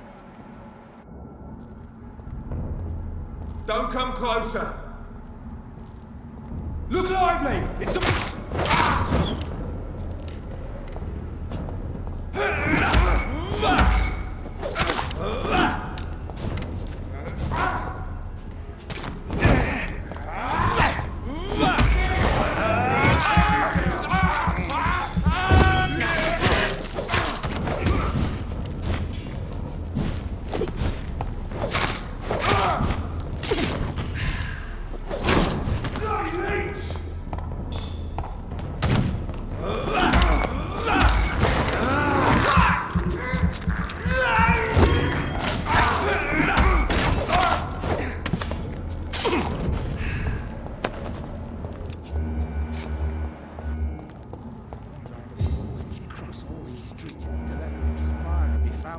You're surprising.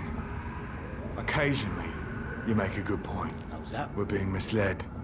Or worse.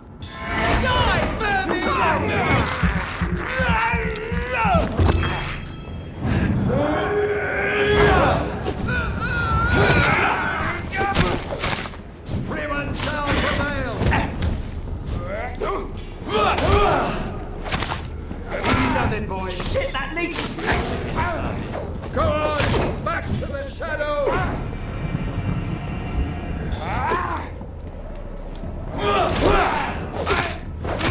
Murderous bastard! Oh no!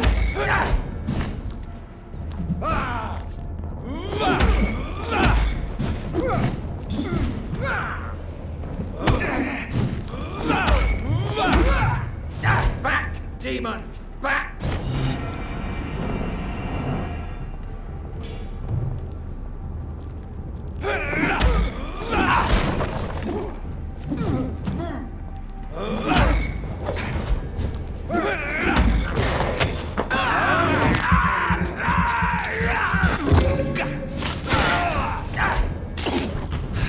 I ought you to step back!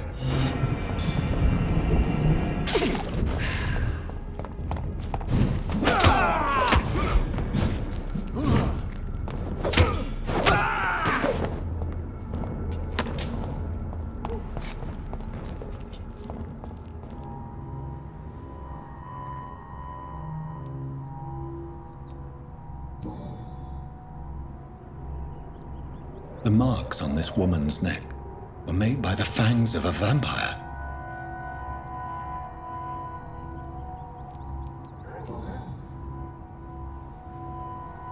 Only a golden watch in her pockets.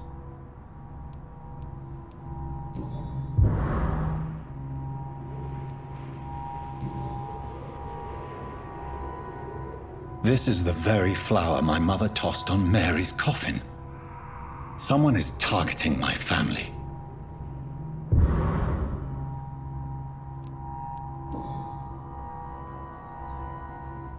Her shoes and clothes are quite worn out.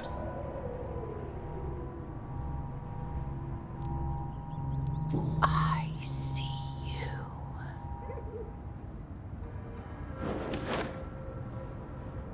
Right then. It's a sick game. But given no choice in the matter, I might as well win it.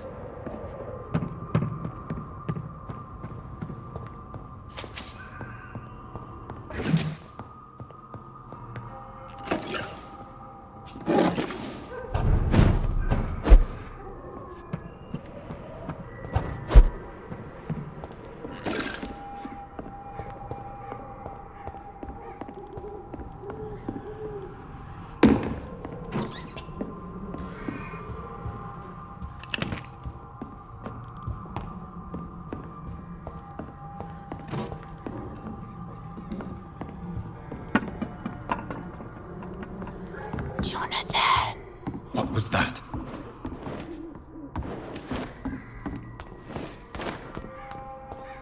I won't let you escape.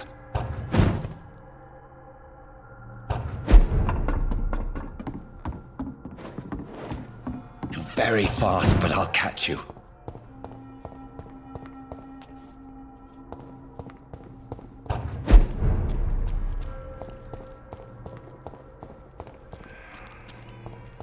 They've all been butchered.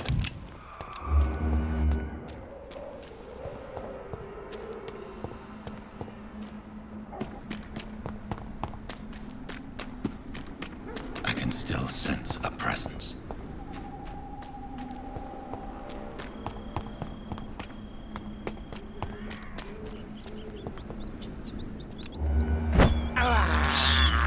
I can't believe I'm doing this.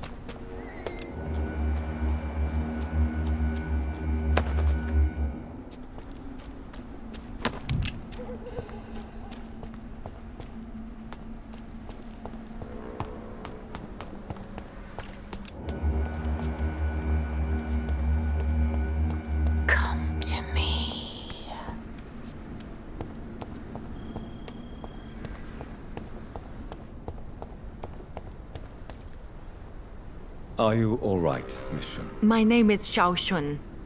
This is the proper way to address someone in my country. I do apologize, Xiao Shun. Are you all right? Yes, I am. This is the only place where I can find some kind of serenity. Some way to remember my dear Matthew. Goodbye. So many new graves.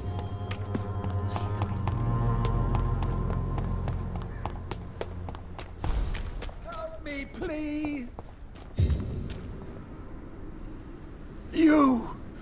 What have you done? Vicar Larrabee, what happened? Demon! Hell Scourge! Son of perdition! Vicar! Jonathan's no demon. He's just a soul. Returned from the dead.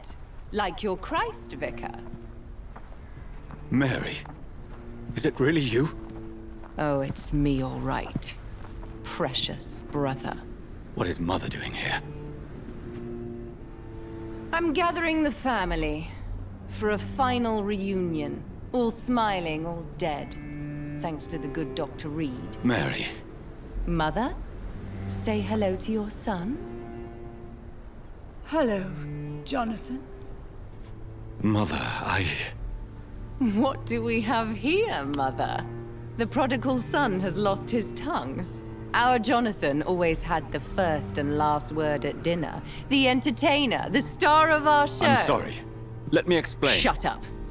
It's my turn to do the talking. I have this nasty hole in my chest, Johnny. It needs to breathe. Of course. You can speak.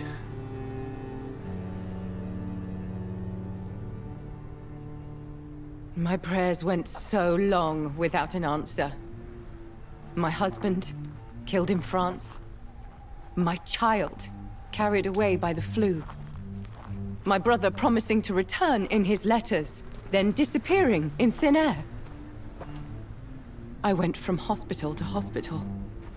Cemetery to cemetery. Grave to grave. I've lifted every stone in London, searching for an end to the nightmare. And there you were. In front of me. On a dark pier. The hunger had taken me. The joy to have finally found you. I longed for your arms, a final happy ending to so much tragedy, to tell me all would be well again, as you did when we were children. It was this filthy dock where you greeted your sister. I dug a tunnel from my grave with my fingers and teeth.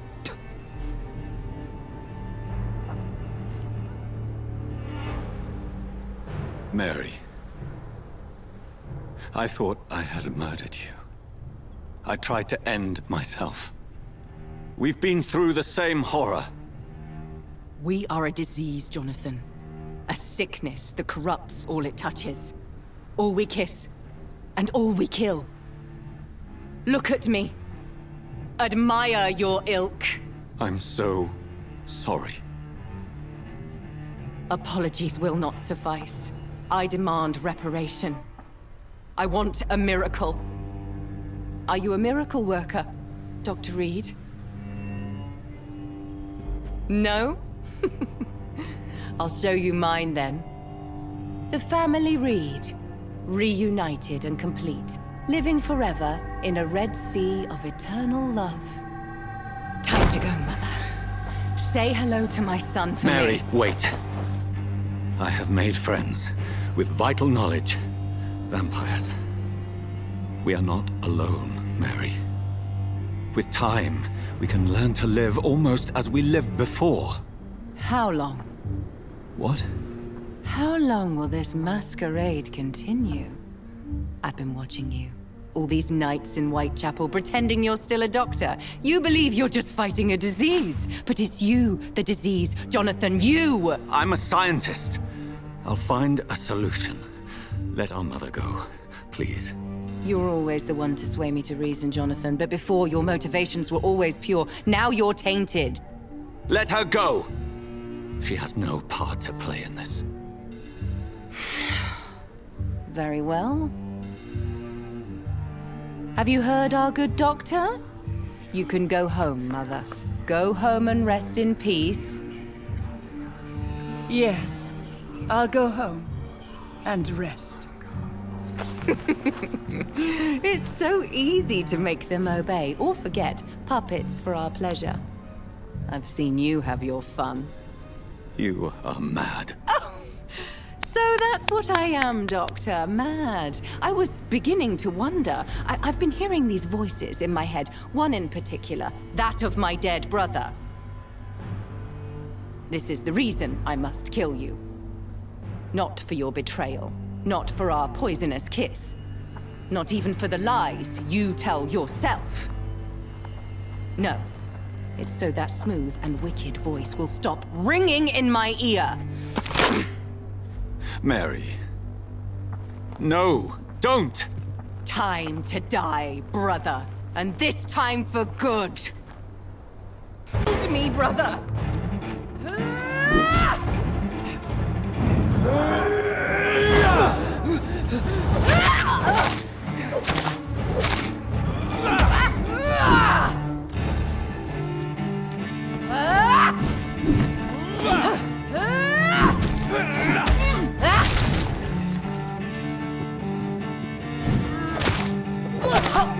Kin him!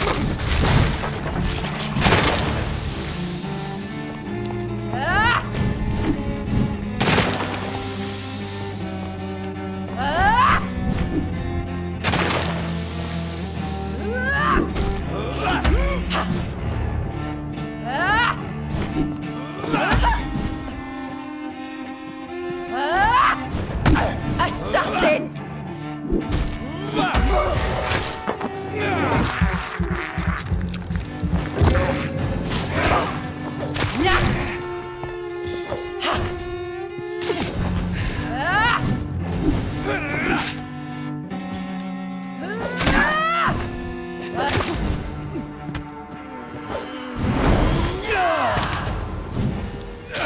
You've spared the precious Nurse Crane, but not your own Mary. Rest in peace, monster. Give me your blood, priest. Their final thoughts are just to die.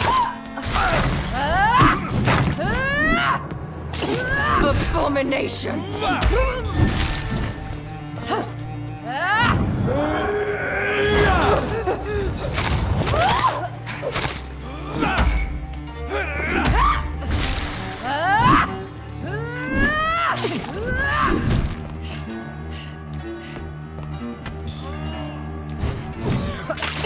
Come to me, Jonathan. Kinslayer!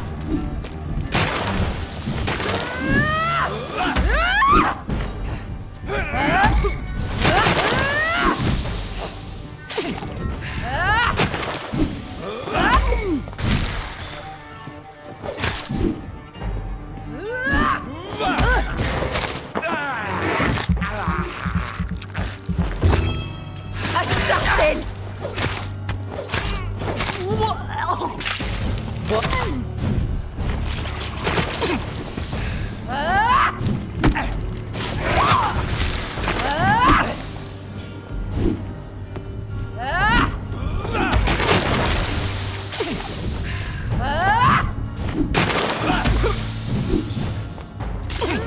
You've killed me, brother!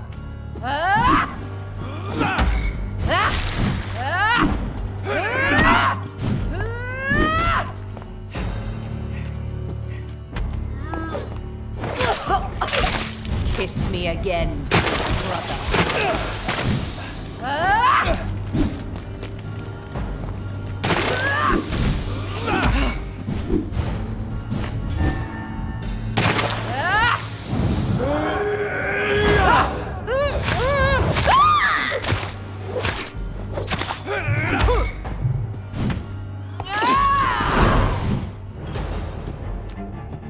I'll show you the same kindness you showed Sean Hampton.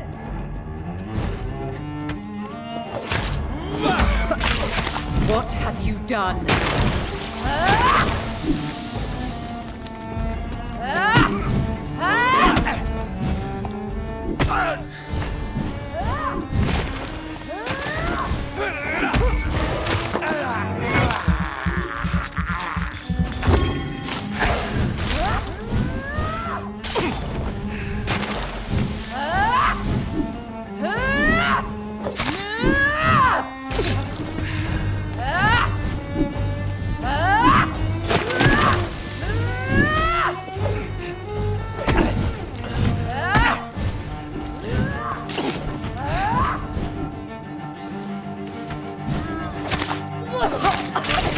Come to me.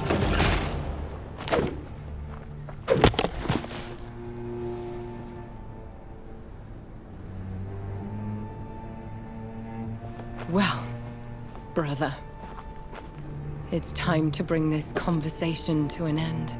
Forever. You know I will not play this game. Calm now, Doctor. Like a rabid dog. Or think you're performing an autopsy? Don't be ridiculous. I'll kill them all. The kind Dr. Swansea. The sweet little lass with hair of red. I am the Harbinger, bringing your punishment. Mary. Don't you see? This is not me. Flesh that never ages. All nightmare, no dream. Bring it to a close. Let me sleep.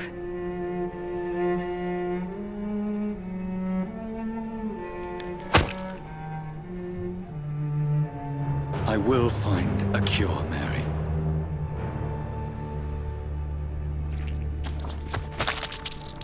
I swear it.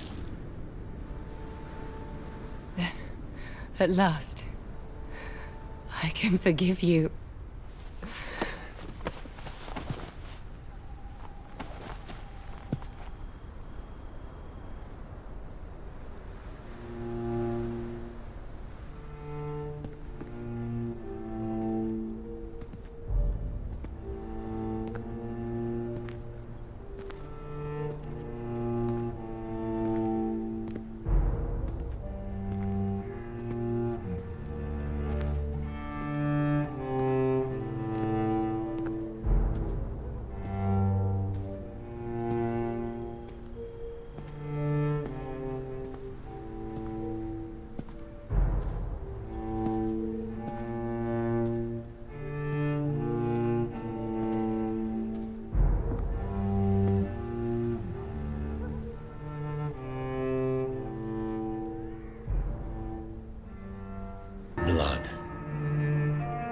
shed one last red tear for my fallen sister.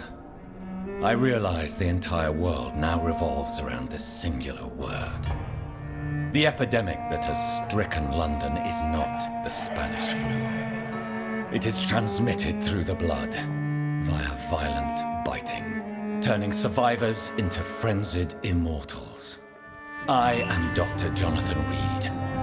I am a vampire, born anew into an age of death and pestilence. While plotting factions close in around me, I am sworn to find the source of this epidemic. I am convinced greater perils are still to come. I know the answers I seek are hiding in our blood.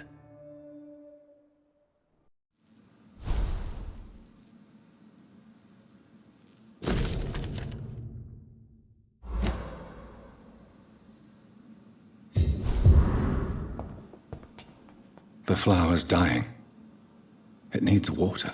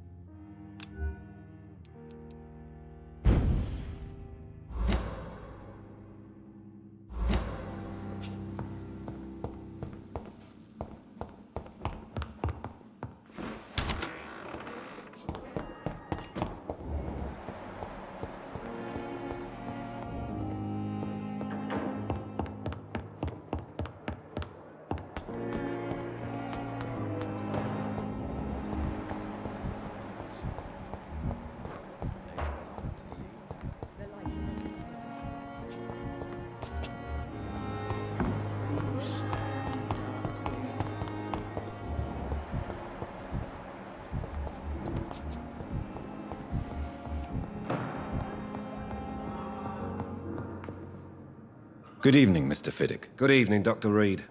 Any news about my operation?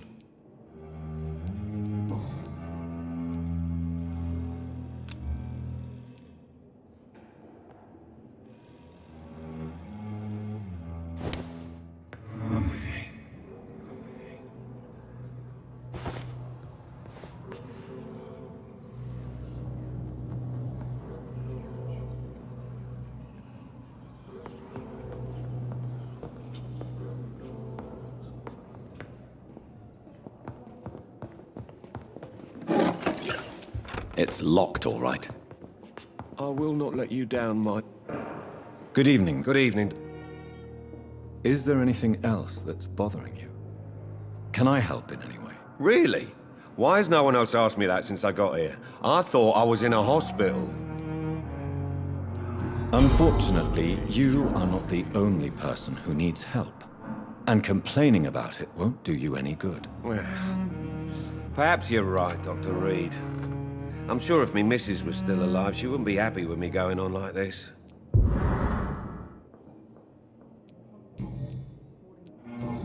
Is there anything else? I'm all right.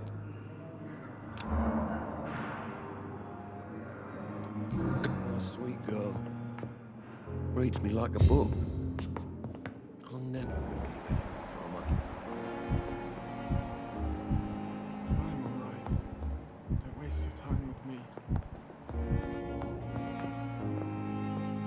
Good evening, Doctor. Do you require medical attention as well, Mrs. Goswick? Do you know you're the only one who's asked me this? No. I don't feel well, actually.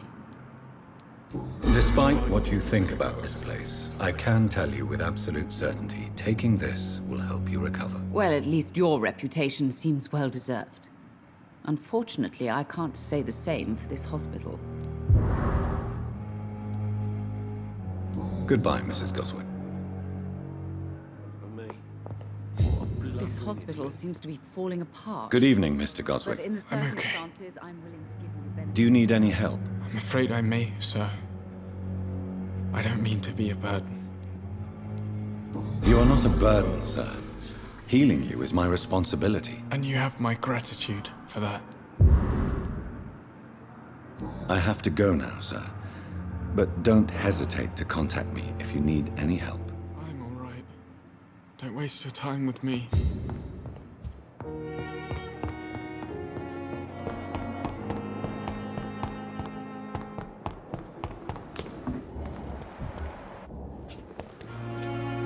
Good evening, Dr. Tippett. Dr. Reid, any good news to share? Do you need any medical assistance yourself, Doctor? Yes, indeed. But don't worry, I am perfectly capable of taking care of myself.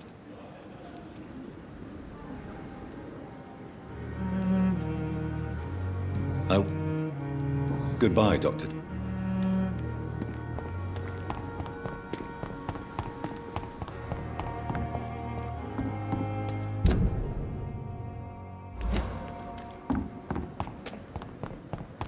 We've dodged death so many times.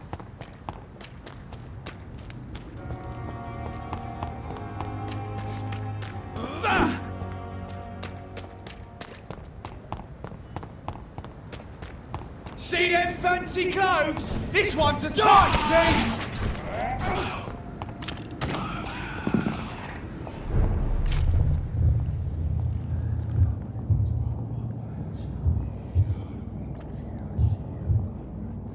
You must prepare, child, for the earth is bleeding and the harvest is upon us. Stay away! Whoever you are! This is no time for petty quarrels, my champion. Can you not hear? The famished queen has awoken.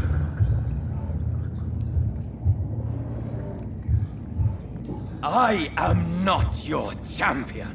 But of course you are, son. As surely as you are the blood of my blood. I had to kill Mary. I have known your pain, child. Do not succumb to... Silence! I dismiss you, now! The land calls for a champion. All and everyone needs you. Silence! I'm tired of all these puppet shows.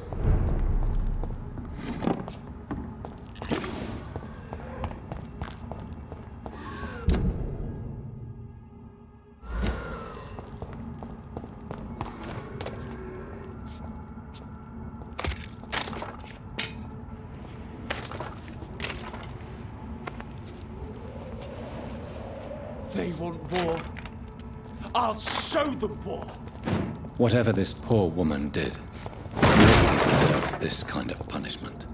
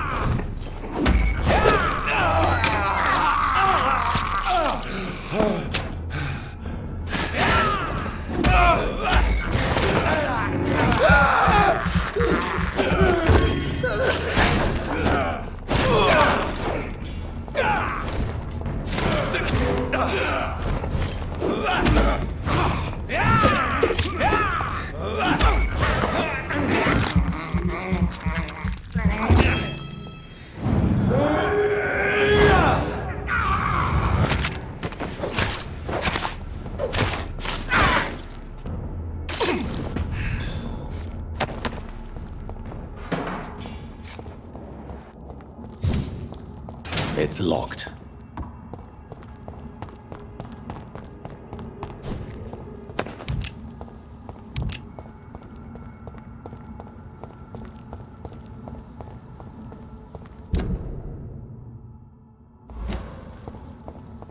So this is where she lives. What a splendid house.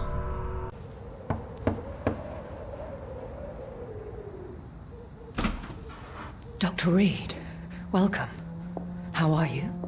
As good as one can be, considering the circumstances. Yes. Death and affliction seem prevailing themes of late. Please, come in. We have much to discuss. I hope I haven't disturbed you. Not at all. Actually, I was counting on you visiting me tonight.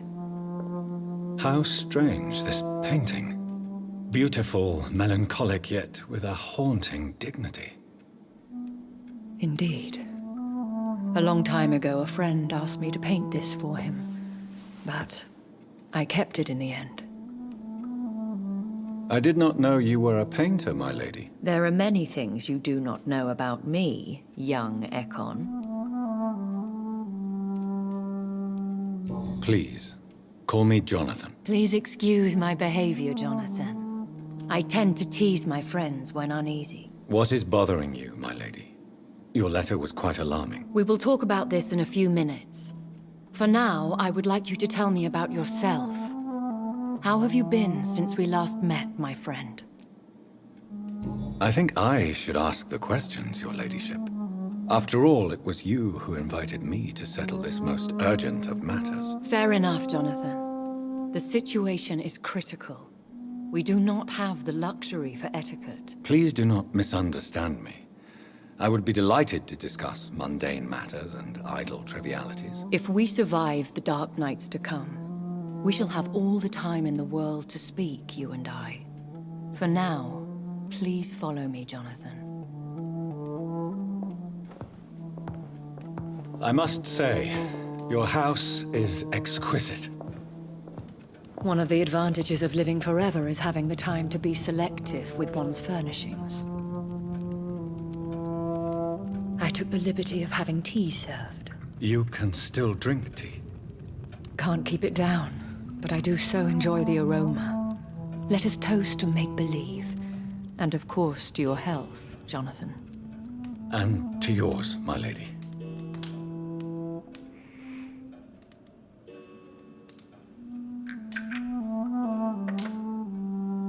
Please, call me Elizabeth. So, my lady, why truly did you invite me here? I've been asked to deliver an official invitation to meet the Ascalon Club.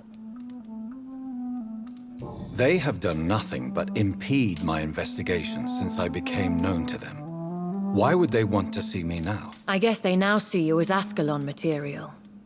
They must have found out what happened to your sister. Proof of the potent blood flowing through your veins. I'm not sure I can accept their invitation. I have seen their handiwork. How Fergal the Beast imposed the club's law. You have no choice, Jonathan. Even I would not openly defy Lord Redgrave, the chairman of the Ascalon Club. If you are convinced I must meet him, I will heed your advice. Thank you, Jonathan. I understand your reluctance to brush shoulders with London's vampire elite. But we have no choice. Is the situation that critical? Yes. The Guard of Priwen has called for a second great hunt of our kind. And they will stop at nothing to eliminate us. You should flee then. Leave London, the country even. I have seen the Guard in action. They are merciless. Your concern warms my heart, Jonathan. But fear not. If the situation gets too dangerous, I shall retreat to my secret Scottish manor. I could hide you in my luggage, if you wish. Thank you for the offer. I shall keep it in mind, but I have much to do here. There is a question I must ask you. Could Lord Redgrave be my maker? I doubt it. If Lord Redgrave had made you his progeny, he would not have seemed so surprised when you demonstrated the strength of your lineage. One day soon, I will have to find the answer to this mystery. And I shall help you in your research, I promise.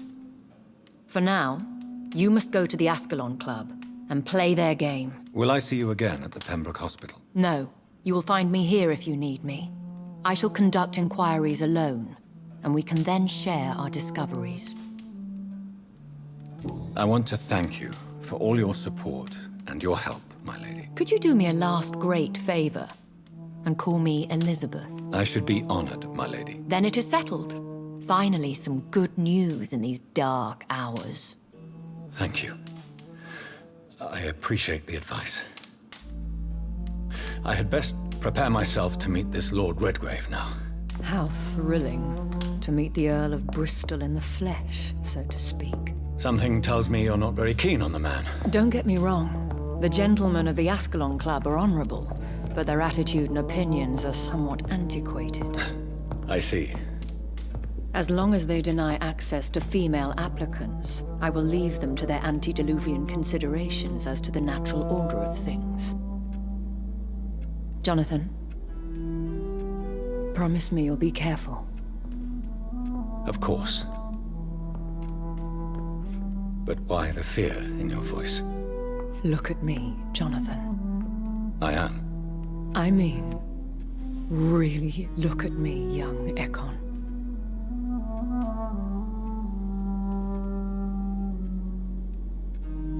We may be deceptive by nature, but this heart of mine has always told the truth. Oh. Elizabeth. Go, my friend.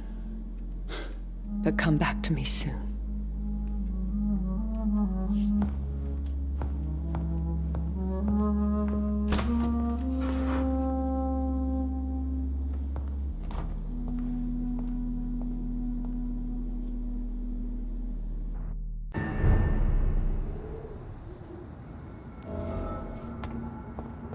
So, time to visit the Ascalon Club.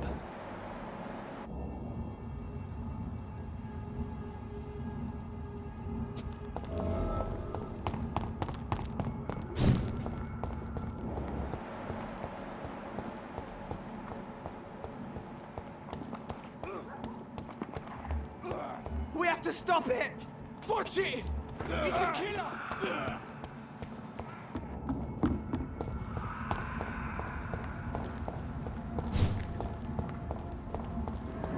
I cannot enter.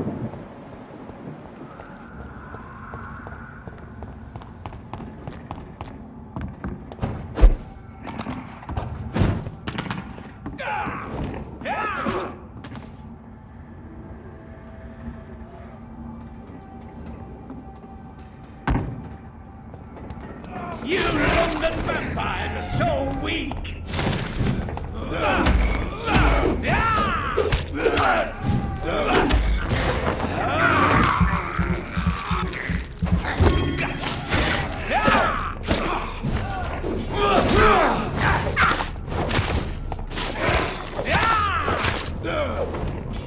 Give me your blood!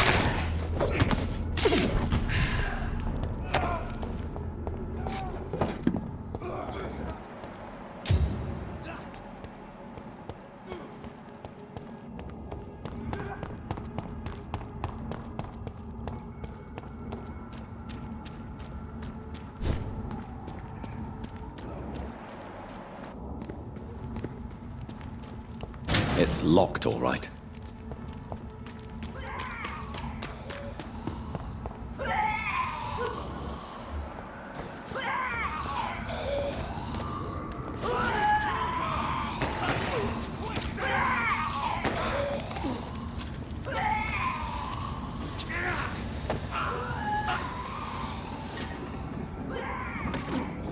That was the vampire I saw earlier. This war takes no prisoners.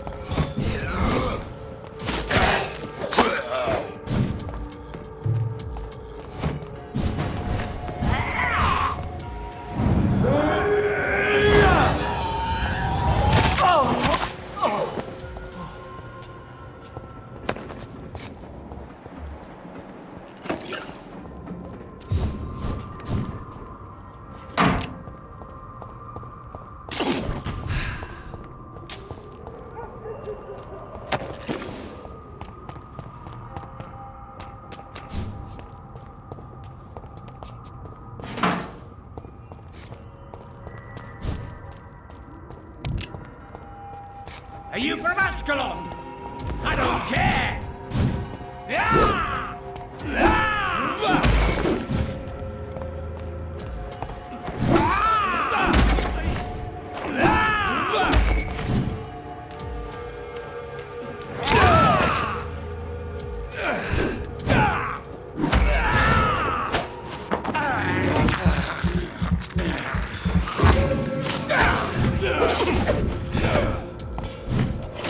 Gotcha!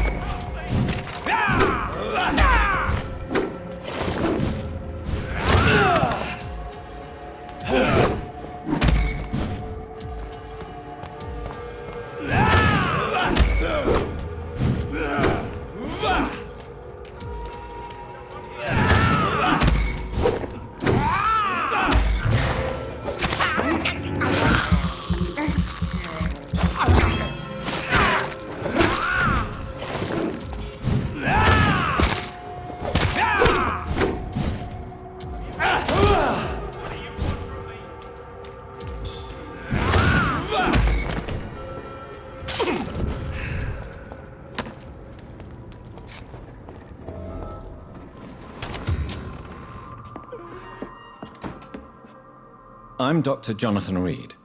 Do you need help, sir? I think I'm fine. But what happened to my jailer? Be careful. He's as vicious as he is strong. You don't have to worry about him anymore. What happened here? I am Tadao Kimura. I was imprisoned by this lunatic for several days. I thought I was going to die here. You're not going to die now, Mr. Kimura. If you hurry, you should be able to get home safely. It seems that I owe you my life. You have all my gratitude, Dr. Reid, since it is the most precious thing I possess.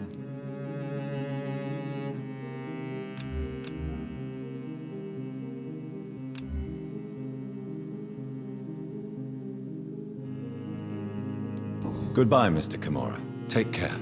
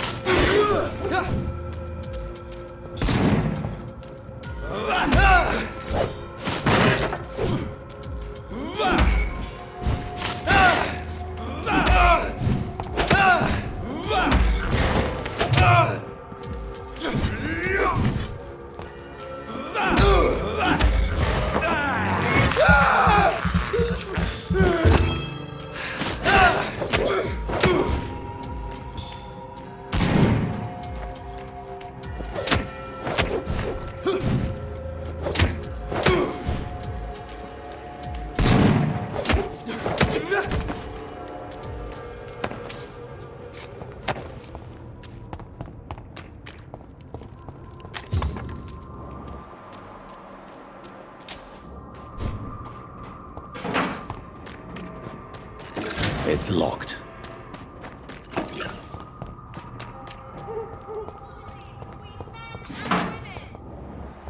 The Ascalon Club. The heart of British vampire society. Not quite as subtle as I expected.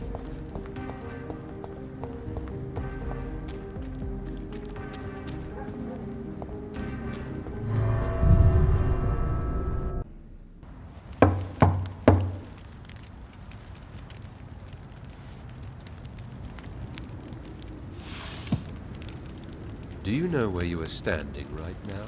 In front of the Ascalon Club, I presume. The Ascalon Club only summons or ostracizes. What is your business tonight? I received an invitation. I'm Dr. Jonathan Reid.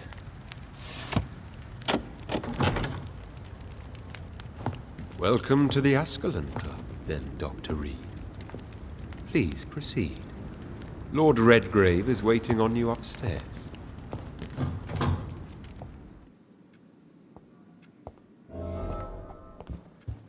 There has been quite a battle here.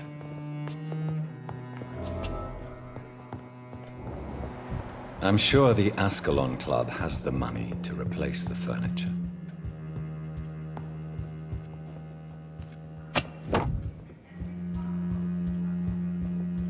I cannot enter.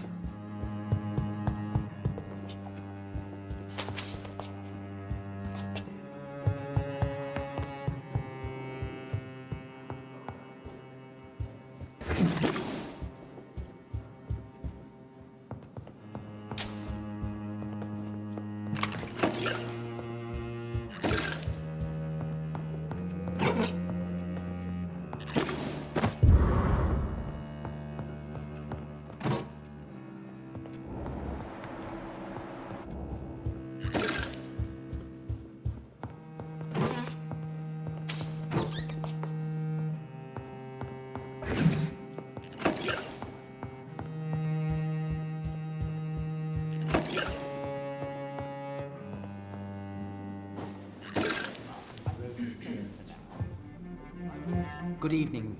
We repel the intruders for now.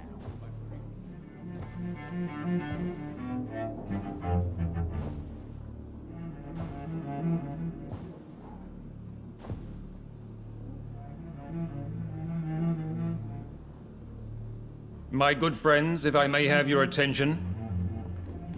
Behold our visitor, the good Dr. Reid. Newborn of blood so pure and strong that even my friend Fergal Bansher was no match for him. Here, here, here!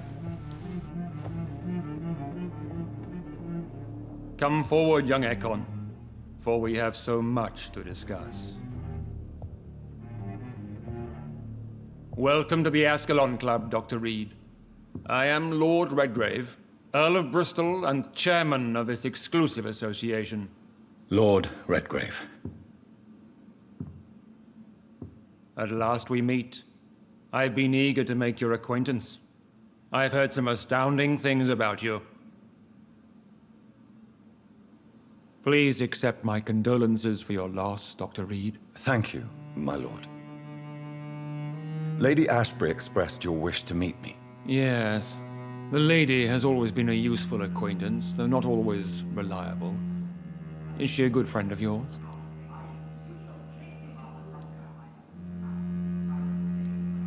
Yes, she is.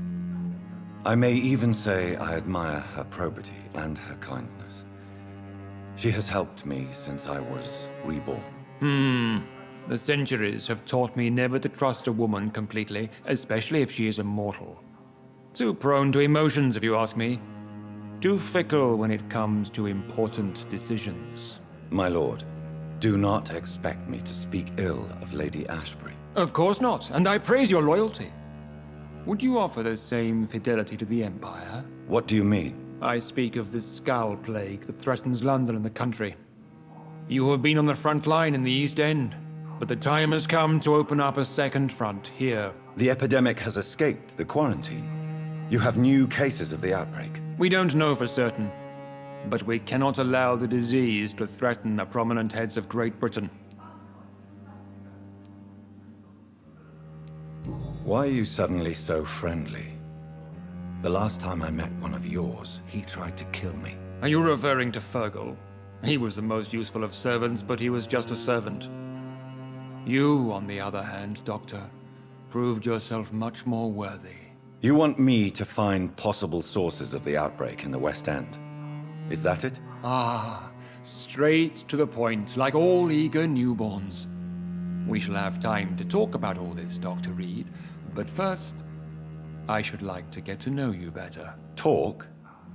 Is that the only reason you asked me here? Well, no. I also wanted to meet the intriguing Ekon, who made such a powerful progeny of his sister.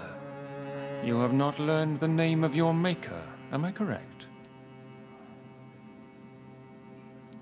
No, I haven't. Have no embarrassment, Dr. Reid. We all make mistakes. But whatever your lineage, you are definitely Ascalon material. What do you mean? I would like you to become a member of the Ascalon Club, and to serve me as such. I agree to join the club. This is good news. Good news indeed in these crucial times. Let's inform the Assembly formally, and proceed with your initiation. My initiation? Fear not. Nothing fancy nor dangerous. It is just that we, the members of Ascalon, believe that tradition and custom are the backbone of this country.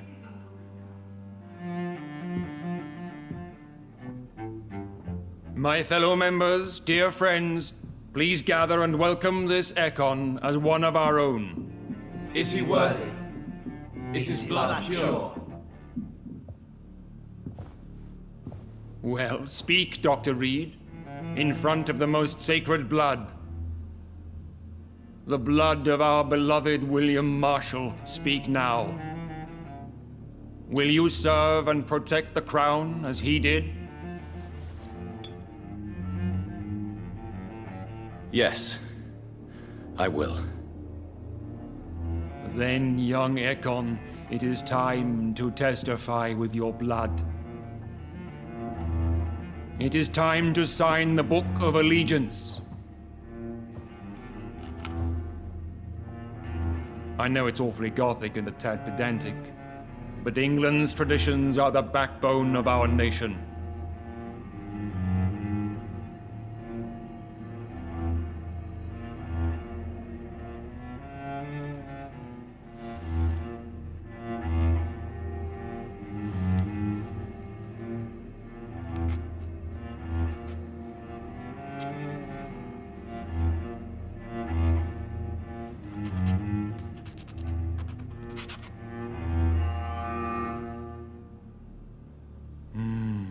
Delightful.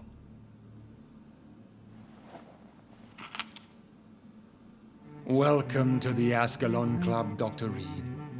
Take your place among the bearers of the lance. One of us! One of us!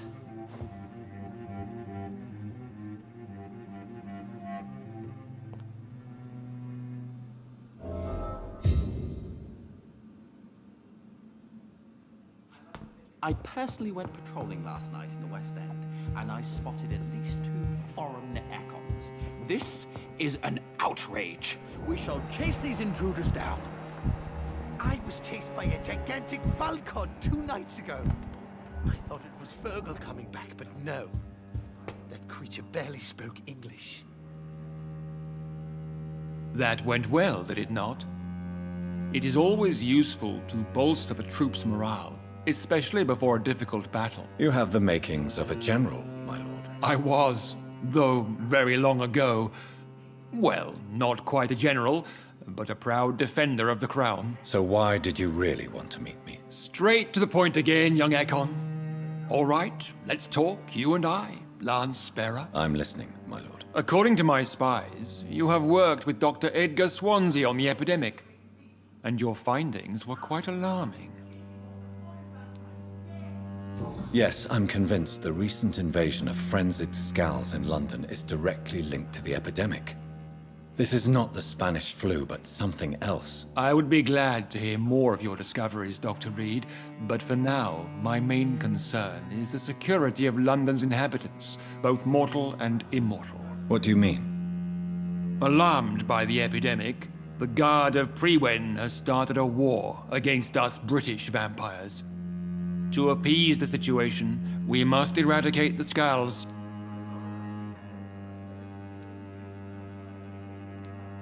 I have met peaceful and wise Skulls.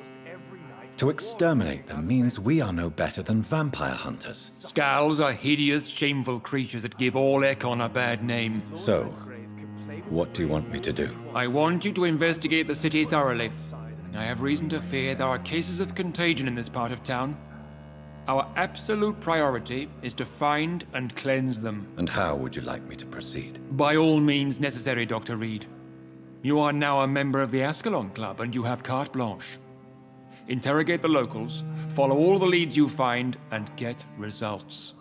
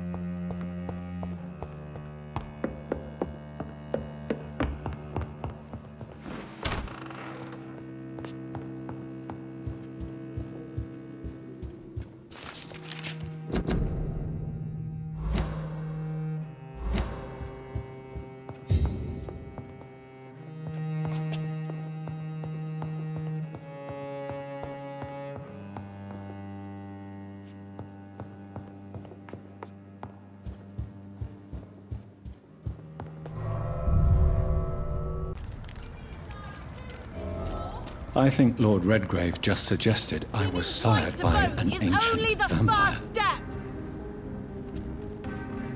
Good evening, miss. Oh my god, no. Please, Mr. Vampire, don't kill me. Please, no. I'm too young to die. I still have so much to offer this world. Wait, no. Why do you think I would...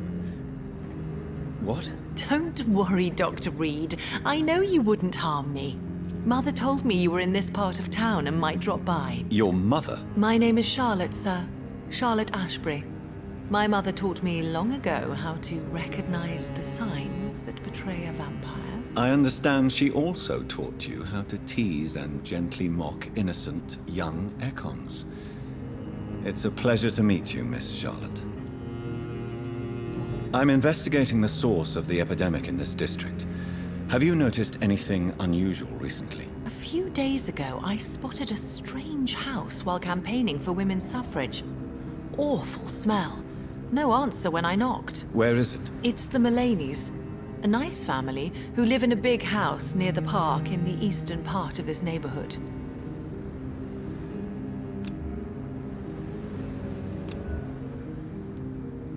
Goodbye, Charlotte. Give my best regards to your mother when you see her. She's been quite busy these last few nights. I suspect you may see her before me. Have you noticed anything suspicious recently? Remember, don't let any strangers come into your house.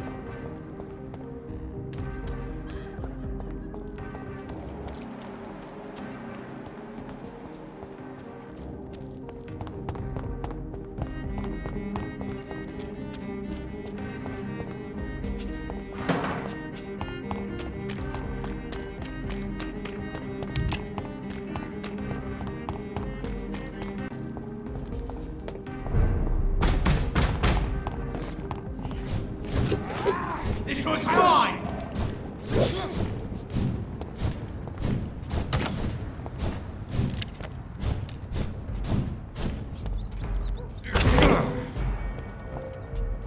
I shall fear no evil!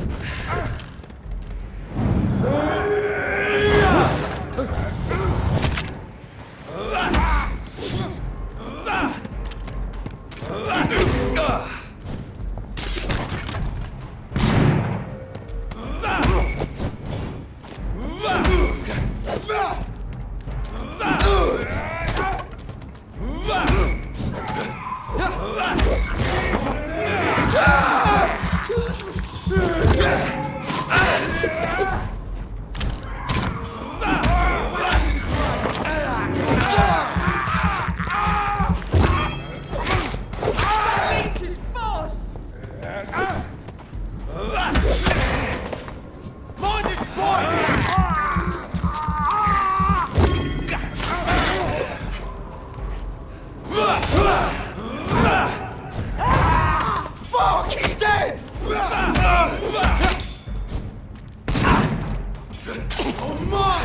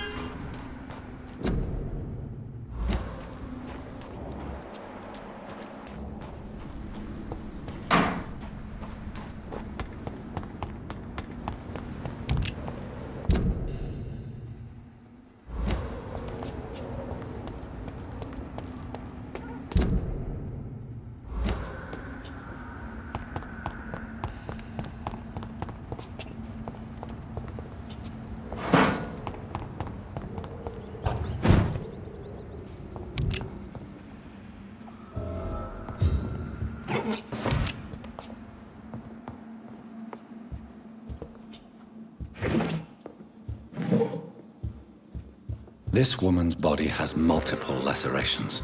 They're deep, too. Whoever did this was driven by rage.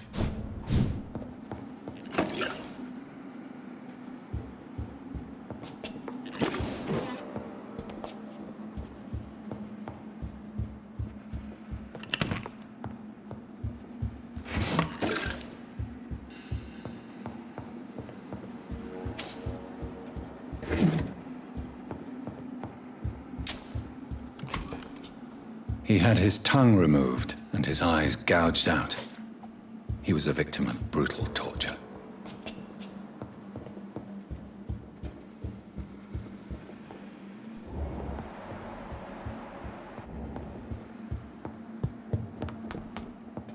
This one's neck is broken.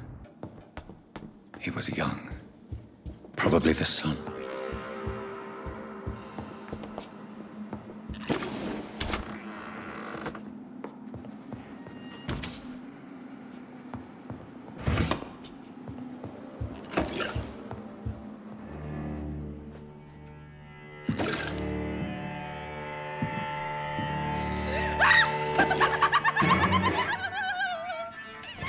You thought I was dead too, didn't you? No, I was just pretending. Doris told me I could have been a great actress. You killed your family. They mocked my talent. Ah!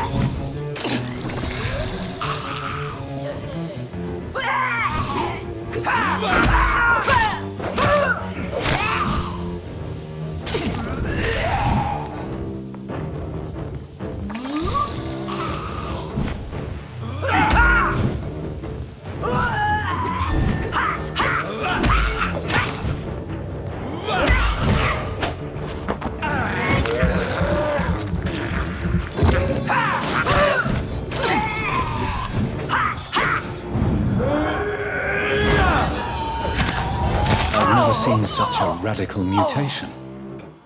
Could it be a new stage in the disease's evolution?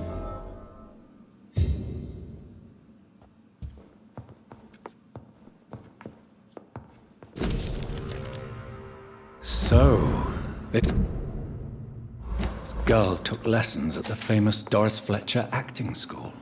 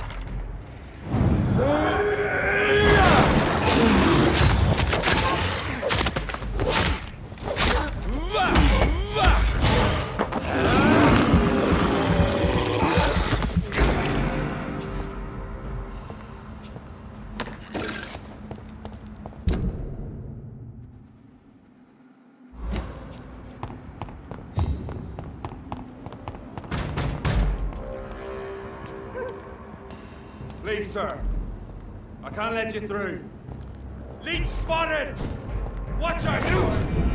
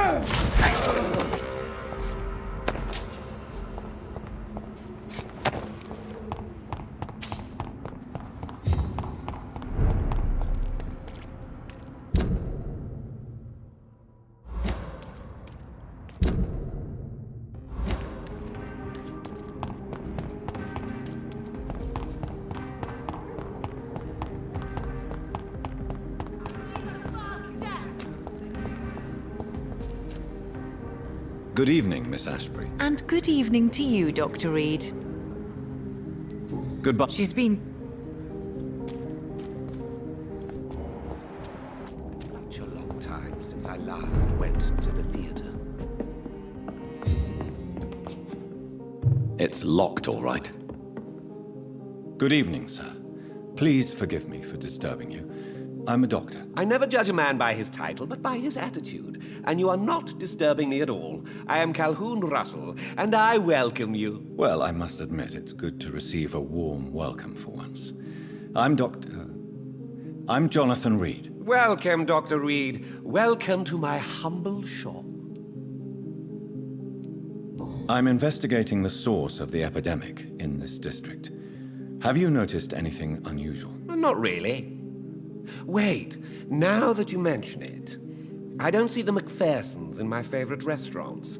They love delicate meals too, you understand. Thank you. It may be nothing, but I'll investigate anyway. Where do they live? They have a house in the southern part of the district, somewhere north of the railway bridge.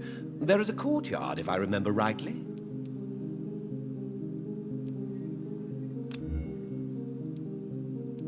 Goodbye, Mr. Russell. I'm sure you'll take care of yourself. Have you noticed anything suspicious recently? Remember, don't let any strangers come into your house.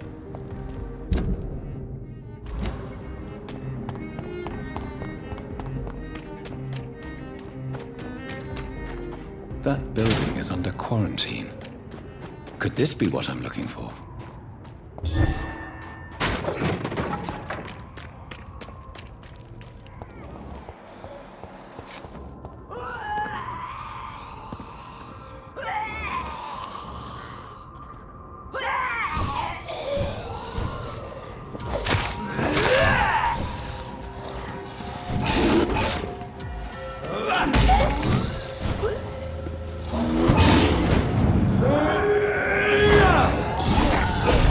Oh!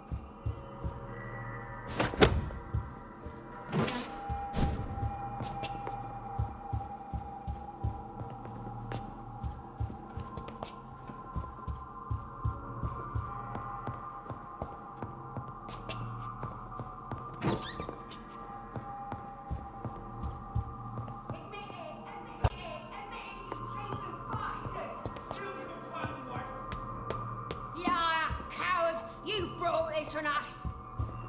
You infected the whole thing!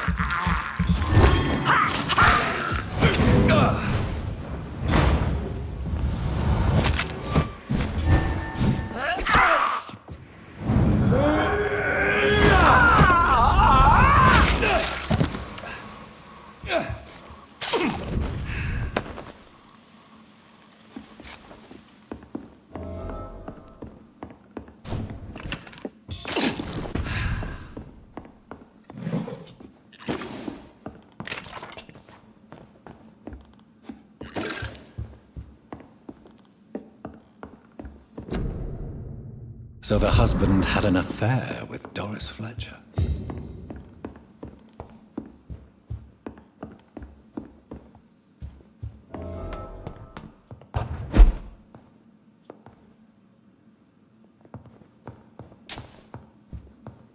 Doris Fletcher seems to be the missing link here.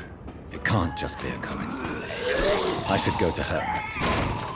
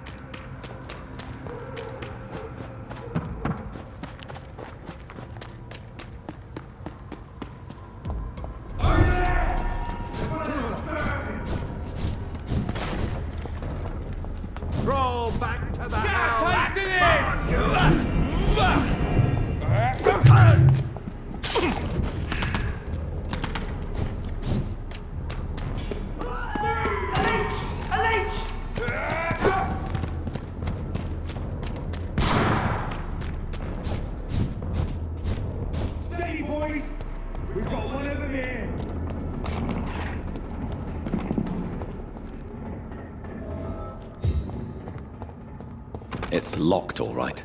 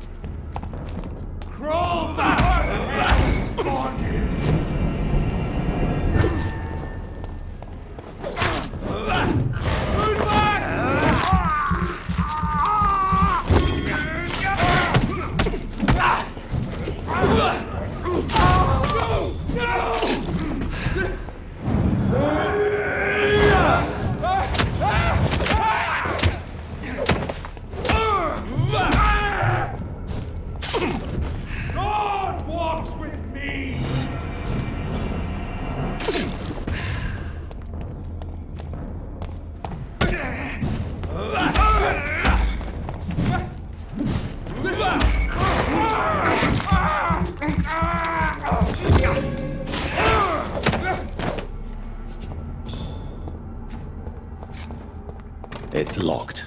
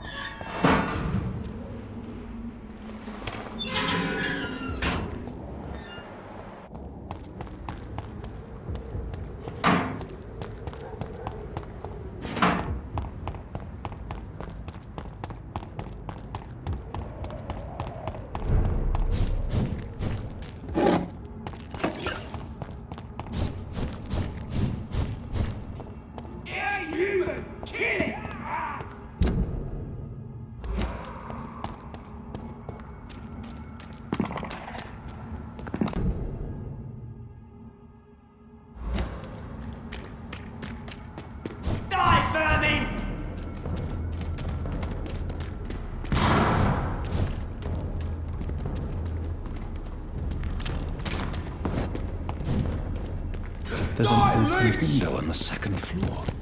I should be able to get in through that.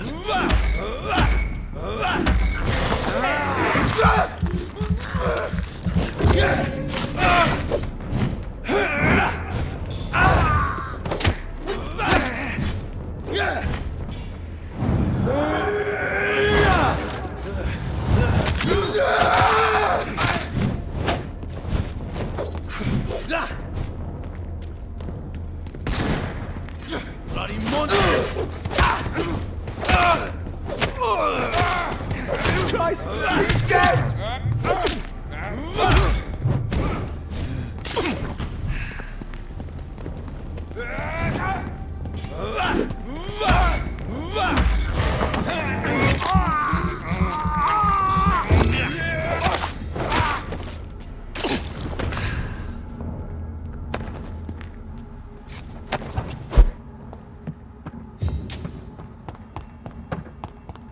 It's locked, all right.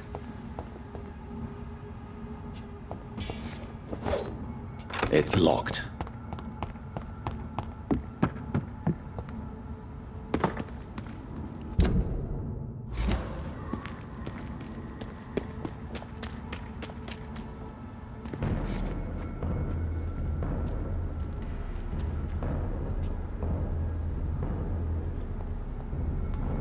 It ain't human! Kill it! Go on back to we cannot be defeated! Grenade!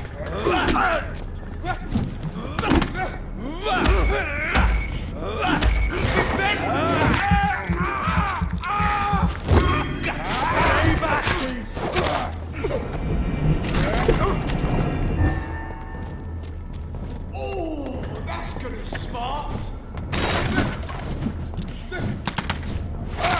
Killing bastard!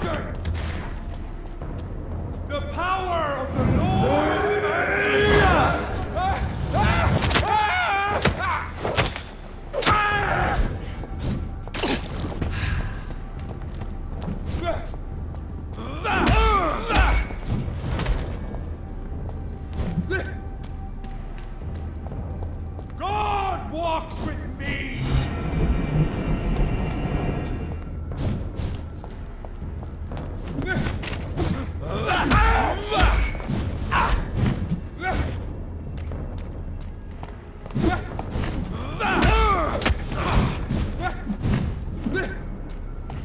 Go on back to the shadows!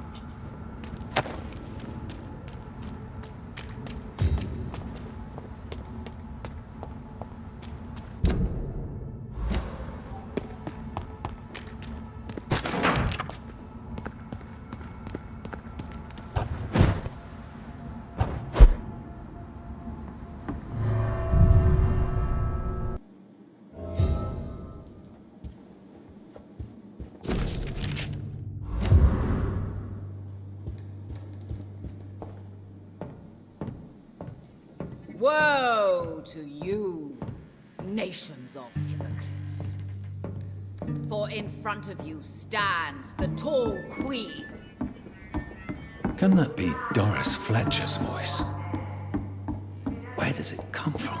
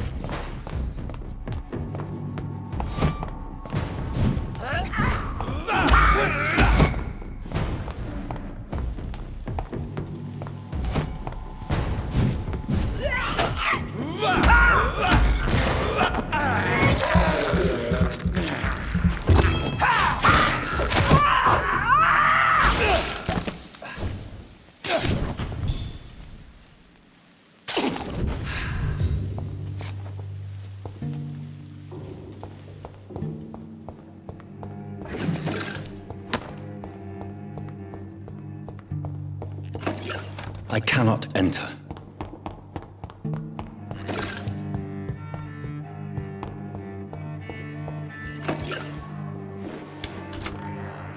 Ugly as sin. But when you burn and die, she will rise and be queen again.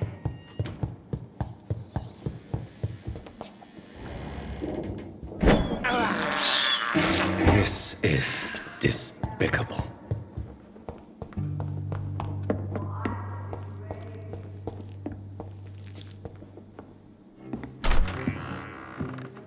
Who are you?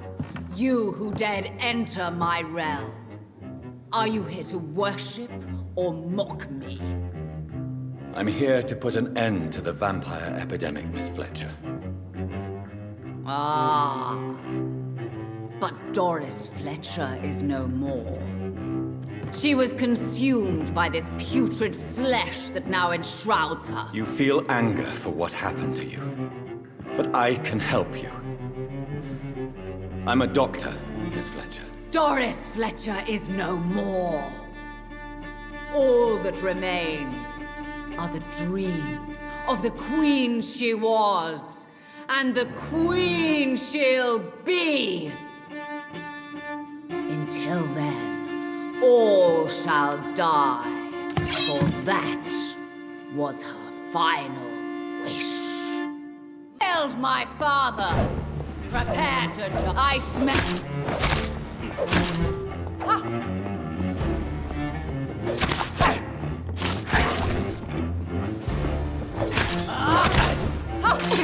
On guard.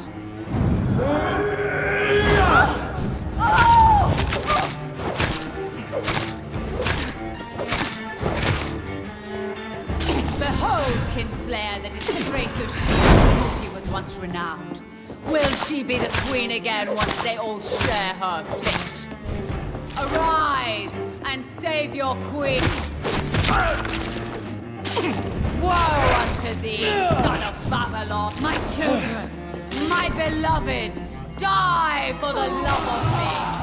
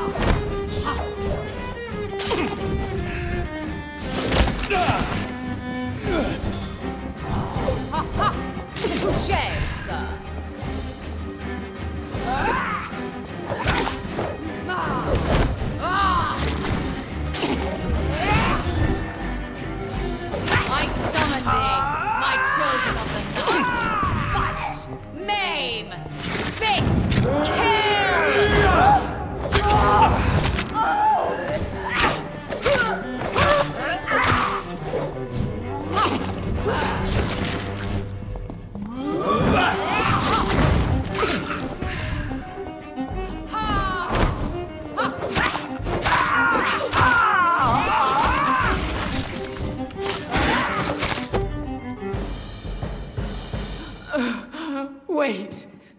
I beg you, wait. What? I don't want to die. And I did not come to kill you, Miss Fletcher. Will you spare me then? Save this cadaverous carcass of mine. Does your heart beat a little faster now? You fancy me then, Doctor? No, Miss Fletcher. My dead heart will beat for only one. Ah! Is she pretty? Is she sweet and tender? To me, yes. Ah! I hate her already. I know. And this is partly why you must be destroyed. But you just said... That I did not come here to kill you, yes. But I realize now the threat you embody must be stopped.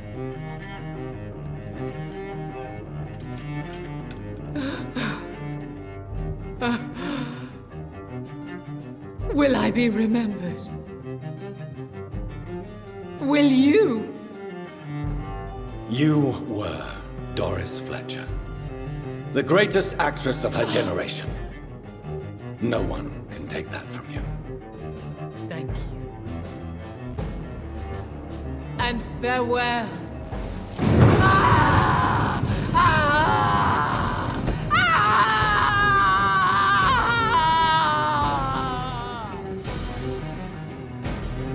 Farewell, Doris.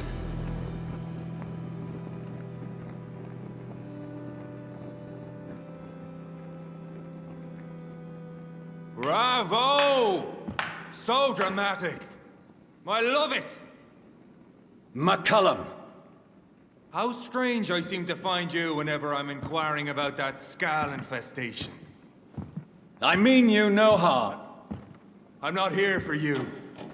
But once I've put all the pieces of the puzzle together, I'm sure we'll have a little chat, you and me. Stay away from me, McCullum.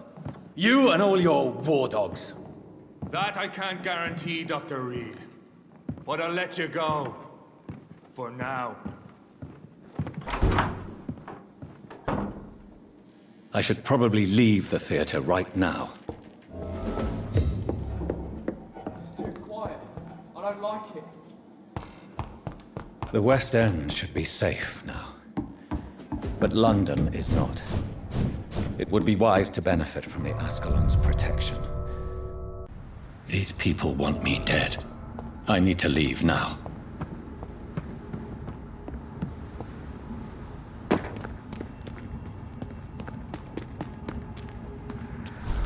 So Doris just needed to be close to her audience to infect them. Contagion through skin. Very disturbing.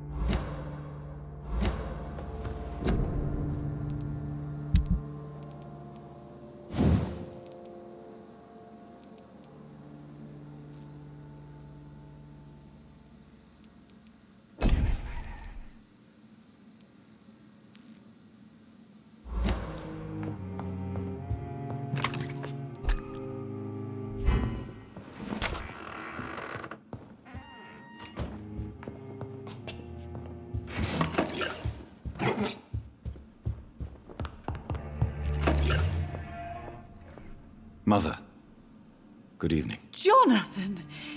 Is it you? Where have you been, my prodigal son? I'm right here, Mother. I'm finally home. Yes, for this son of mine was dead and is alive again. He was lost and now found. But where is your sister? Where is Mary? Mary? She is gone, Mother. I know she's gone. The question is, when will she return as you have? I miss my grandson so much. It's been days since their last visit. Do you need my medical attention, Mother? I'm all right, son. Don't worry about me.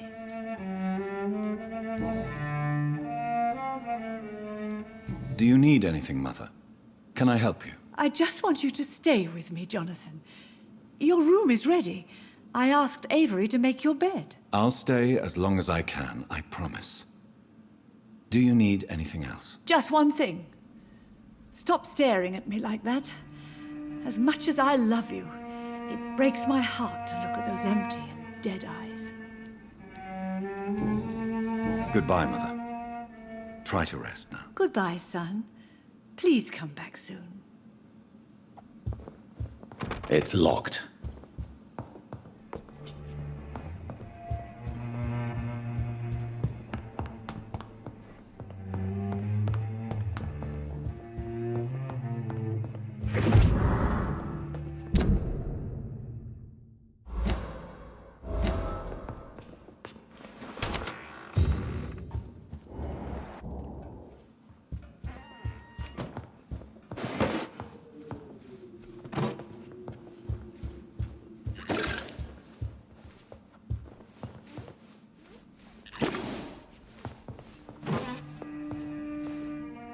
Good evening, Avery. Mr. Jonathan? I can't believe my own eyes. Oh, it's a miracle. We all thought you were... Oh, sir, your poor sister. What a tragedy. I know, Avery. I know about my sister's murder. Miss Reid expected you to return to assist with the funeral, right up until the last minute. Where have you been, Mr. Jonathan? We needed you here. Tell me the truth, Avery. Do you feel forced to stay here? Would you leave this house without the arrangement made by my father? No, sir. I have nowhere else to go. And I promised your father I'd take care of his family as long as I lived. This house is dead, Avery. There is a curse on this family. You really should consider leaving. If only you could have been here sooner or more often. Maybe this house would not be that empty. But you're here now, sir, so my task is not over. You have served this family extremely well, Avery. Your support during these terrible times is much appreciated. Then I will stay. All I ask is that you take care of my own funeral if I die before the end of the epidemic. No mass grave, please, sir. Do you really think I don't take enough care of my mother, Avery? Yes, I do, Mr. Jonathan. You clearly have something more to say. Speak your mind, Avery. I know you work hard to help the sick, but what will you do once the epidemic is over?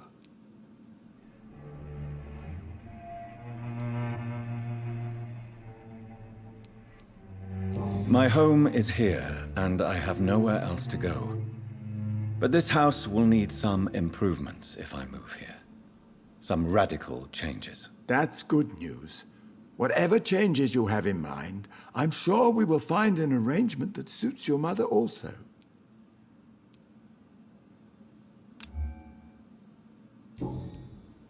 Goodbye, Avery.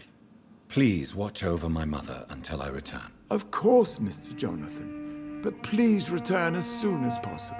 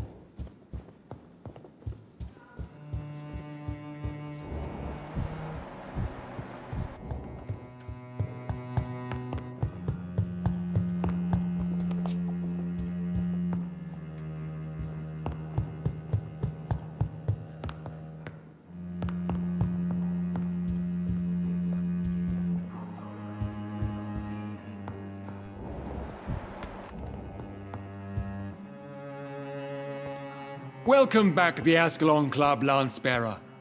Please, tell us the good news. Have you put an end to the epidemic? My hypothesis was correct. Doris Fletcher was the source of the contagion in this part of town. She was probably the first to be infected. And you cleansed her before the hunters, I've been told.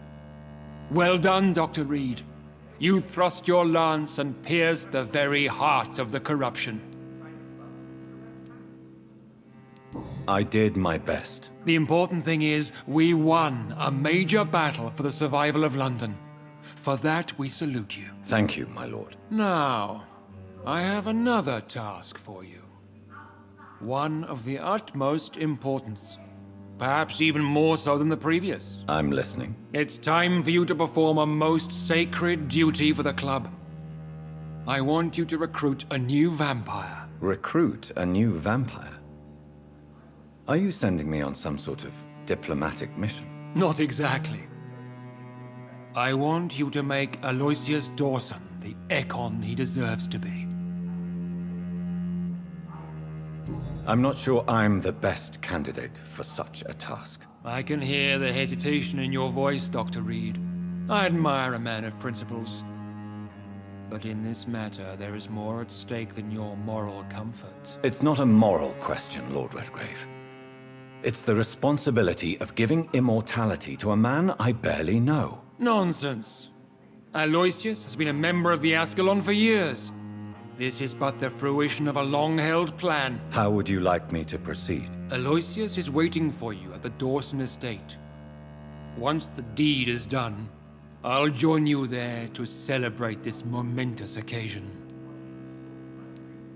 Your word is my command.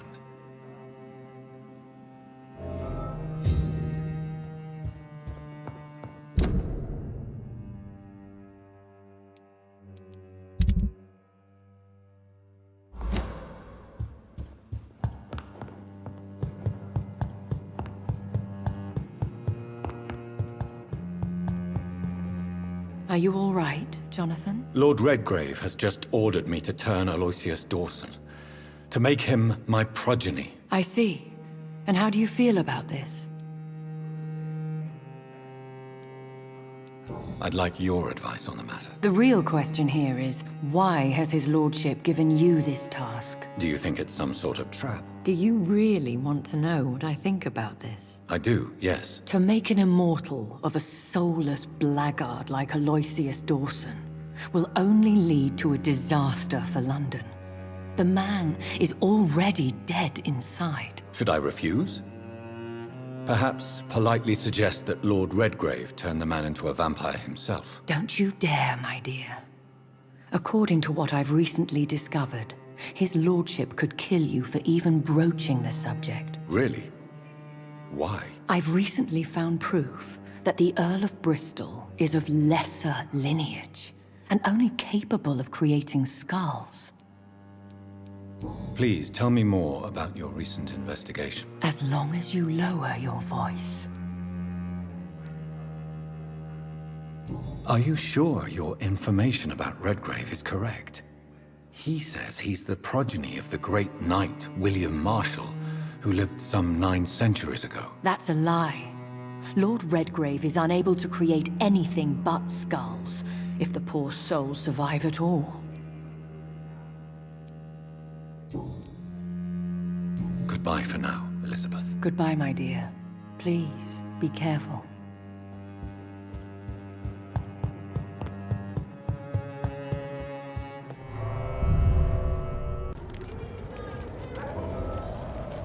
It looks like vampires have to obey Mendel's laws when producing progeny.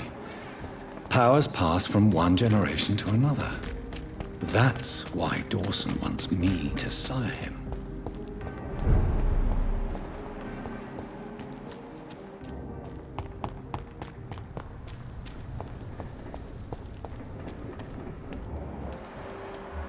Go back home, idiot! Are you deaf? Easy does it, boys!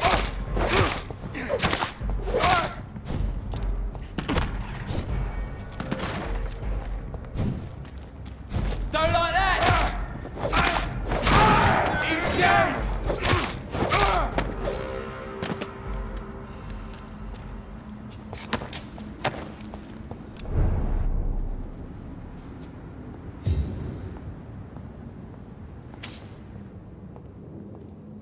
Turn around, sir. A leech! A leech!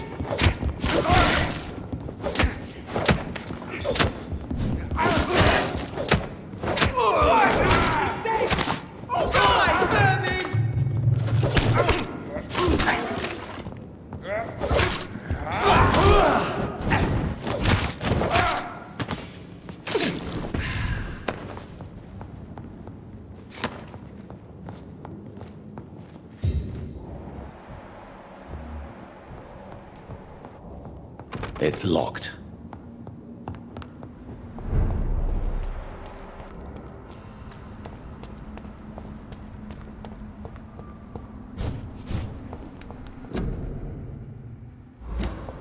I cannot enter. I should find another way to get into the neighborhood.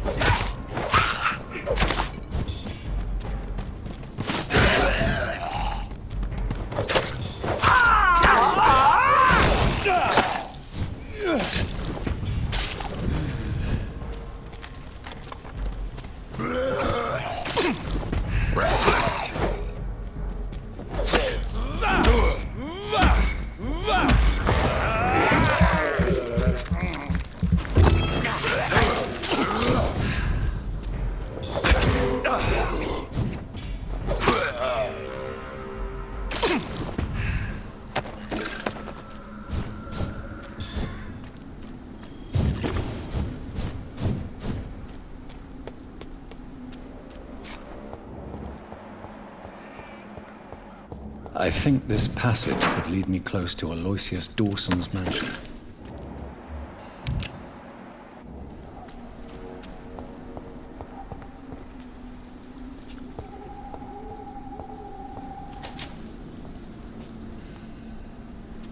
This is my territory. You cannot win this.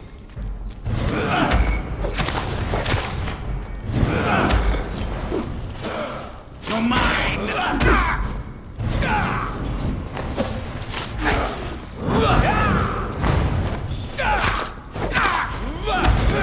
Your prey is mine now.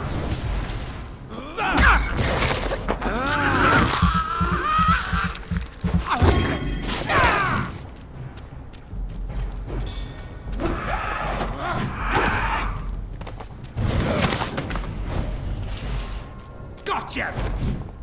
Don't you know better? You cannot win this.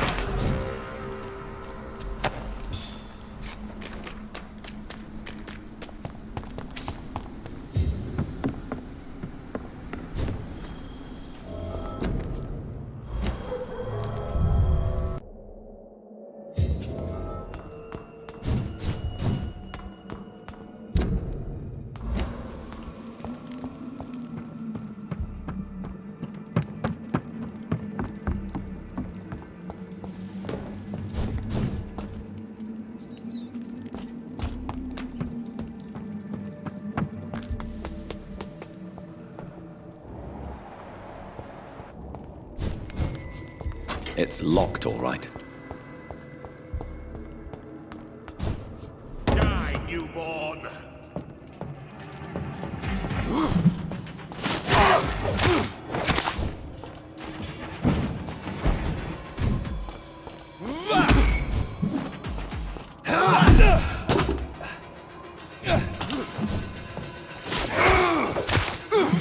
Give me your blood.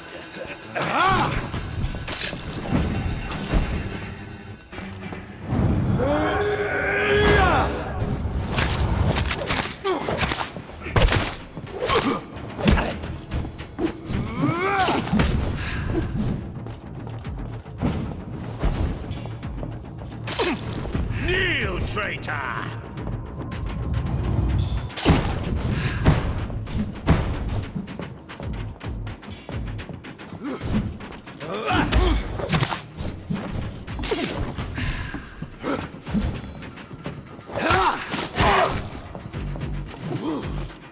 shall learn.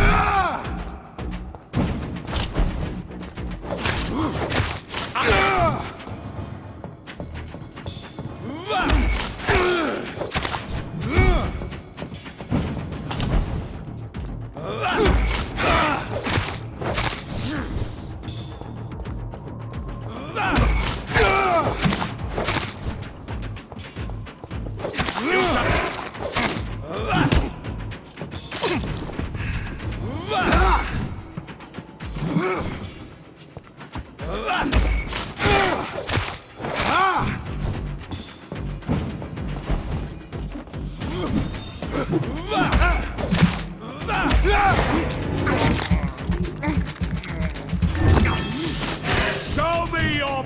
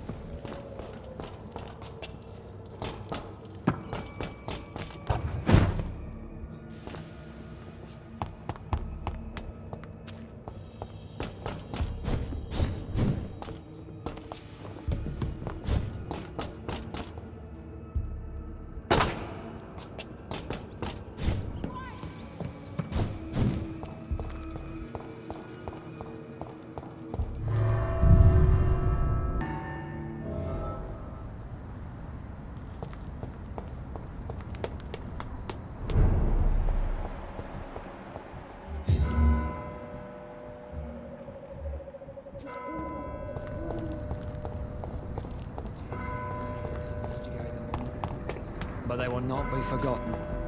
There is something strange and incoherent about everything. So much violence around it, and still, I don't feel afraid.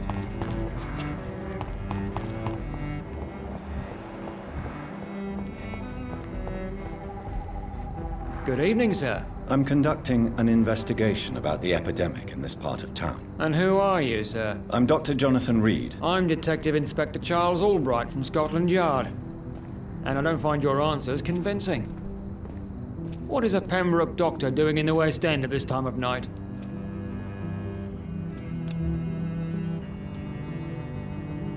I work for the Ascalon Club. Here is my permit to go freely about the city. The Ascalon Club? You should have said so, sir. I must warn you, these streets are dangerous, and you'd better be careful. Do you know anything in particular about a man called Aloysius Dawson? Who doesn't know the man? I think he intervened personally to put an end to the police strike of last August. What else can you tell me about him? Aloysius Dawson is exactly the kind of powerful and influential man who could commit murder and get away with it, with just one phone call.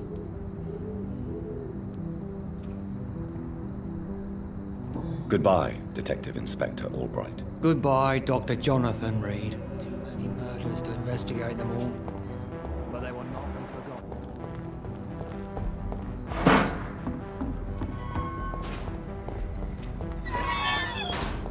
It's locked.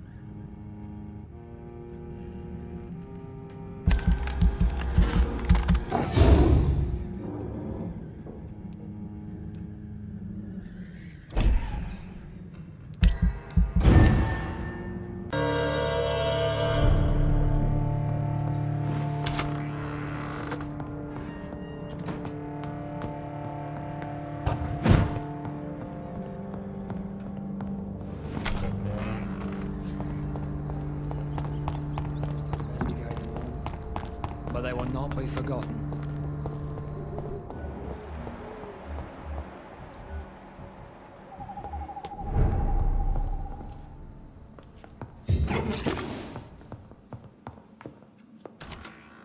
Good evening, Miss Price. How are you tonight? Dr. Reid, I didn't know you had returned from the war. I had a new doctor when you left, but he's not as kind as you. Always glad to see a former patient in good condition. It's been a long time. Too long indeed. And as a token of my appreciation, I'll grant you the best price if you fancy buying anything from my humble shop. May I look at your goods, Miss Price? It's always a pleasure to have you here, Dr. Reid. Take all the time you need.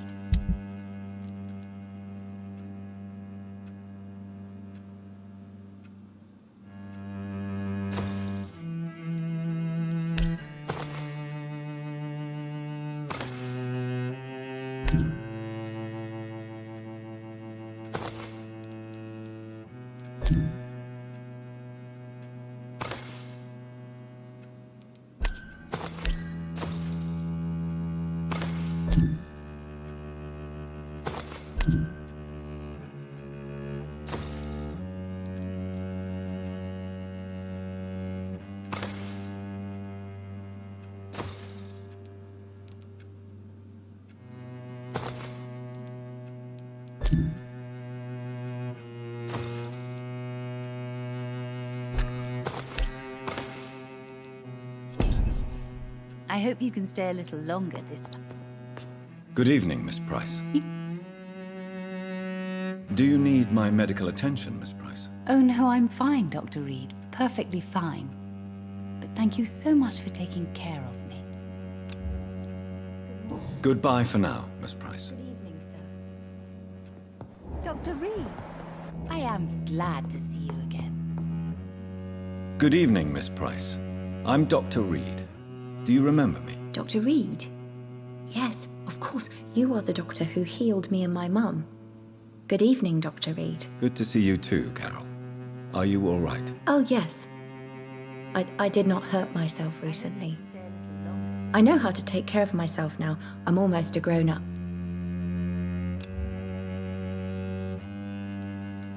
Goodbye, Carol. Good morning. Good evening. It's locked. Dr. Reid, I am glad to see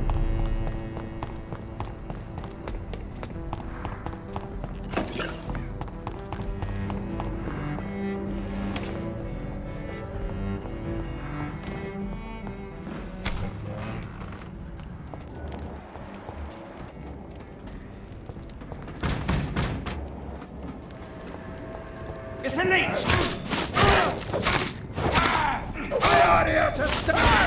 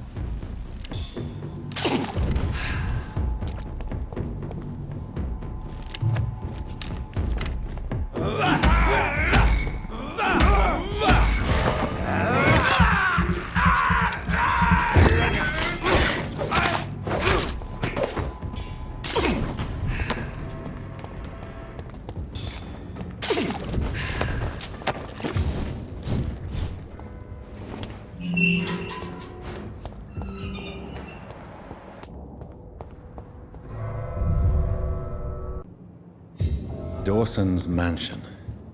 Here I am at last. But the question remains, am I ready to make a dying man my progeny?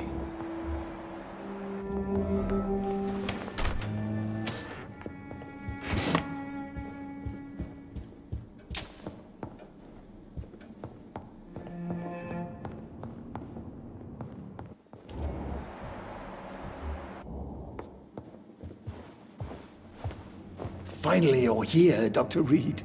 What took you so long? I had to pass several of your barricades and outposts to access your mansion, sir. Death, pestilence surround us, and time is against me. I see you've gathered some of the most expensive, albeit experimental, blood transfusion equipment available. All this could be so useful in a hospital. Yes, yes. Since Lord Redgrave sent me a doctor to perform my conversion, I thought you might find some of these devices useful. Most thoughtful. But tonight I'm not here as a physician. but I feel reassured that a specialist such as yourself would help me to escape the Reaper. Very well. But before I proceed, I have a few questions for you. If you must, but be quick, for I don't have much time left in this life. First of all, I need to be sure that you know exactly what is going to happen to you, sir. I can assure you I'm as informed as any man can be. I have planned for this moment, Dr. Reid. Planned very carefully.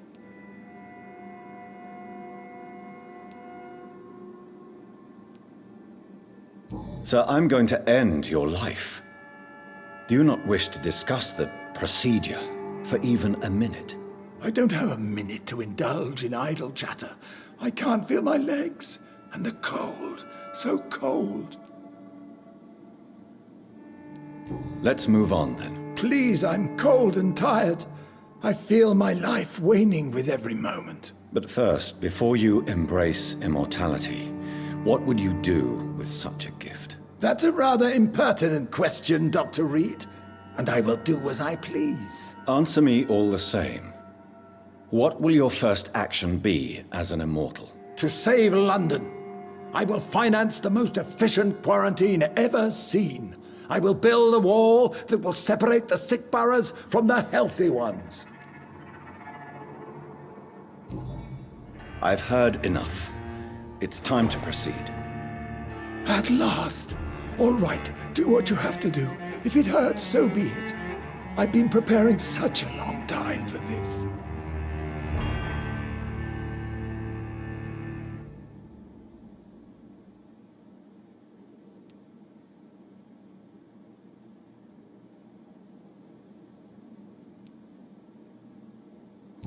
You don't deserve immortality, Mr. Dawson.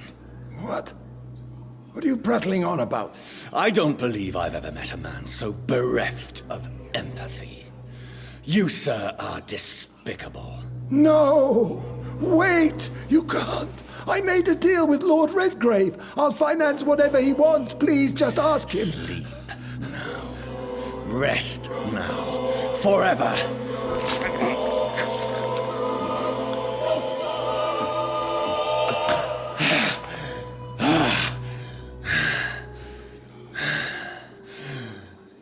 I would have lived forever. Who are you to decide my fate? Who gave you the authority?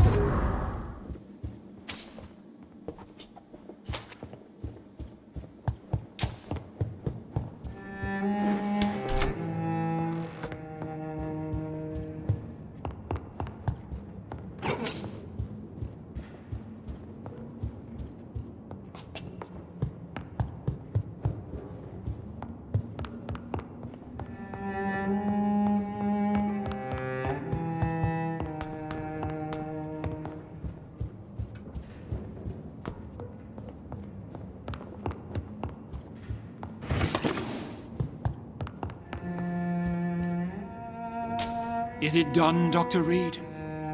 Is Aloysius Dawson reborn as expected? Alas, Aloysius Dawson was not brought back to life after his death. The man is gone. What? What happened? He didn't survive the procedure. He was too weak. This is unacceptable, nevertheless. You were given the simplest task. Well, get rid of me then. From now on, you're an outcast. Banished. You are forbidden to ever appear in front of us again. Ascalon will smite you on sight, and your heart will be thrown to the rats. I'll leave you then. Have fun with your puppets and shadow plays, Lord Redgrave. Yes, go, traitor, and take that awful creature, that counterfeit of a woman I saw waiting for you, and be gone!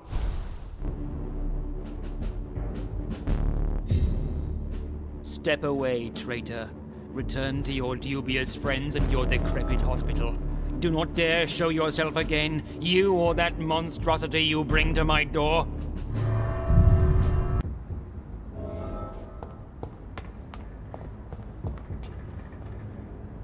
We meet again at the strangest of times, young Ekon. So do you serve the Earl of Bristol now? Old Bridget. What are you doing here? Your friend, the wise Ekon. She sent me to warn you. Lady Ashbury? You know her? Tell me what's going on. The lady approached me but a few nights ago, wanting to meet the sewer skulls. Once she questioned Harriet Jones. She agreed to help us. Harriet Jones is still with you then? How is she doing? Harriet remains angry, but is recovering slowly. Her mind is twisted, but at least her body is healing. Tell me what is going on. The lady asked us to keep an eye on your mortal doctor friend while you were away. We spotted the hunters. They were discussing plans to attack tonight. No time to lose then. I must go there right away. I shall return to my den. Have you a message for the lady? Should I see her before you?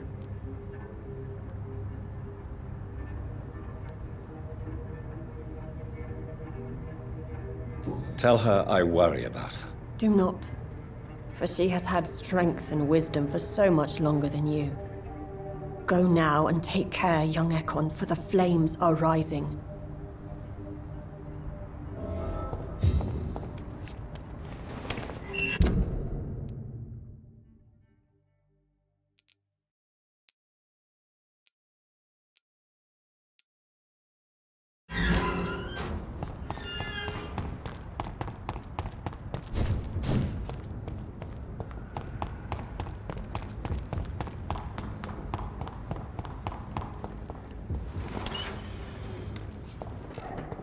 You really thought you could betray Lord Redgrave without paying the price?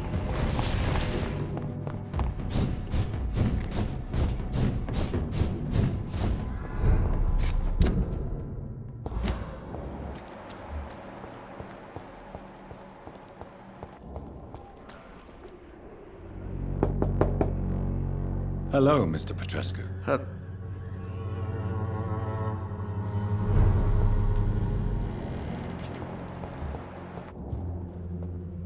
If you want to talk to Dorothea... We've not been... I am... Do you need some help? I am very tired. Well, I think you do. Take this, and you'll feel better. Free drugs from an English doctor. It must be my lucky day. Goodbye, Mr.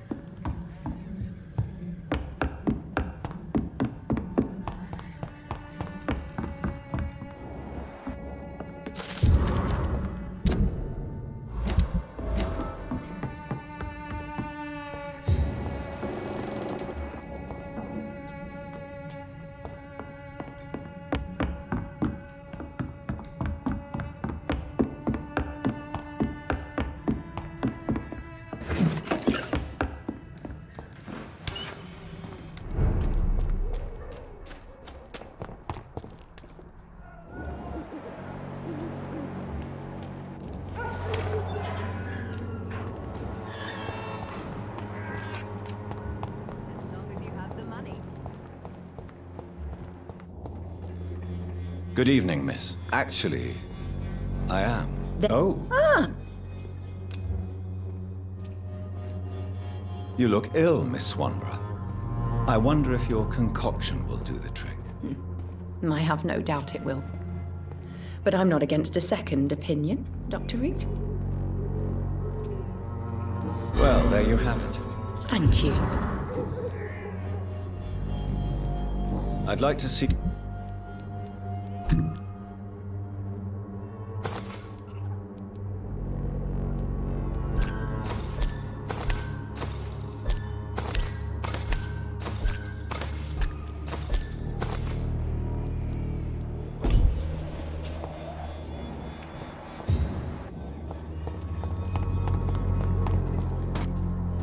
Good evening, Ben. I'm afraid...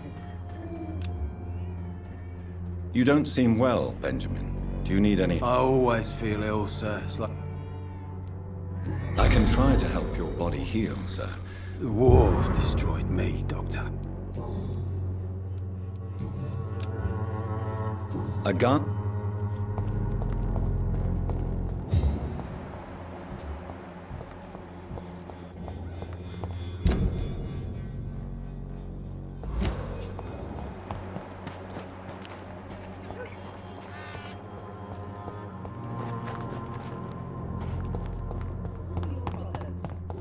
As long as you have the money.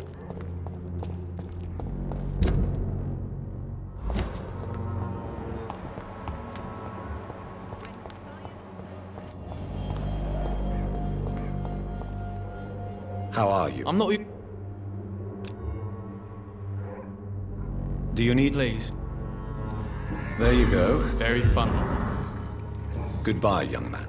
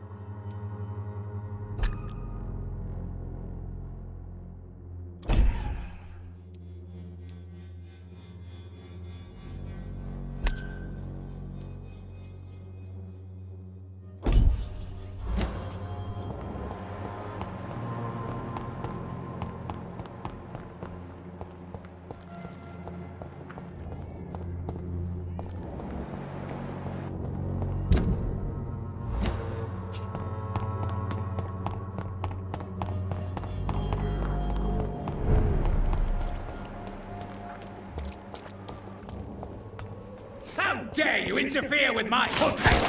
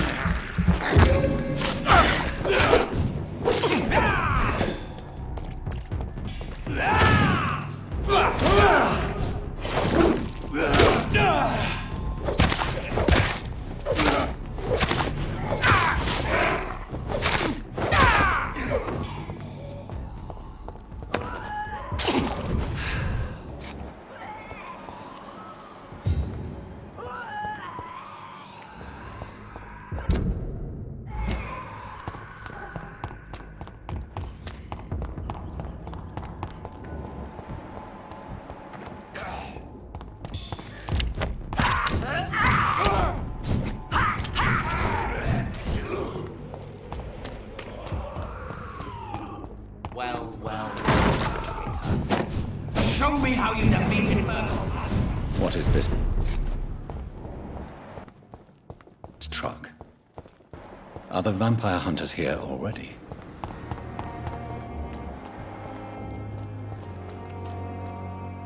Good evening, Nurse Brennan. Good evening. Do you require medical assistance? I will be... No. I'll try. Goodbye.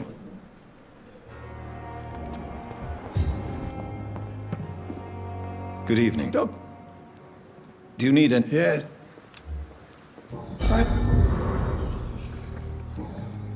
Goodbye, Doctor.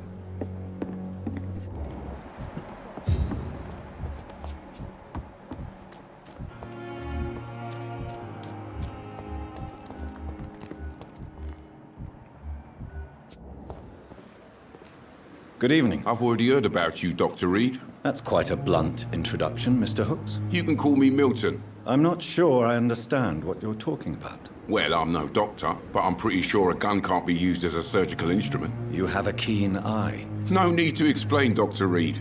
And if you ever need a better gun, remember, I may have something for you. Do you need it? I'm afraid... Our job... That's easy for you. Goodbye, Milton.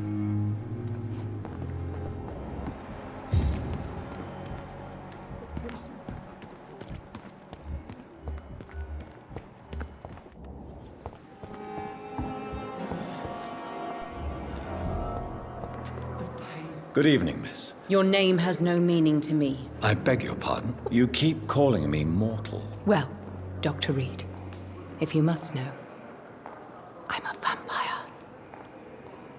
Do you require my services, Miss Howcroft? My condition cannot be understood by you, mortal. This curse is beyond your science. Well... Thank you, Doctor. Your efforts are admirable, though laughable. I'll leave you, Mistress of the Dark, to your nocturnal activities. That's Pembroke nowadays. Good evening, Nurse Hawkins. Good. Do you need medical help yourself, Nurse? I'm afraid I've contracted some illness, Dr. Reid. Not under my watch, Nurse. Take this. You'll feel better. Thank you, Dr. Reid. Goodbye, Nurse Hawkins. The life running in your veins. This dead flesh. Good evening, sir. Can I help you? Unless you're here to fix my face. No.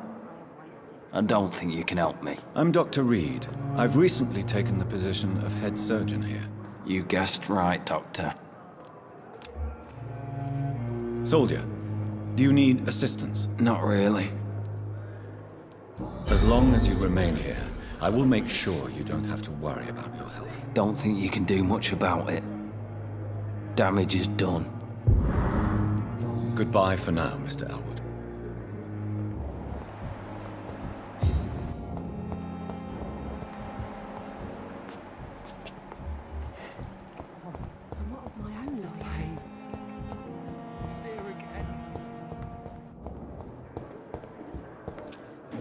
Good evening, Doctor. Dr. Reid.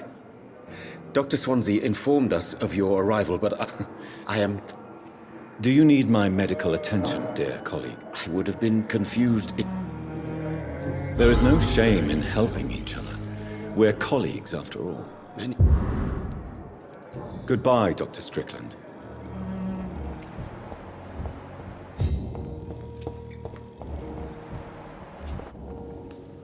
Good evening, sir. I'm Dr. Reid. Reid? Does my... Let us just... Do you need my assistance? Don't be... Then you are lucky that I have taken the time to do so. I wish this hospital could have received as much attention from you, Dr. Reid. We do not see you in surgery very often. Thank you for your...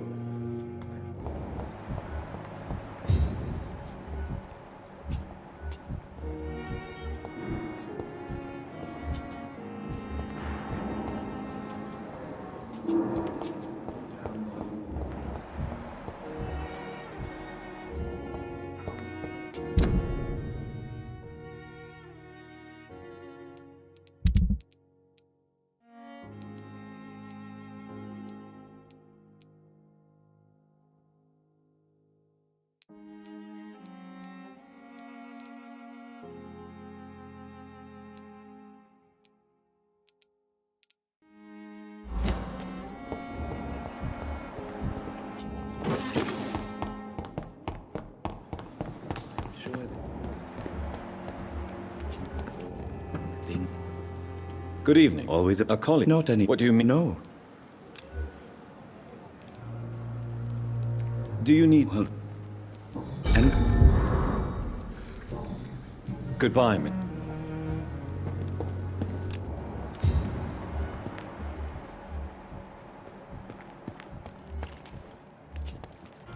More bodies.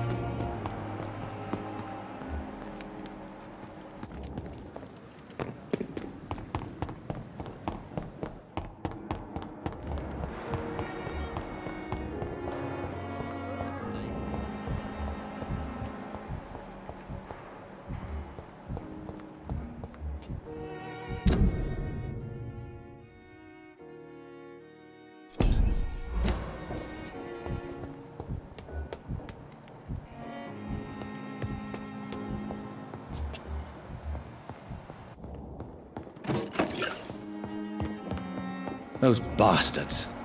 What have they done to Edgar?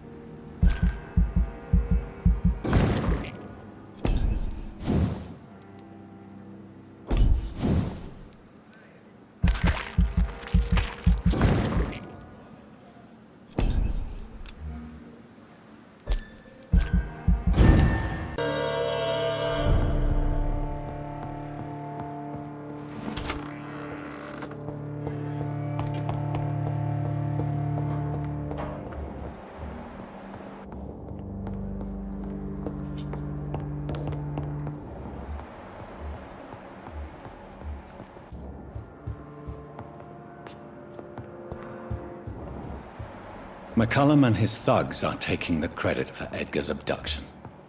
They really mean business.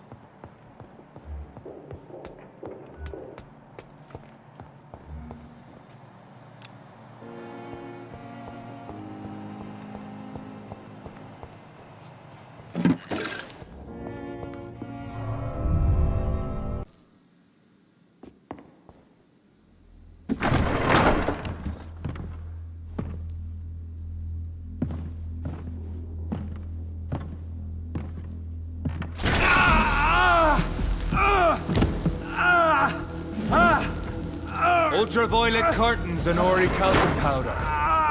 Dr. Swansea's always been a resourceful bastard. I bet he never told you he had this installed in case of a vampire attack. Says a lot about how much he trusts you. What have you done with Edgar? Don't worry. We don't kill humans. Even if your friend is deserving of a little punishment for one. What are you talking about? We know everything. Swansea and you created this bloody epidemic. You aim to unleash another disaster, just like William Marshall did. No! I'm trying to put an end to it, just like you are. You're the progeny, aren't you? Where is the monster hiding? It's still in England, isn't it? I have no idea what you're talking about. Jeffrey, please listen to me. No tricks. That shit won't work on me. We've found proof in the theater.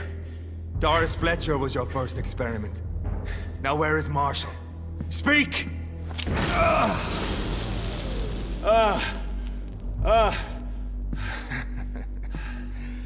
So much for modern technology. Time for the tried and true. Do you know what this is, Beast? This is a drop of King Arthur's blood. The blood of a true defender of Britain. Stronger than your evil powers.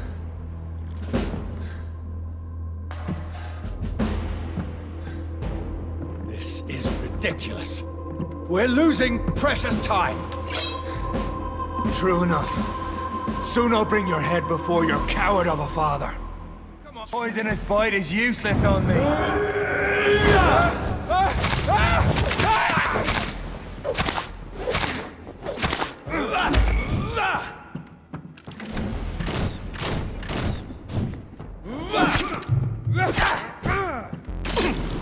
If you're so innocent, why does simple light burn you so much? Come on, Reid. Try something else.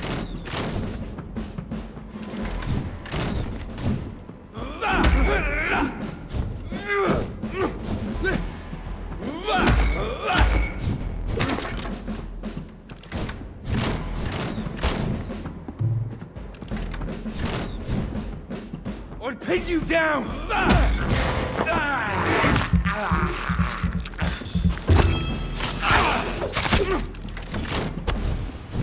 True light will cleanse you!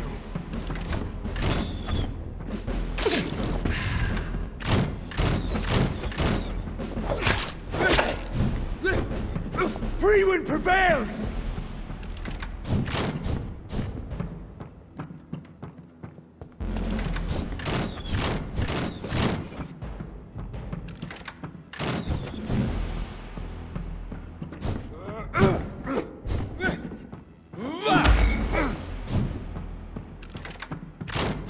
Your poisonous bite. Close your eyes! This is gonna hurt.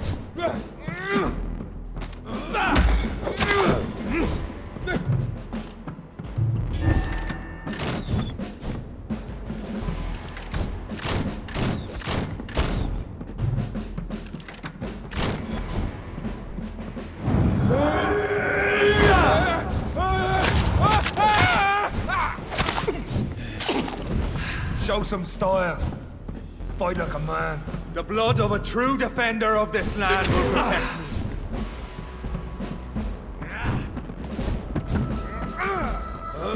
I know!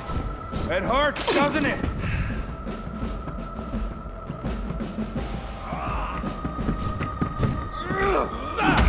Come on, Reid. Try something else.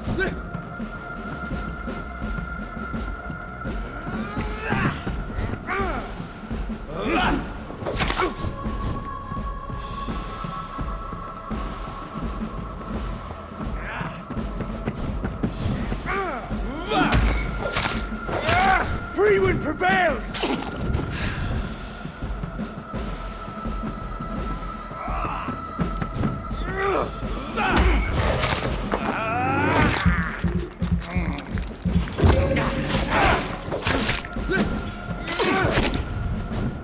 Close your eyes! This is gonna hurt.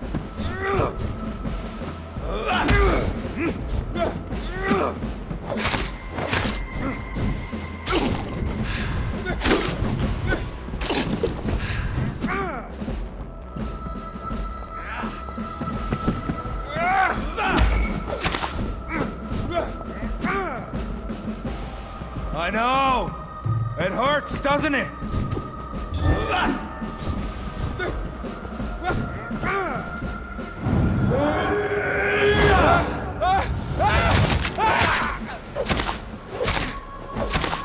If you're so innocent, why does simple light burn?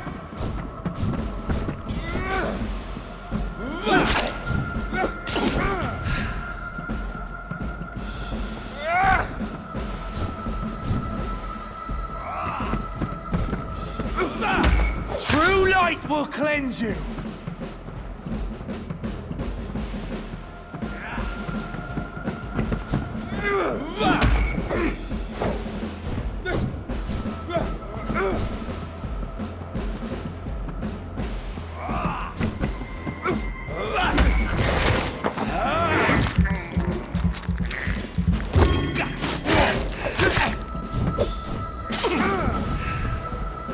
you're so innocent, why does simple light burn you so much?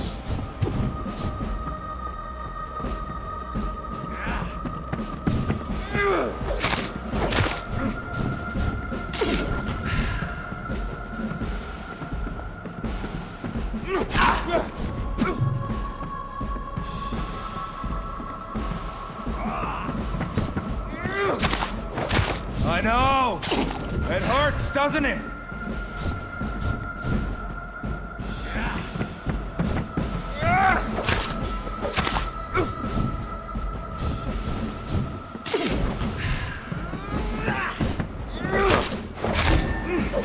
If you're so innocent, why does simple light burn you?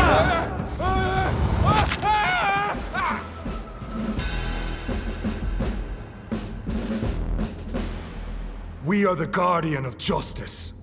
Priwen shall prevail. You can't accept the fact we're not enemies, can you? We always have been, and we always will be. Of all the evils that threaten mankind, your kind are the worst. I'm not saying we could be friends, you and I. But perhaps we could collaborate to put an end to this epidemic. Never! We are Priwen. We do not negotiate. We do not compromise. There is no way you'll ever let me be, McCullum. You'll always hunt me down, won't you? There is no escape, Leech. Kill me now. For there is no way you can sway me to your ideals.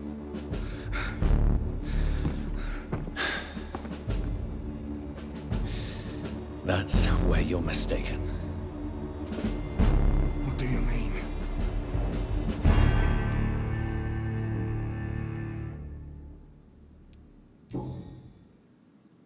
I'll spare you, McCullum. I'll offer you the mercy you never offered me. What is this ruse? This is no ruse, McCullum. This is me letting you go. After all, you and I are both trying to save this poor country in our own way.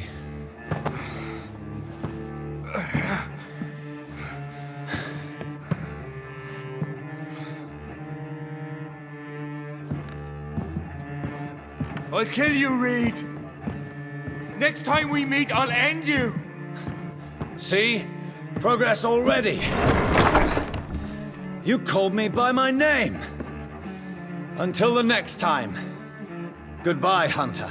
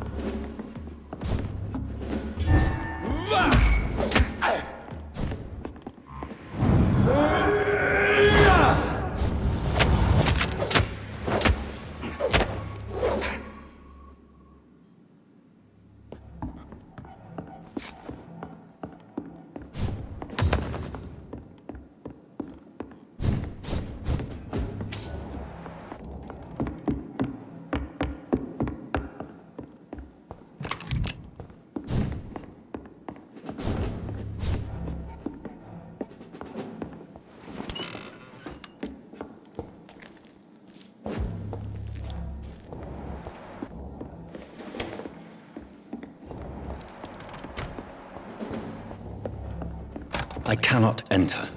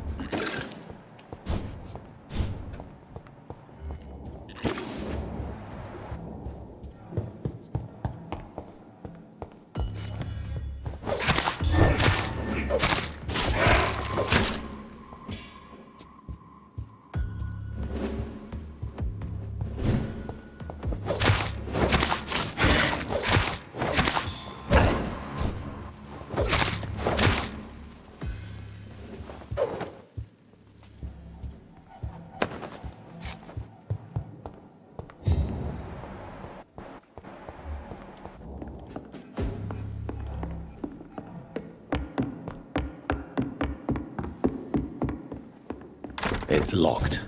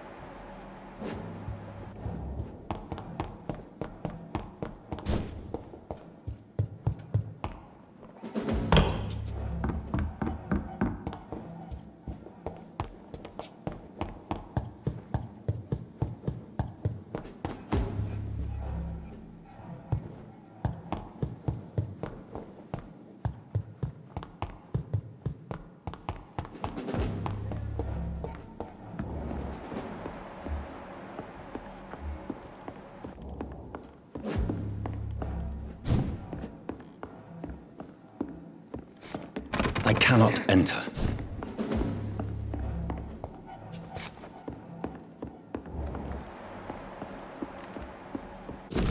Doris Fletcher was about to become a disaster. I'm getting close to having all the evidence.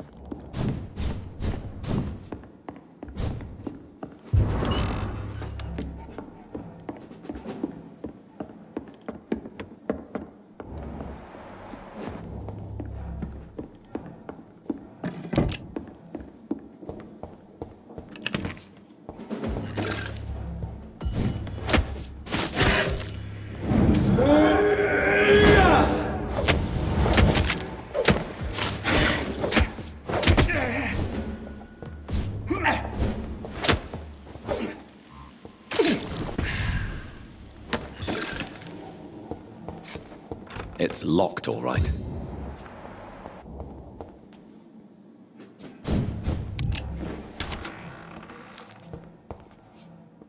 It's locked, all right. Blood of a pure heart, garlic, blood of a king. I don't understand. Perhaps this is what McCullum drank. I had better keep that in mind. Edgar. Edgar, can you hear me? Jonathan, is it really you? Easy. Easy. Save your strength. I'm getting you out of here.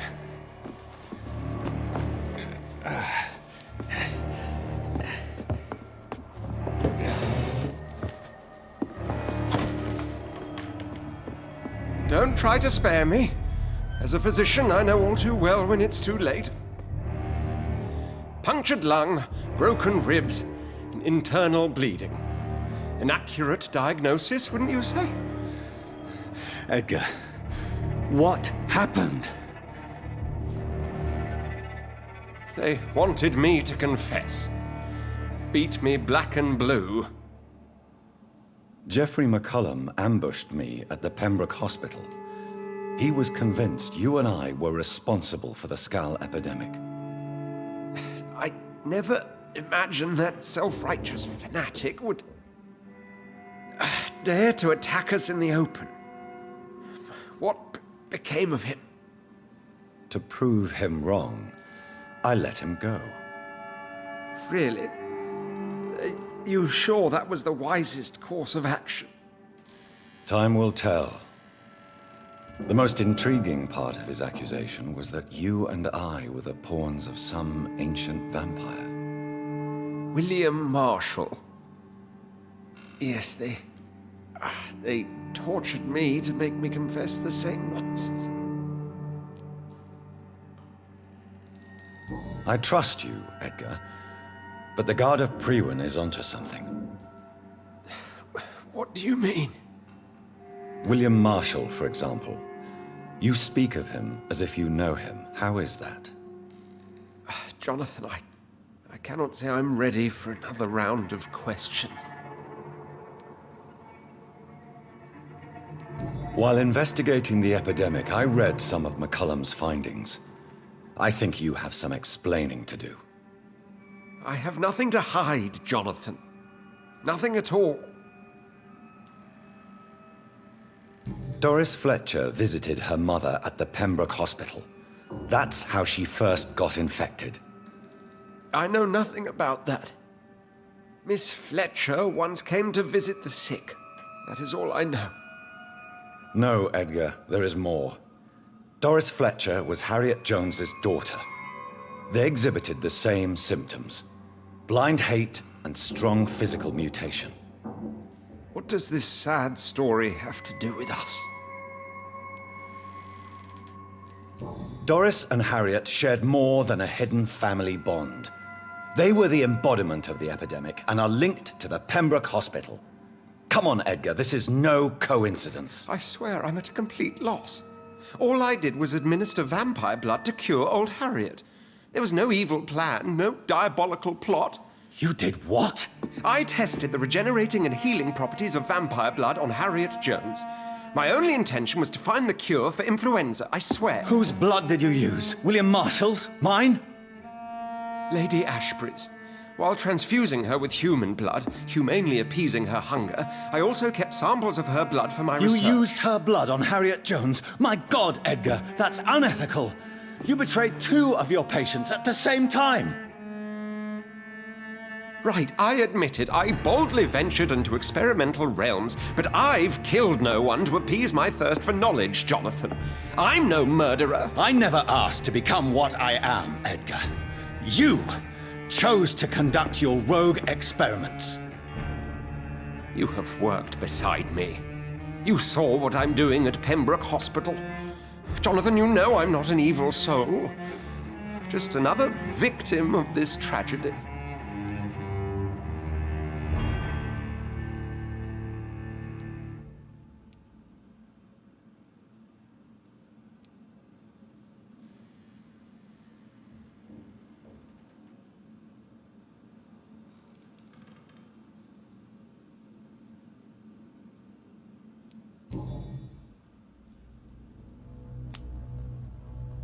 Yes, your death is imminent, Dr. Swansea.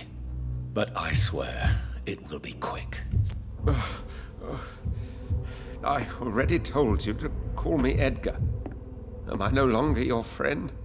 I believe you never have been, sir. You have lied to me at every step and betrayed the trust of a woman I cherish. You and the lady? Really? Why, I should have seen it coming, I suppose. May I add that I welcome this?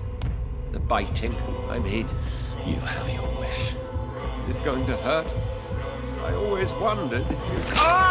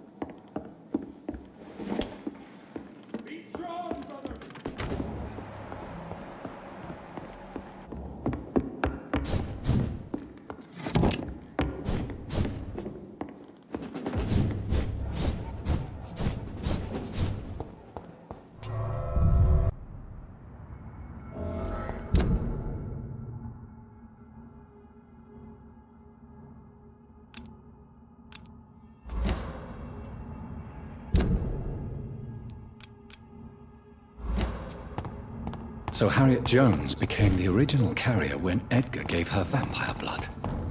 I must tell Elizabeth. Leech spotted! Watch out! Watch out, boys! It's an leech! Kill it! Want some of this? Over there! There's one of them vermin!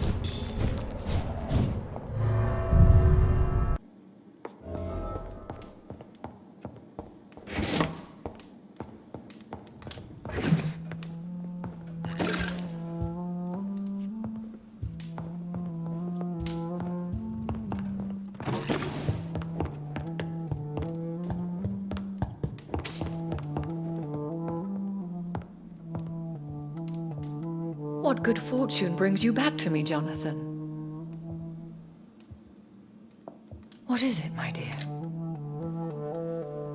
I'm afraid it's bad news, Elizabeth. The worst, actually. Please, speak up. Edgar is no longer in McCullum's grasp. I resolved that matter. Where is our good friend now? Is he well? He was mortally wounded. I put an end to his misery. That is terrible, Jonathan. And yet you did what you must. The poor man. Edgar Swansea was responsible for the Skal epidemic, Elizabeth. It was he who unleashed the deadly scourge upon London. What? Are you certain? This is the most terrible accusation of all. He confessed everything to me. He sought to cure the disease, to exploit vampire blood to stop the epidemic. But he unwittingly gave birth to a catastrophe. All those poor victims. How could he do it? What happened?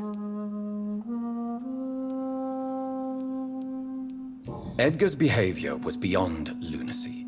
He had neither the discipline, knowledge, nor the proper facilities to conduct blood experiments. I must say I'm shocked, Jonathan. Who would have thought it? And the poor patient. Let me guess. It was Harriet Jones, was it not? Yes. That explains how Doris Fletcher was infected, and how she became an Icor. She secretly visited her mother at Pembroke. Then we have no choice. We must act quickly, Jonathan. We must return to the sewers and put an end to the threat poor Harriet embodies. I have one more matter to discuss with you. Harriet Jones was the primary case, but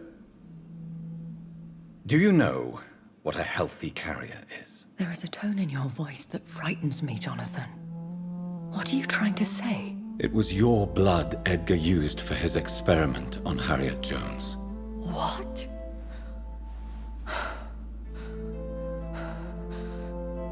No. No. This can't be. Oh. Elizabeth, are you all right? No, I have to go. What do you mean? Leave me alone. Save the city, Jonathan. Save what can be saved. Elizabeth, I need answers. Why did your blood Stay cause away this? from me. Please. I swear I never was your enemy. Wait! No! Elizabeth!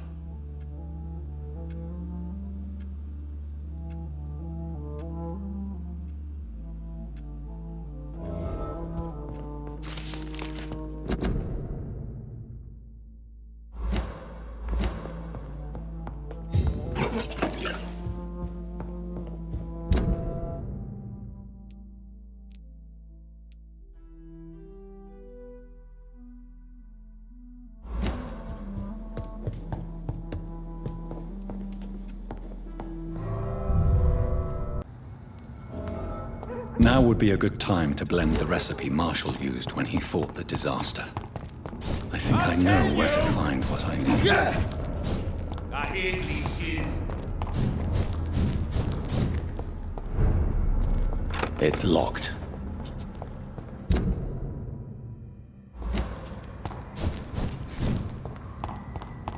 Die, beast! Over there! There's one of them burning! He's mine! I'll take it! I'll send you to hell!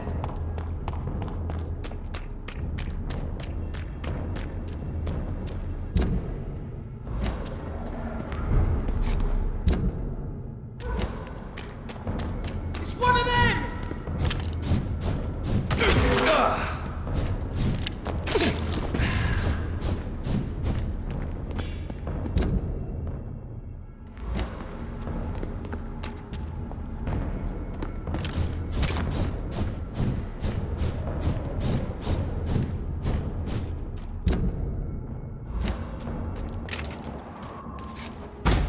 Human! Kill it!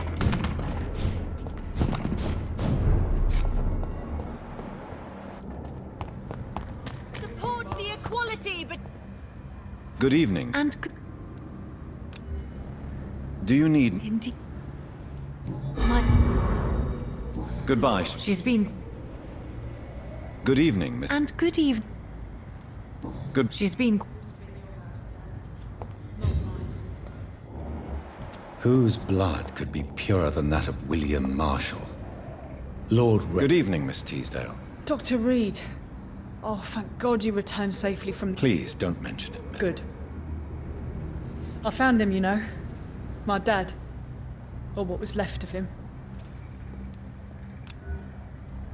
Do you need my medical attention, miss?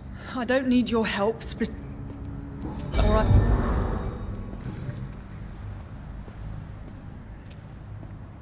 Goodbye, Miss Teasdale. It's always been your house, Dad. Not mine.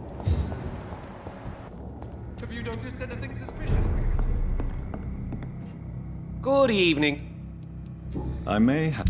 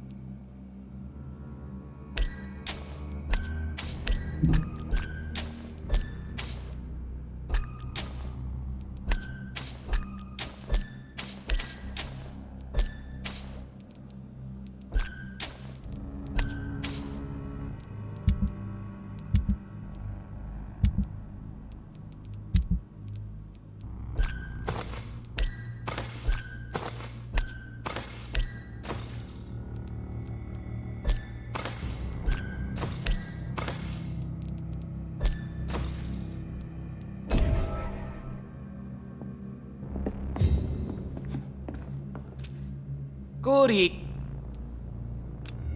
Do you need... You would... I cannot... Goodbye, Miss...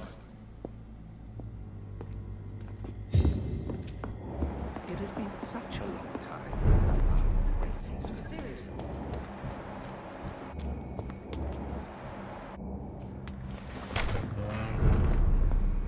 Women die too in this war!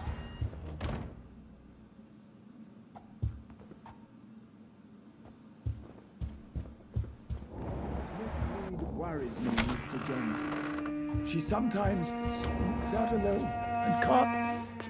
Yes? Do you need... Good... Of course.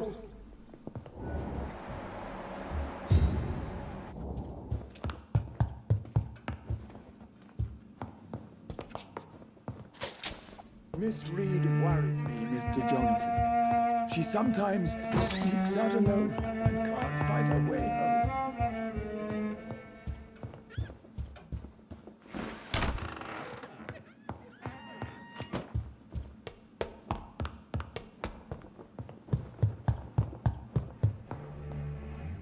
Hello again. Do you need... Goodbye, ma'am. Goodbye. Yes, Jonathan. Spending... It's locked, all right.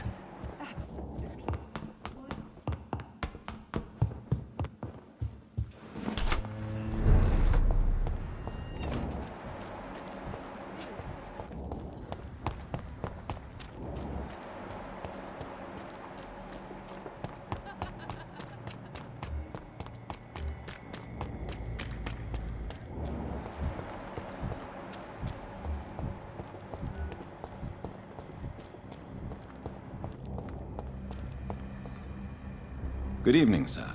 May I have your attention, please? Come on, Johnny. Don't you recognize your oldest friend? Clarence. Clarence Crossley. How are you? My God. So you survived the war too. So sorry I didn't recognize you at first. I almost didn't recognize you either. War does that to men, I heard. In my case, it was true, for I witnessed the horror that lies underneath.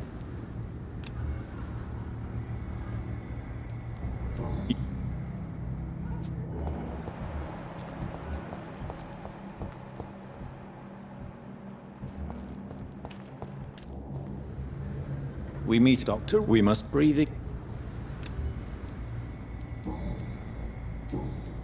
Do you need... Goodbye. Is there anything to connect me to this city anymore?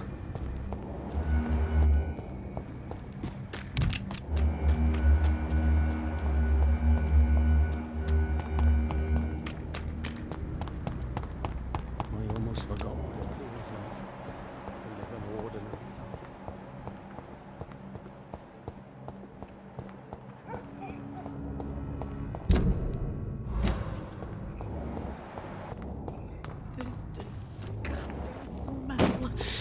I can't Good evening, miss. Can I help you? I am... Miss, you don't seem well at all. Are you afraid of rats? Has one bitten you? No, it's me who bites them. Tasty, juicy, disgusting rats. I can't stop eating them. Help me, please. Help me to disobey the voice.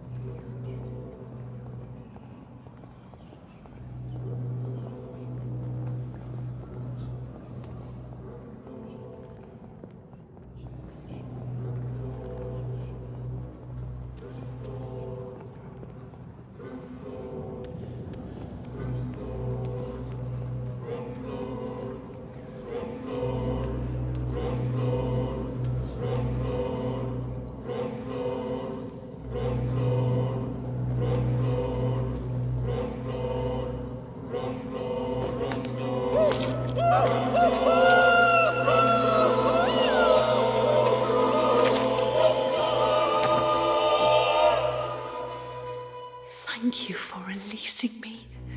I can finally say the name of my torturer. It's Jacob Blackwood.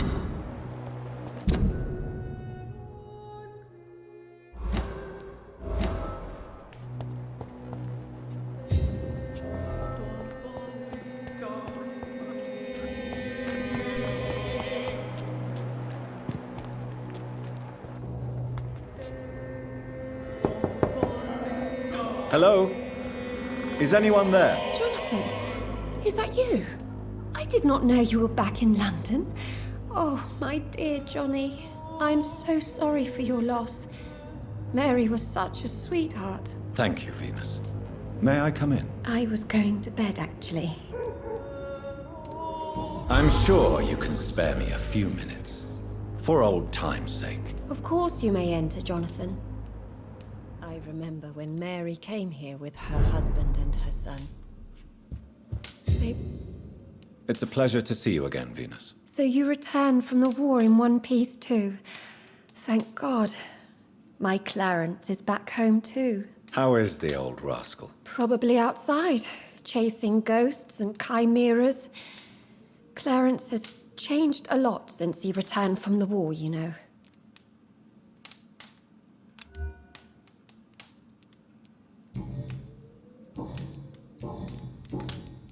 Have you any recent news of Aloysius Dawson? It's not such a bad thing for rich people to remember that money can't protect them from disease and death.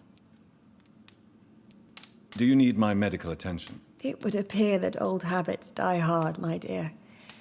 I would appreciate your help as always. And I'm happy to give it to you, as always. Thank you, Jonathan. You know that you are always welcome here.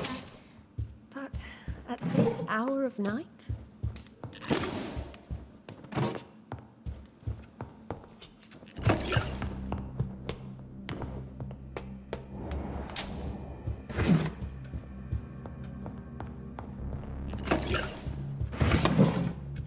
It's locked, all right.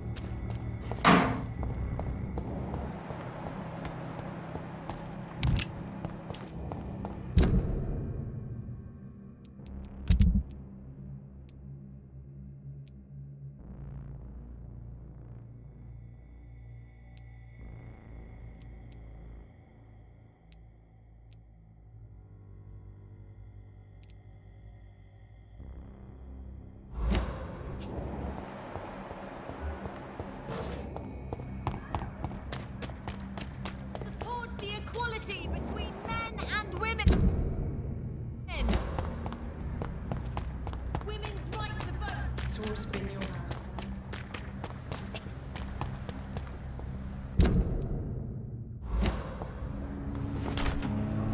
The West End at night.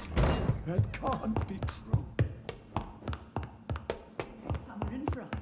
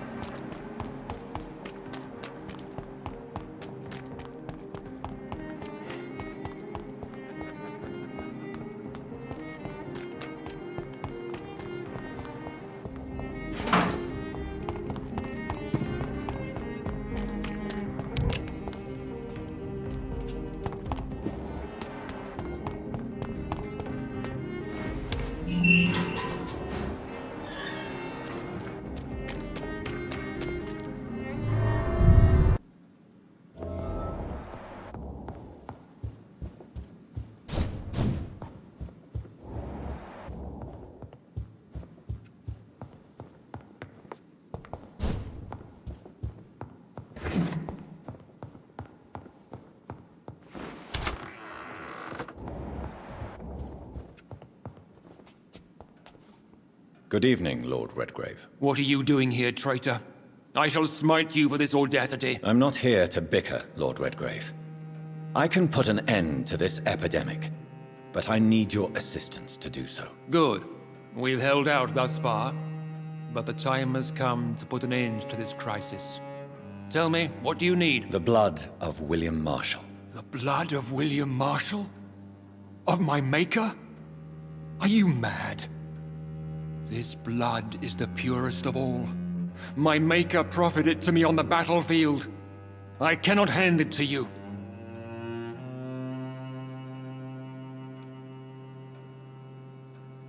This is more important than the club, you, or me. This is London's last hope. I see. Well, in that case, given the gravity of the situation, I suppose I can spare you a drop. Thank you, my lord. If you manage to save this city, you'll prove yourself a veritable servant of the crown. So Godspeed, Dr. Reid. Our fate lies wholly in your hands.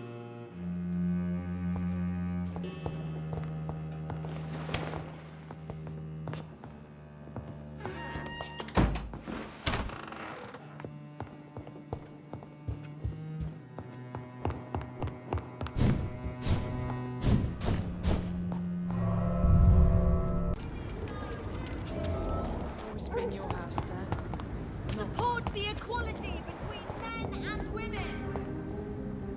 Good evening. Do you need... You need some rest.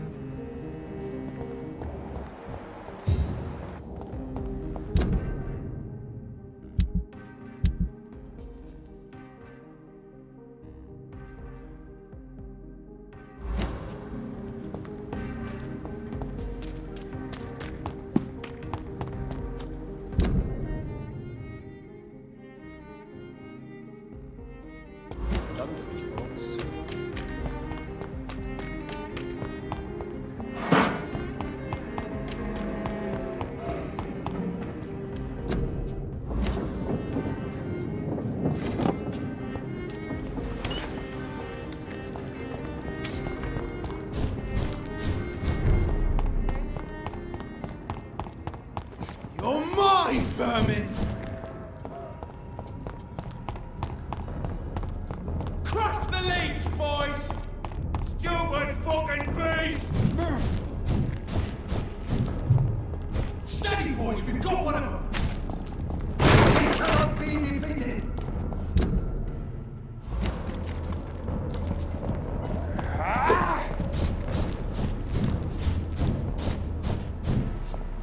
A leech! A leech! Stop! This one's mine!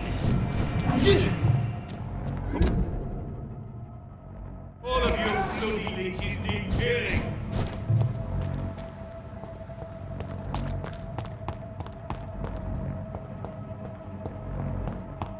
I cannot use garlic, but there may be a substitute in the Pembroke drugs.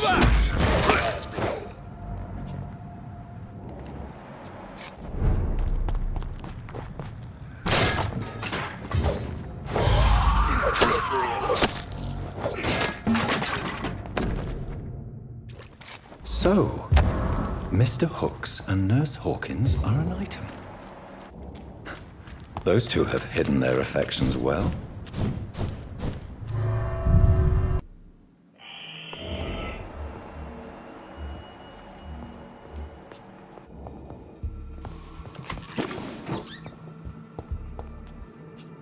Back in the grave!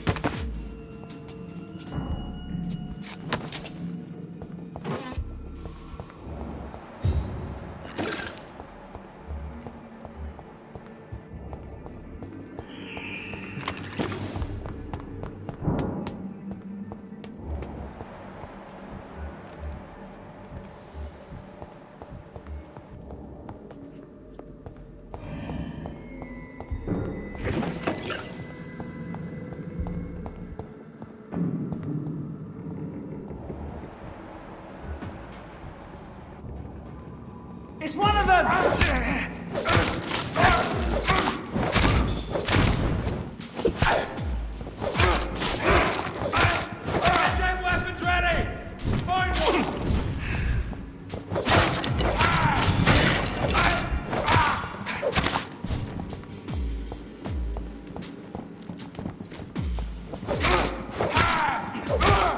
Filthy murdering bastard!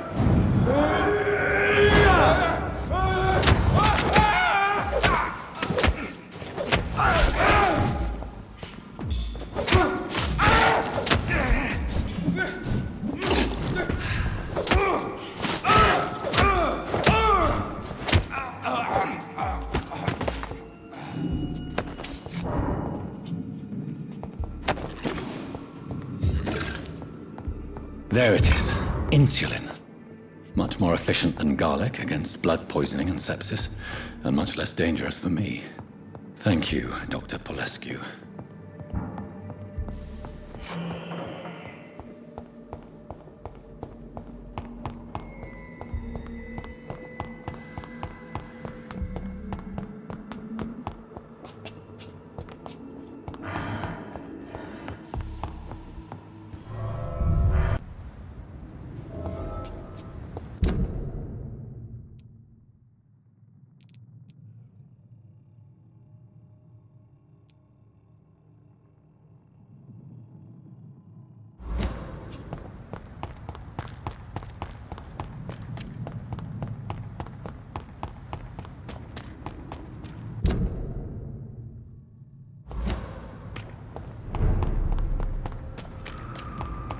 Over there! There's one of them vermin! Mine! I'll take it. He's mine! I'll take it!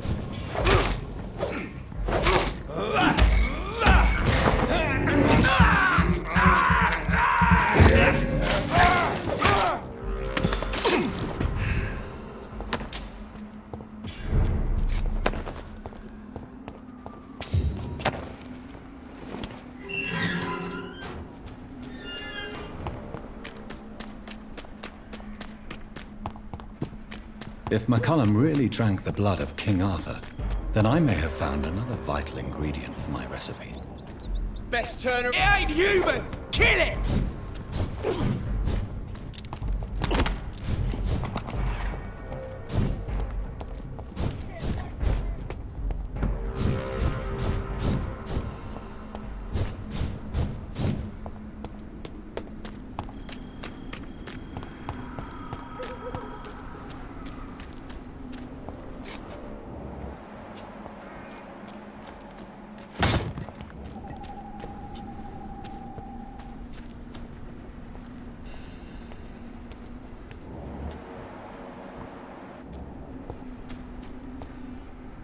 Good evening, vampire hunter. Are you here to end me, Leech? You'll find I will not be killed easily. Not at all, McCullum. I am here because I need you. Really? I'm intrigued. Speak up, then. I need the blood of a king. The blood of Arthur. I'm certain you possess it, and I must have it. The Guard's most sacred and precious relic. Why would you? You found Marshall's memoirs. I should have destroyed that book. I need the antidote to save this city, McCullum. It is within me to take your words as truth. I want to, but I must know more. What precisely are your plans?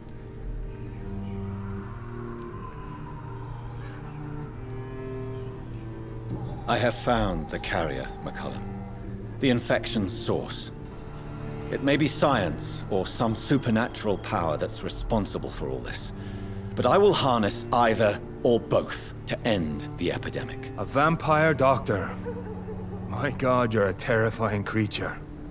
Jonathan Emmett Reid. Do you not understand? We wanted the same thing from the outset. A means to end this vampire epidemic. Not enemies. Maybe that is so. Take it then. I see no other hope for this city. If this is some trick, you will be damned, Dr. Reid. Thank you. And farewell, McCullum. Unbelievable as it is, I wish you good luck, Reid.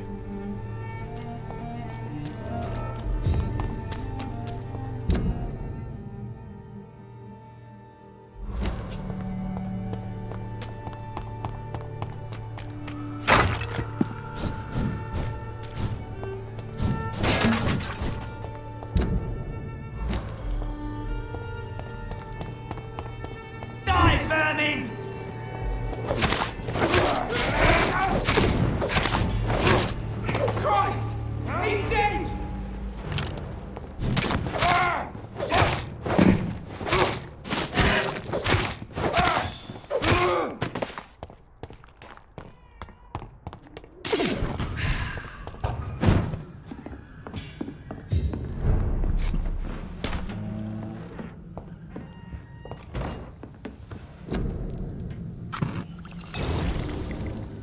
The blend seems stable.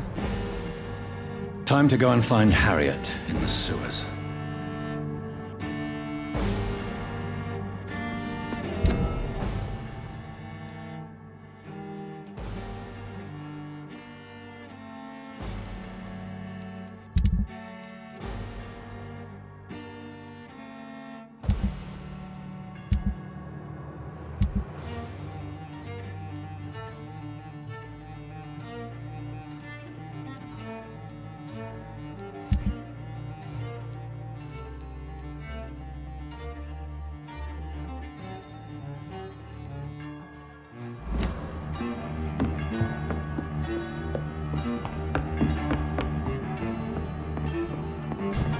Steady, boys!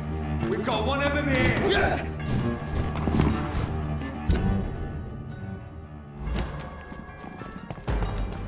Die, vermin!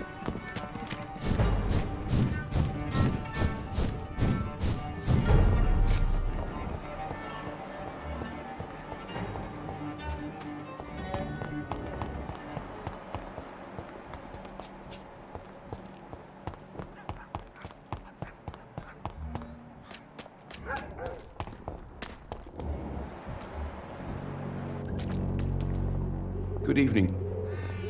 Do you need... Good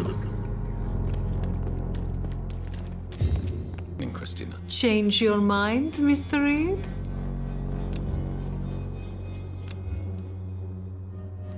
Goodbye, miss. Take care of yourself as best you can.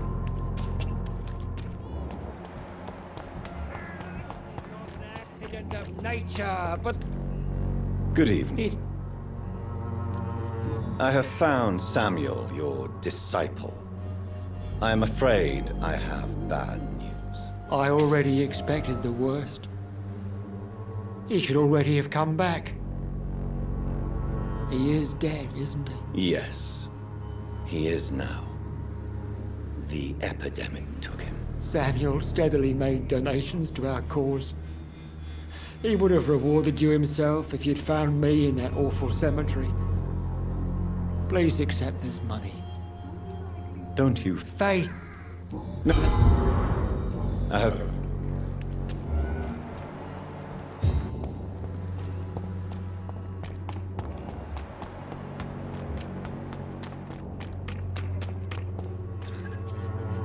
You... Goodbye. Price, good quality. Cab. Fancy pop. You never... Goodbye for now.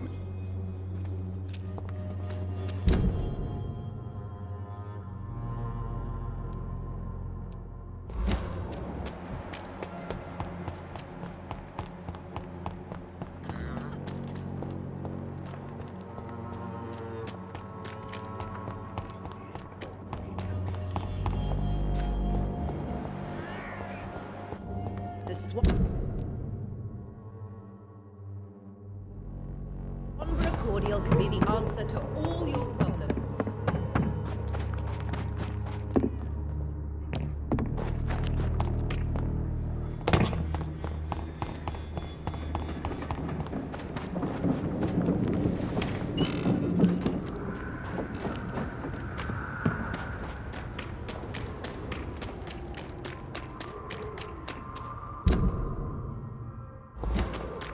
See them fancy clothes? This one's a top!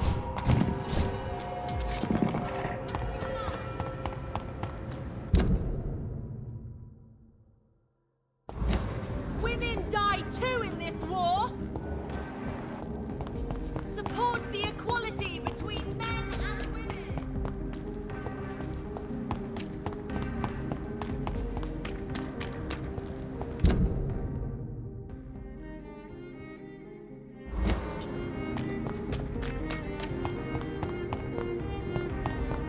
Is there anything to connect me to the city any?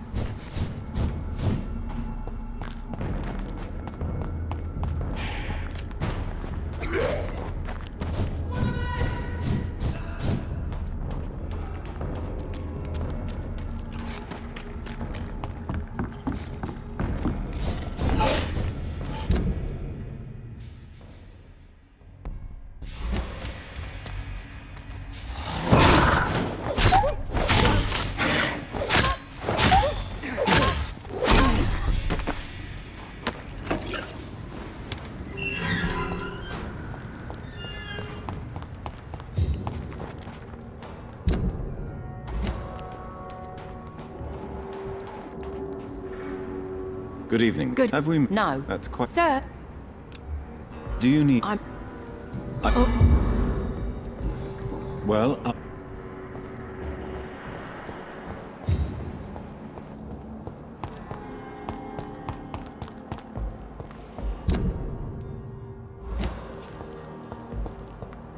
It's locked. All right.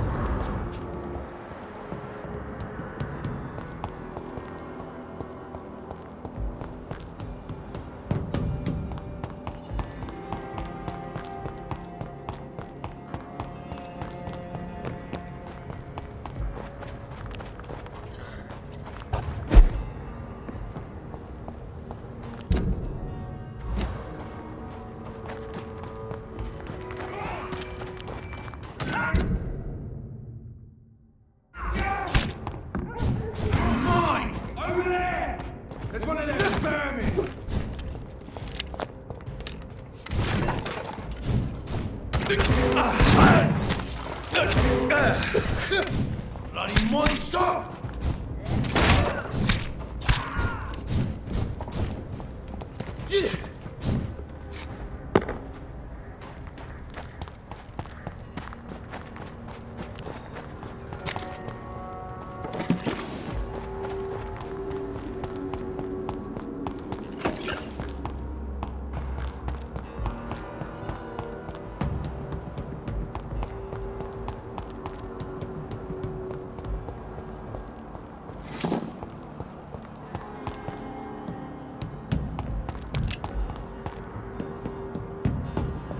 I cannot enter.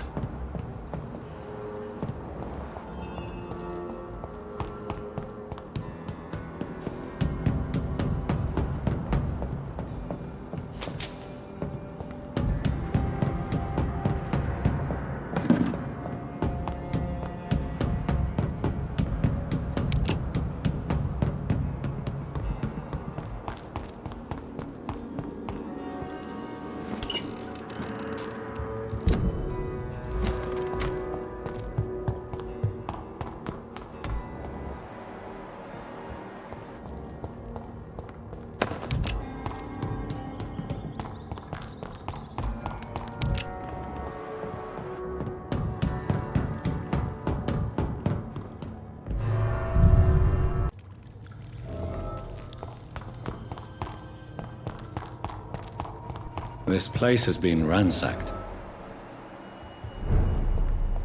They've all been slaughtered. Priwen. No, not their style.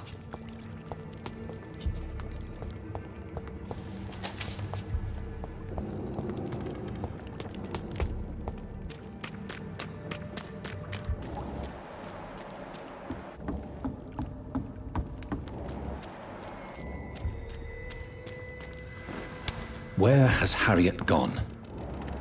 She must have left a trail I could follow.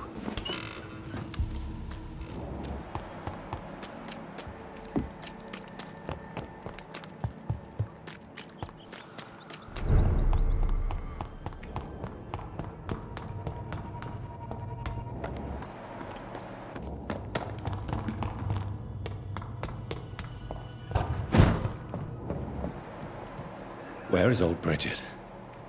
Damn! If I'd come earlier, they would still be alive.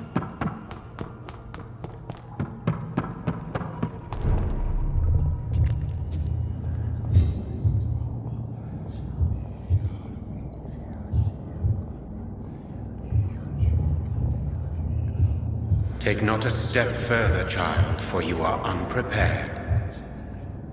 You, at last. I wondered when you would show your face again. Step away. We have nothing to discuss. Desist, child. You cannot confront the monstrosity unleashed upon this land without due preparation. I shall not allow it. All right. But no more riddles. Enough of the obscure songs and prophecies. I ask questions, and you answer them. My words have been as clear as crystal lakes, my child. You seem unwilling to drink, to listen, to learn. I'm here to stop Harriet Jones. She is the original carrier. The well from which this corruption flows. I have heard you, but be wary. Harriet Jones's mind is no more. She has metamorphosed into an apocalypse. Born from, drenched in, and driven by the blood of hate. I only wish to know how to put an end to this epidemic. To perform an act so noble, you must protect yourself from its poisonous kiss, my child. I know. McCullum used such a serum when trying to kill me. However, I have produced a more efficacious version of the antidote. Your final task awaits you at the end of these tunnels. I've known for ages you were worthy of this challenge, my champion, Bittersweet. You tricked me. My sister died for your schemes. I have brought suffering and tragedy into this world. I am not, nor will I ever be your champion. Very soon you'll come to know that sacrifice is sometimes necessary. I understand the grudge a child bears towards his father and mother. Be brave, my child.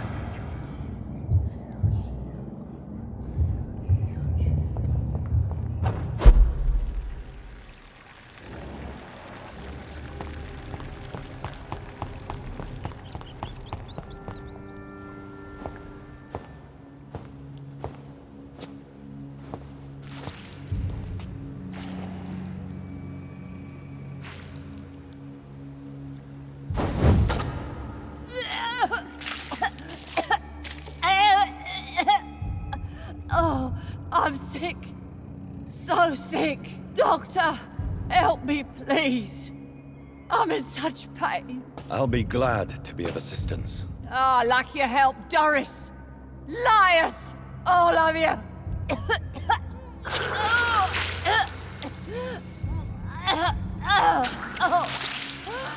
My poor baby. I've been such a bad mother. But the Queen herself forgave me.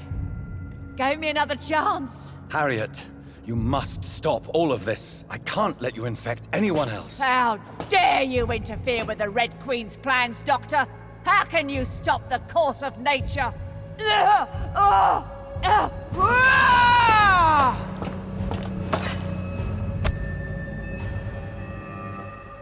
you ever help me? I've been alone all my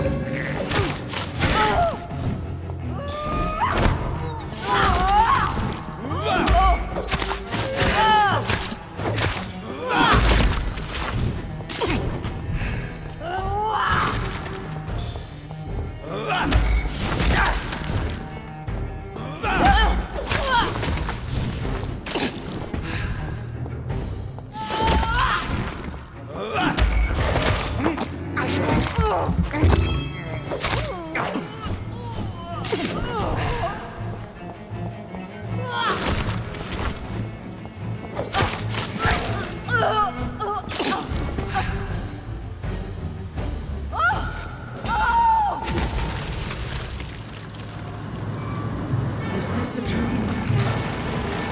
Am I awake?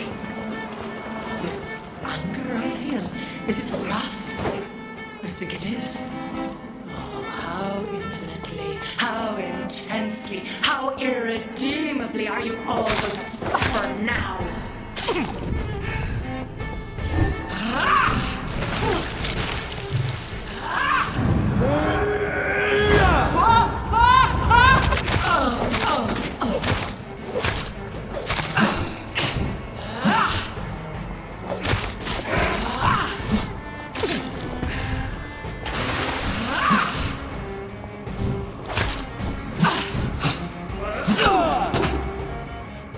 Feed your mother, child!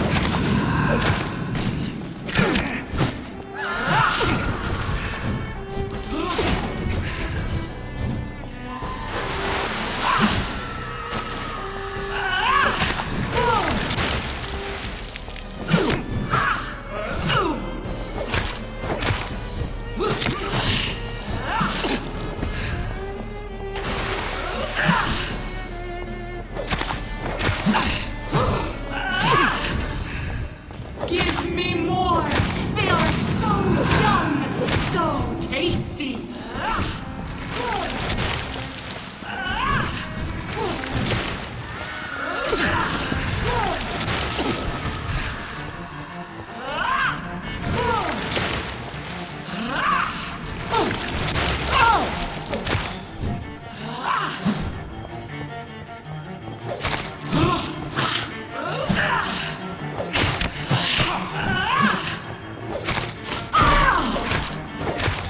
Feed your mother, child!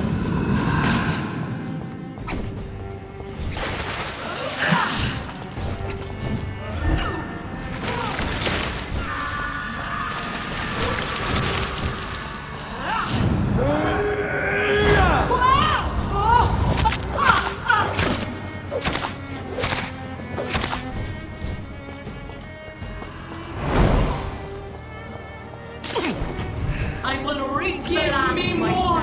They are abundant, young, so tasty!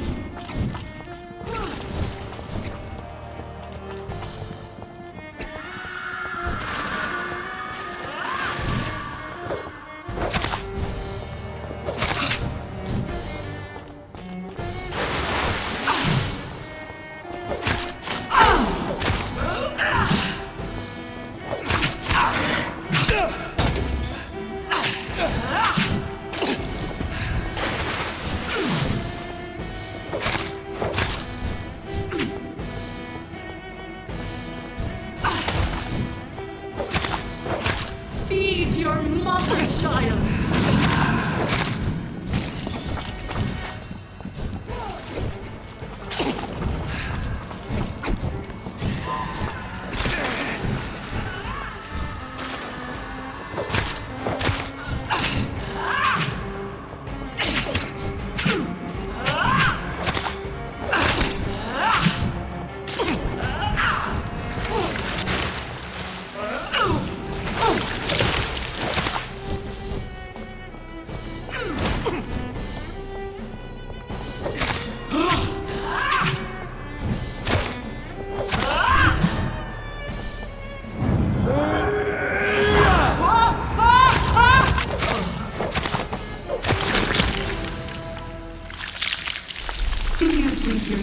defeated me, my child. No one could ever defeat you, mother of us all, for you are our every root and leaf. You've always been my most amusing son. Then go back to sleep, my queen, and smile at us from your dreams. Did they feel my wrath? Have they suffered enough? More than ever, mother of us all. Until the next time. Until the next time.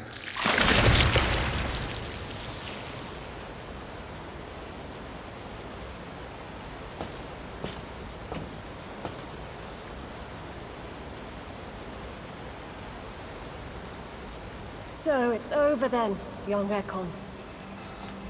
You have put an end to this terrible menace. Old Bridget? What are you doing here? This is my realm, Ekon. This is Suaskal territory. But they were all massacred by the monstrosity that Harriet became. Others will come, engendered by deceitful vampires. I don't mean you, of course.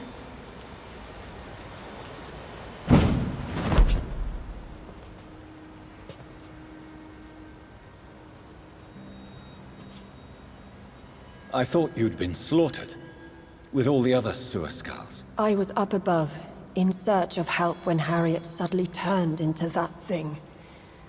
I have no idea what it was. It's all over now. The epidemic has been stopped. Yes, you prevailed in the end. I hope you'll forgive me for the way I treated you when first you presented yourself at our gate. No need to apologize, really. Perhaps there will be no stories told or songs sung of what happened here today. But I'll know the truth. Jonathan Reid, newborn vampire, stepped forward and saved us all. I'm honored to be part of this city's legend. Thank you, old Bridget. May I ask you just one question? How could I refuse you anything now? I'll answer just as I answered Lady Ashbury when we met a few nights ago. Who are you? Really? I was born with the name Bridget Eleanor Wellington. In 1738, my beloved and immortal husband decided to preserve my beauty and youth forever by making me drink his blood. You were Lord Redgrave's wife. Then the pompous fool rejected you, did he not? It was about 200 years ago. Peace found me in time. And I sincerely hope it will find you too, now that all is over. No, it's not over. I may have ended the vampire epidemic, but I still need answers from the woman I love. I feared you would say that. Go then, young Ekon, and face your fate. Just remember that I'll always be here for you.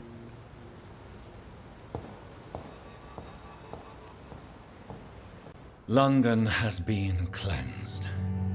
This catastrophe came about when an ancient, malignant will crossed paths with mortal imprudence. For now, we are safe. For now. My craving for blood remains. Red like hate, red like hunger. Red as life and death, passing from one immortal to another. From predator to victim. Patiently biding its time to rise again. London has been cleansed for now, but there's a simmering hatred, fear, and old grudges. When will we succumb, mortals and immortals alike? The next disaster is only a matter of time. My only hope now is to catch the woman I love, to understand why she fled, and unmask the secret that has been lurking in her blood for so long.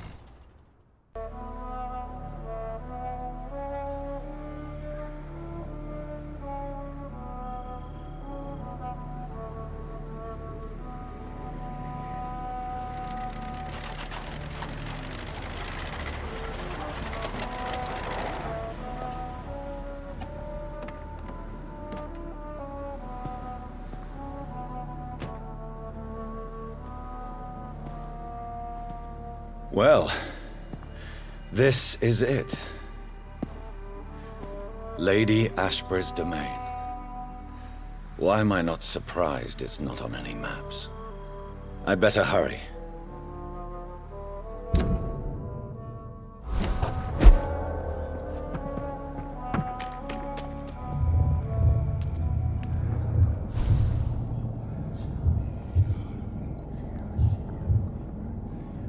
Beautiful morn, my child.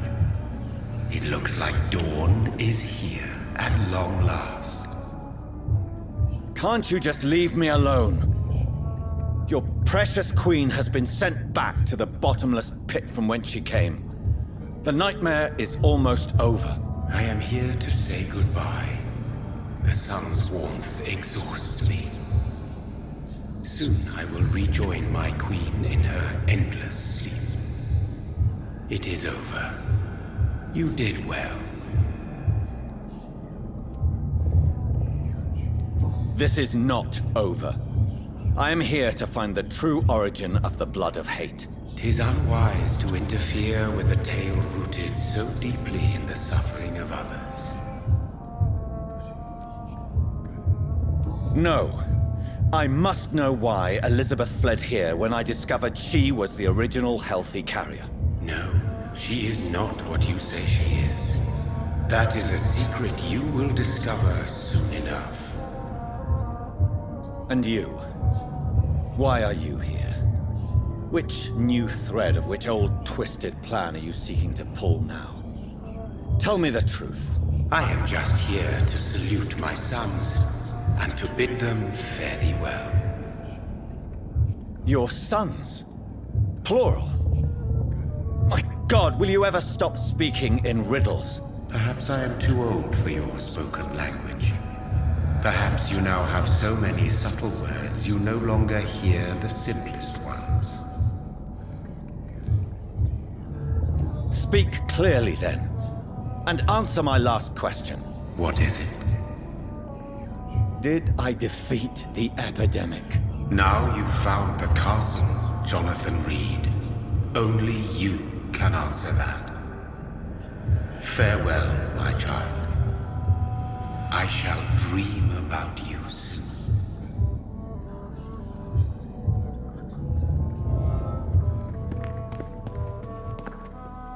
It's locked. The castle walls look decrepit. Maybe I can find a way to sneak in.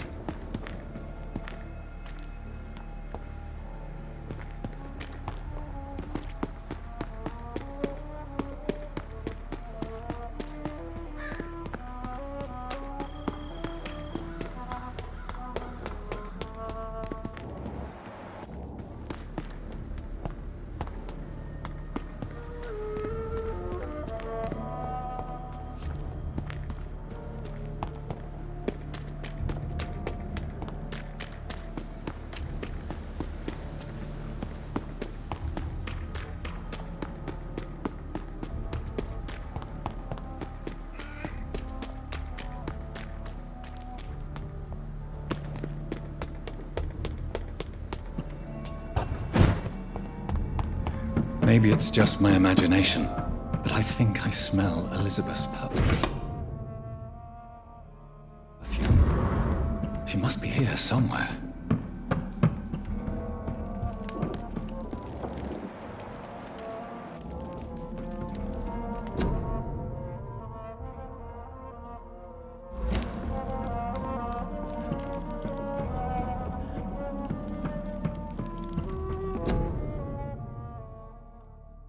Elizabeth, my love, you allow my portrait. This castle is falling apart.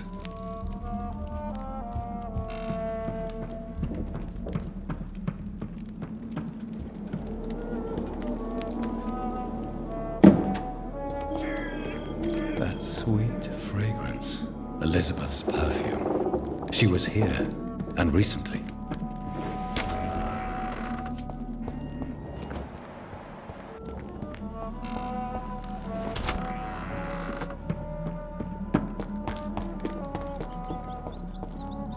This painting looks suspicious.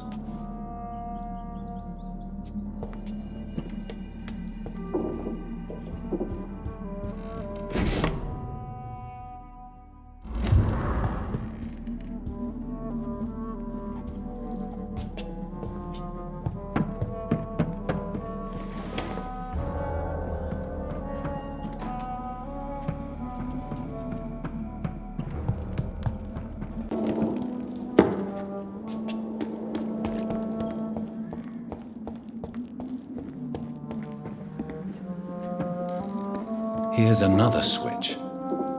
I should keep looking.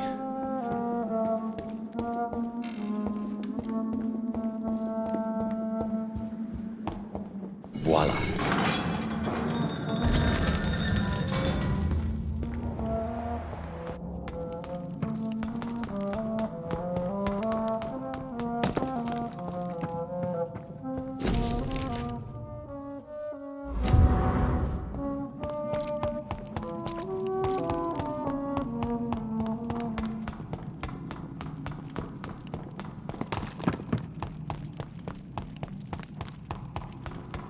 Drop your...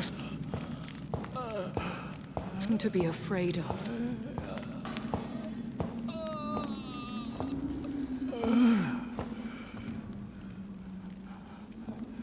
Shall we abandon this then? Shall we lower our heads? No. Never. You taught me that. Blood is approaching. Old but young. How strange. Shall I drink it? Smite it? No, Father. He is a friend. Please, rest. I'll take care of it. Caution, Elizabeth. Deceit runs through these veins. I know, Father. What took you so long, Jonathan?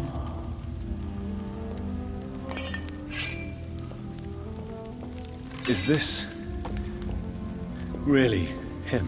Yes. This is William Marshall, 1st Earl of Pembroke, servant of 5 mortal kings, former regent and savior of England. The greatest knight who ever lived, according to some. And you called him father? For he gave me eternal life, and much more. I have so many questions, Elizabeth. You always had questions, Dr. Reid. Now that I stand before you both, in this vault, I know not where to begin. We still have a few minutes left. I have destroyed the disaster, this creature that Harriet Jones had become. The epidemic is no more, and London will recover. In time. Yes. You did well, Jonathan. You truly saved the city. Yes, we did. Despite all obstacles. I'm truly convinced we did it together, Elizabeth. I cannot bear knowing I was the cause of all this. Through the use of my own blood. No. This catastrophe was the result of unethical experimentation. And the will of a creature so inexplicably evil, she exceeds all the terrible wonders I have seen since my death. But it was my blood all along. My corrupted blood of hate. The poisoned blood of my father. A healthy carrier. That's all I am. William Marshall infected you. He is the true, original carrier. Yes. But he saved me by sacrificing himself. Saved you? How? The tears of angels. The cleansing of impure blood by an older, more powerful blood.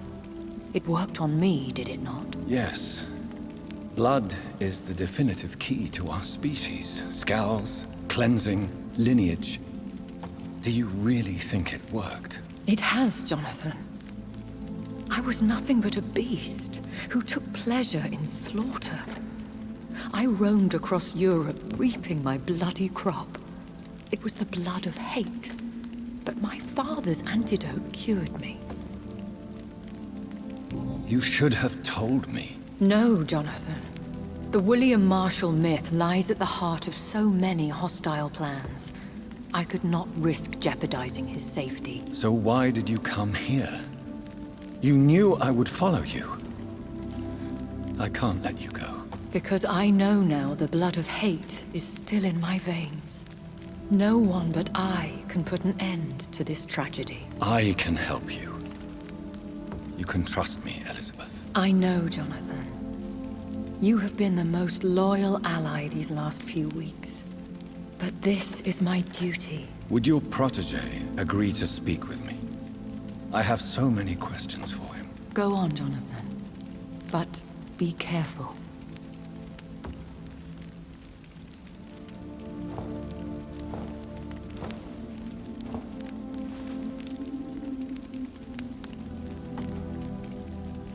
Yes? Sir William. My God. You really are William Marshall. You served Richard the Lionheart and his brother, King John. It is such a privilege to meet you. I did in my day. Come closer if you want to speak. For my hearing isn't what it used to be. I think your hearing is fine, sir. What is it you want then? The blood of hate. How does it affect you? Do you feel it now? The blood of hate? Yes. Nothing more than a sneeze, really. A sneeze held for so long, you could blow a fortress down if you released it. Do you remember Myrddin, your maker? Only God is my maker, for he created everything on this earth. He blessed me with eternal life through his archangel, Michael. But Myrddin, Michael, is a vampire. He made you a blood-sucking creature of the night. Blood, yes. I used to drink it from the throats of the unworthy. Then I was punished for my deceit. During my penance, I rely entirely upon my sweet Elizabeth. We could set you free, let you out. Isn't that what you want? I pray for the day I'll see the sky again. I have all but forgotten its colors. I could walk and do so many things beneath the stars. But I doubt it will be wise to release me. Then will you stay here and repent? Elizabeth told me it will not be long now. I cannot wait to feel the sweet caress of her hand on my cheek after so long as she releases me.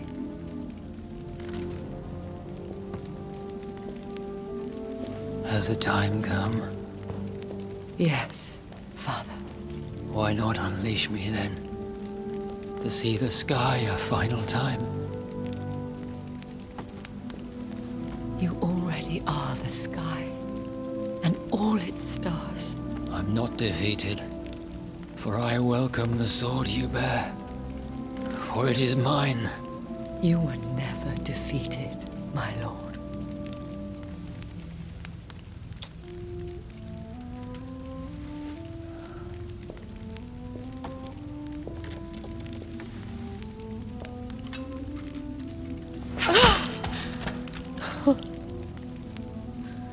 Farewell, Father.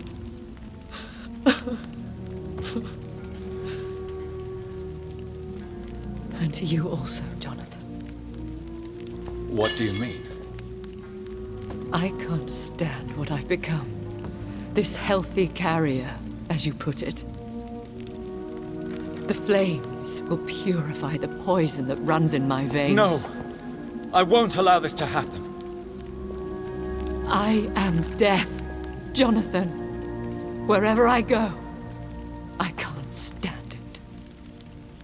I am Dr. Jonathan Reid, champion of Myrddin, chosen to save England from the vampire epidemic. I could cure you. What do you mean? We are creatures of blood, Elizabeth. Everything about us is in our blood. With time, I could perfect the antidote William Marshall gave you. Trust me, for time is on our side. That is a risk I cannot take, Jonathan. I won't bring another such disaster into this world. Elizabeth, no. Trust me. I can save you. How could I trust you, Jonathan? Have you not betrayed me? I had choices to make. I forgive you, and that is my choice. Elizabeth, I love you. Then let me go now. Wait! No!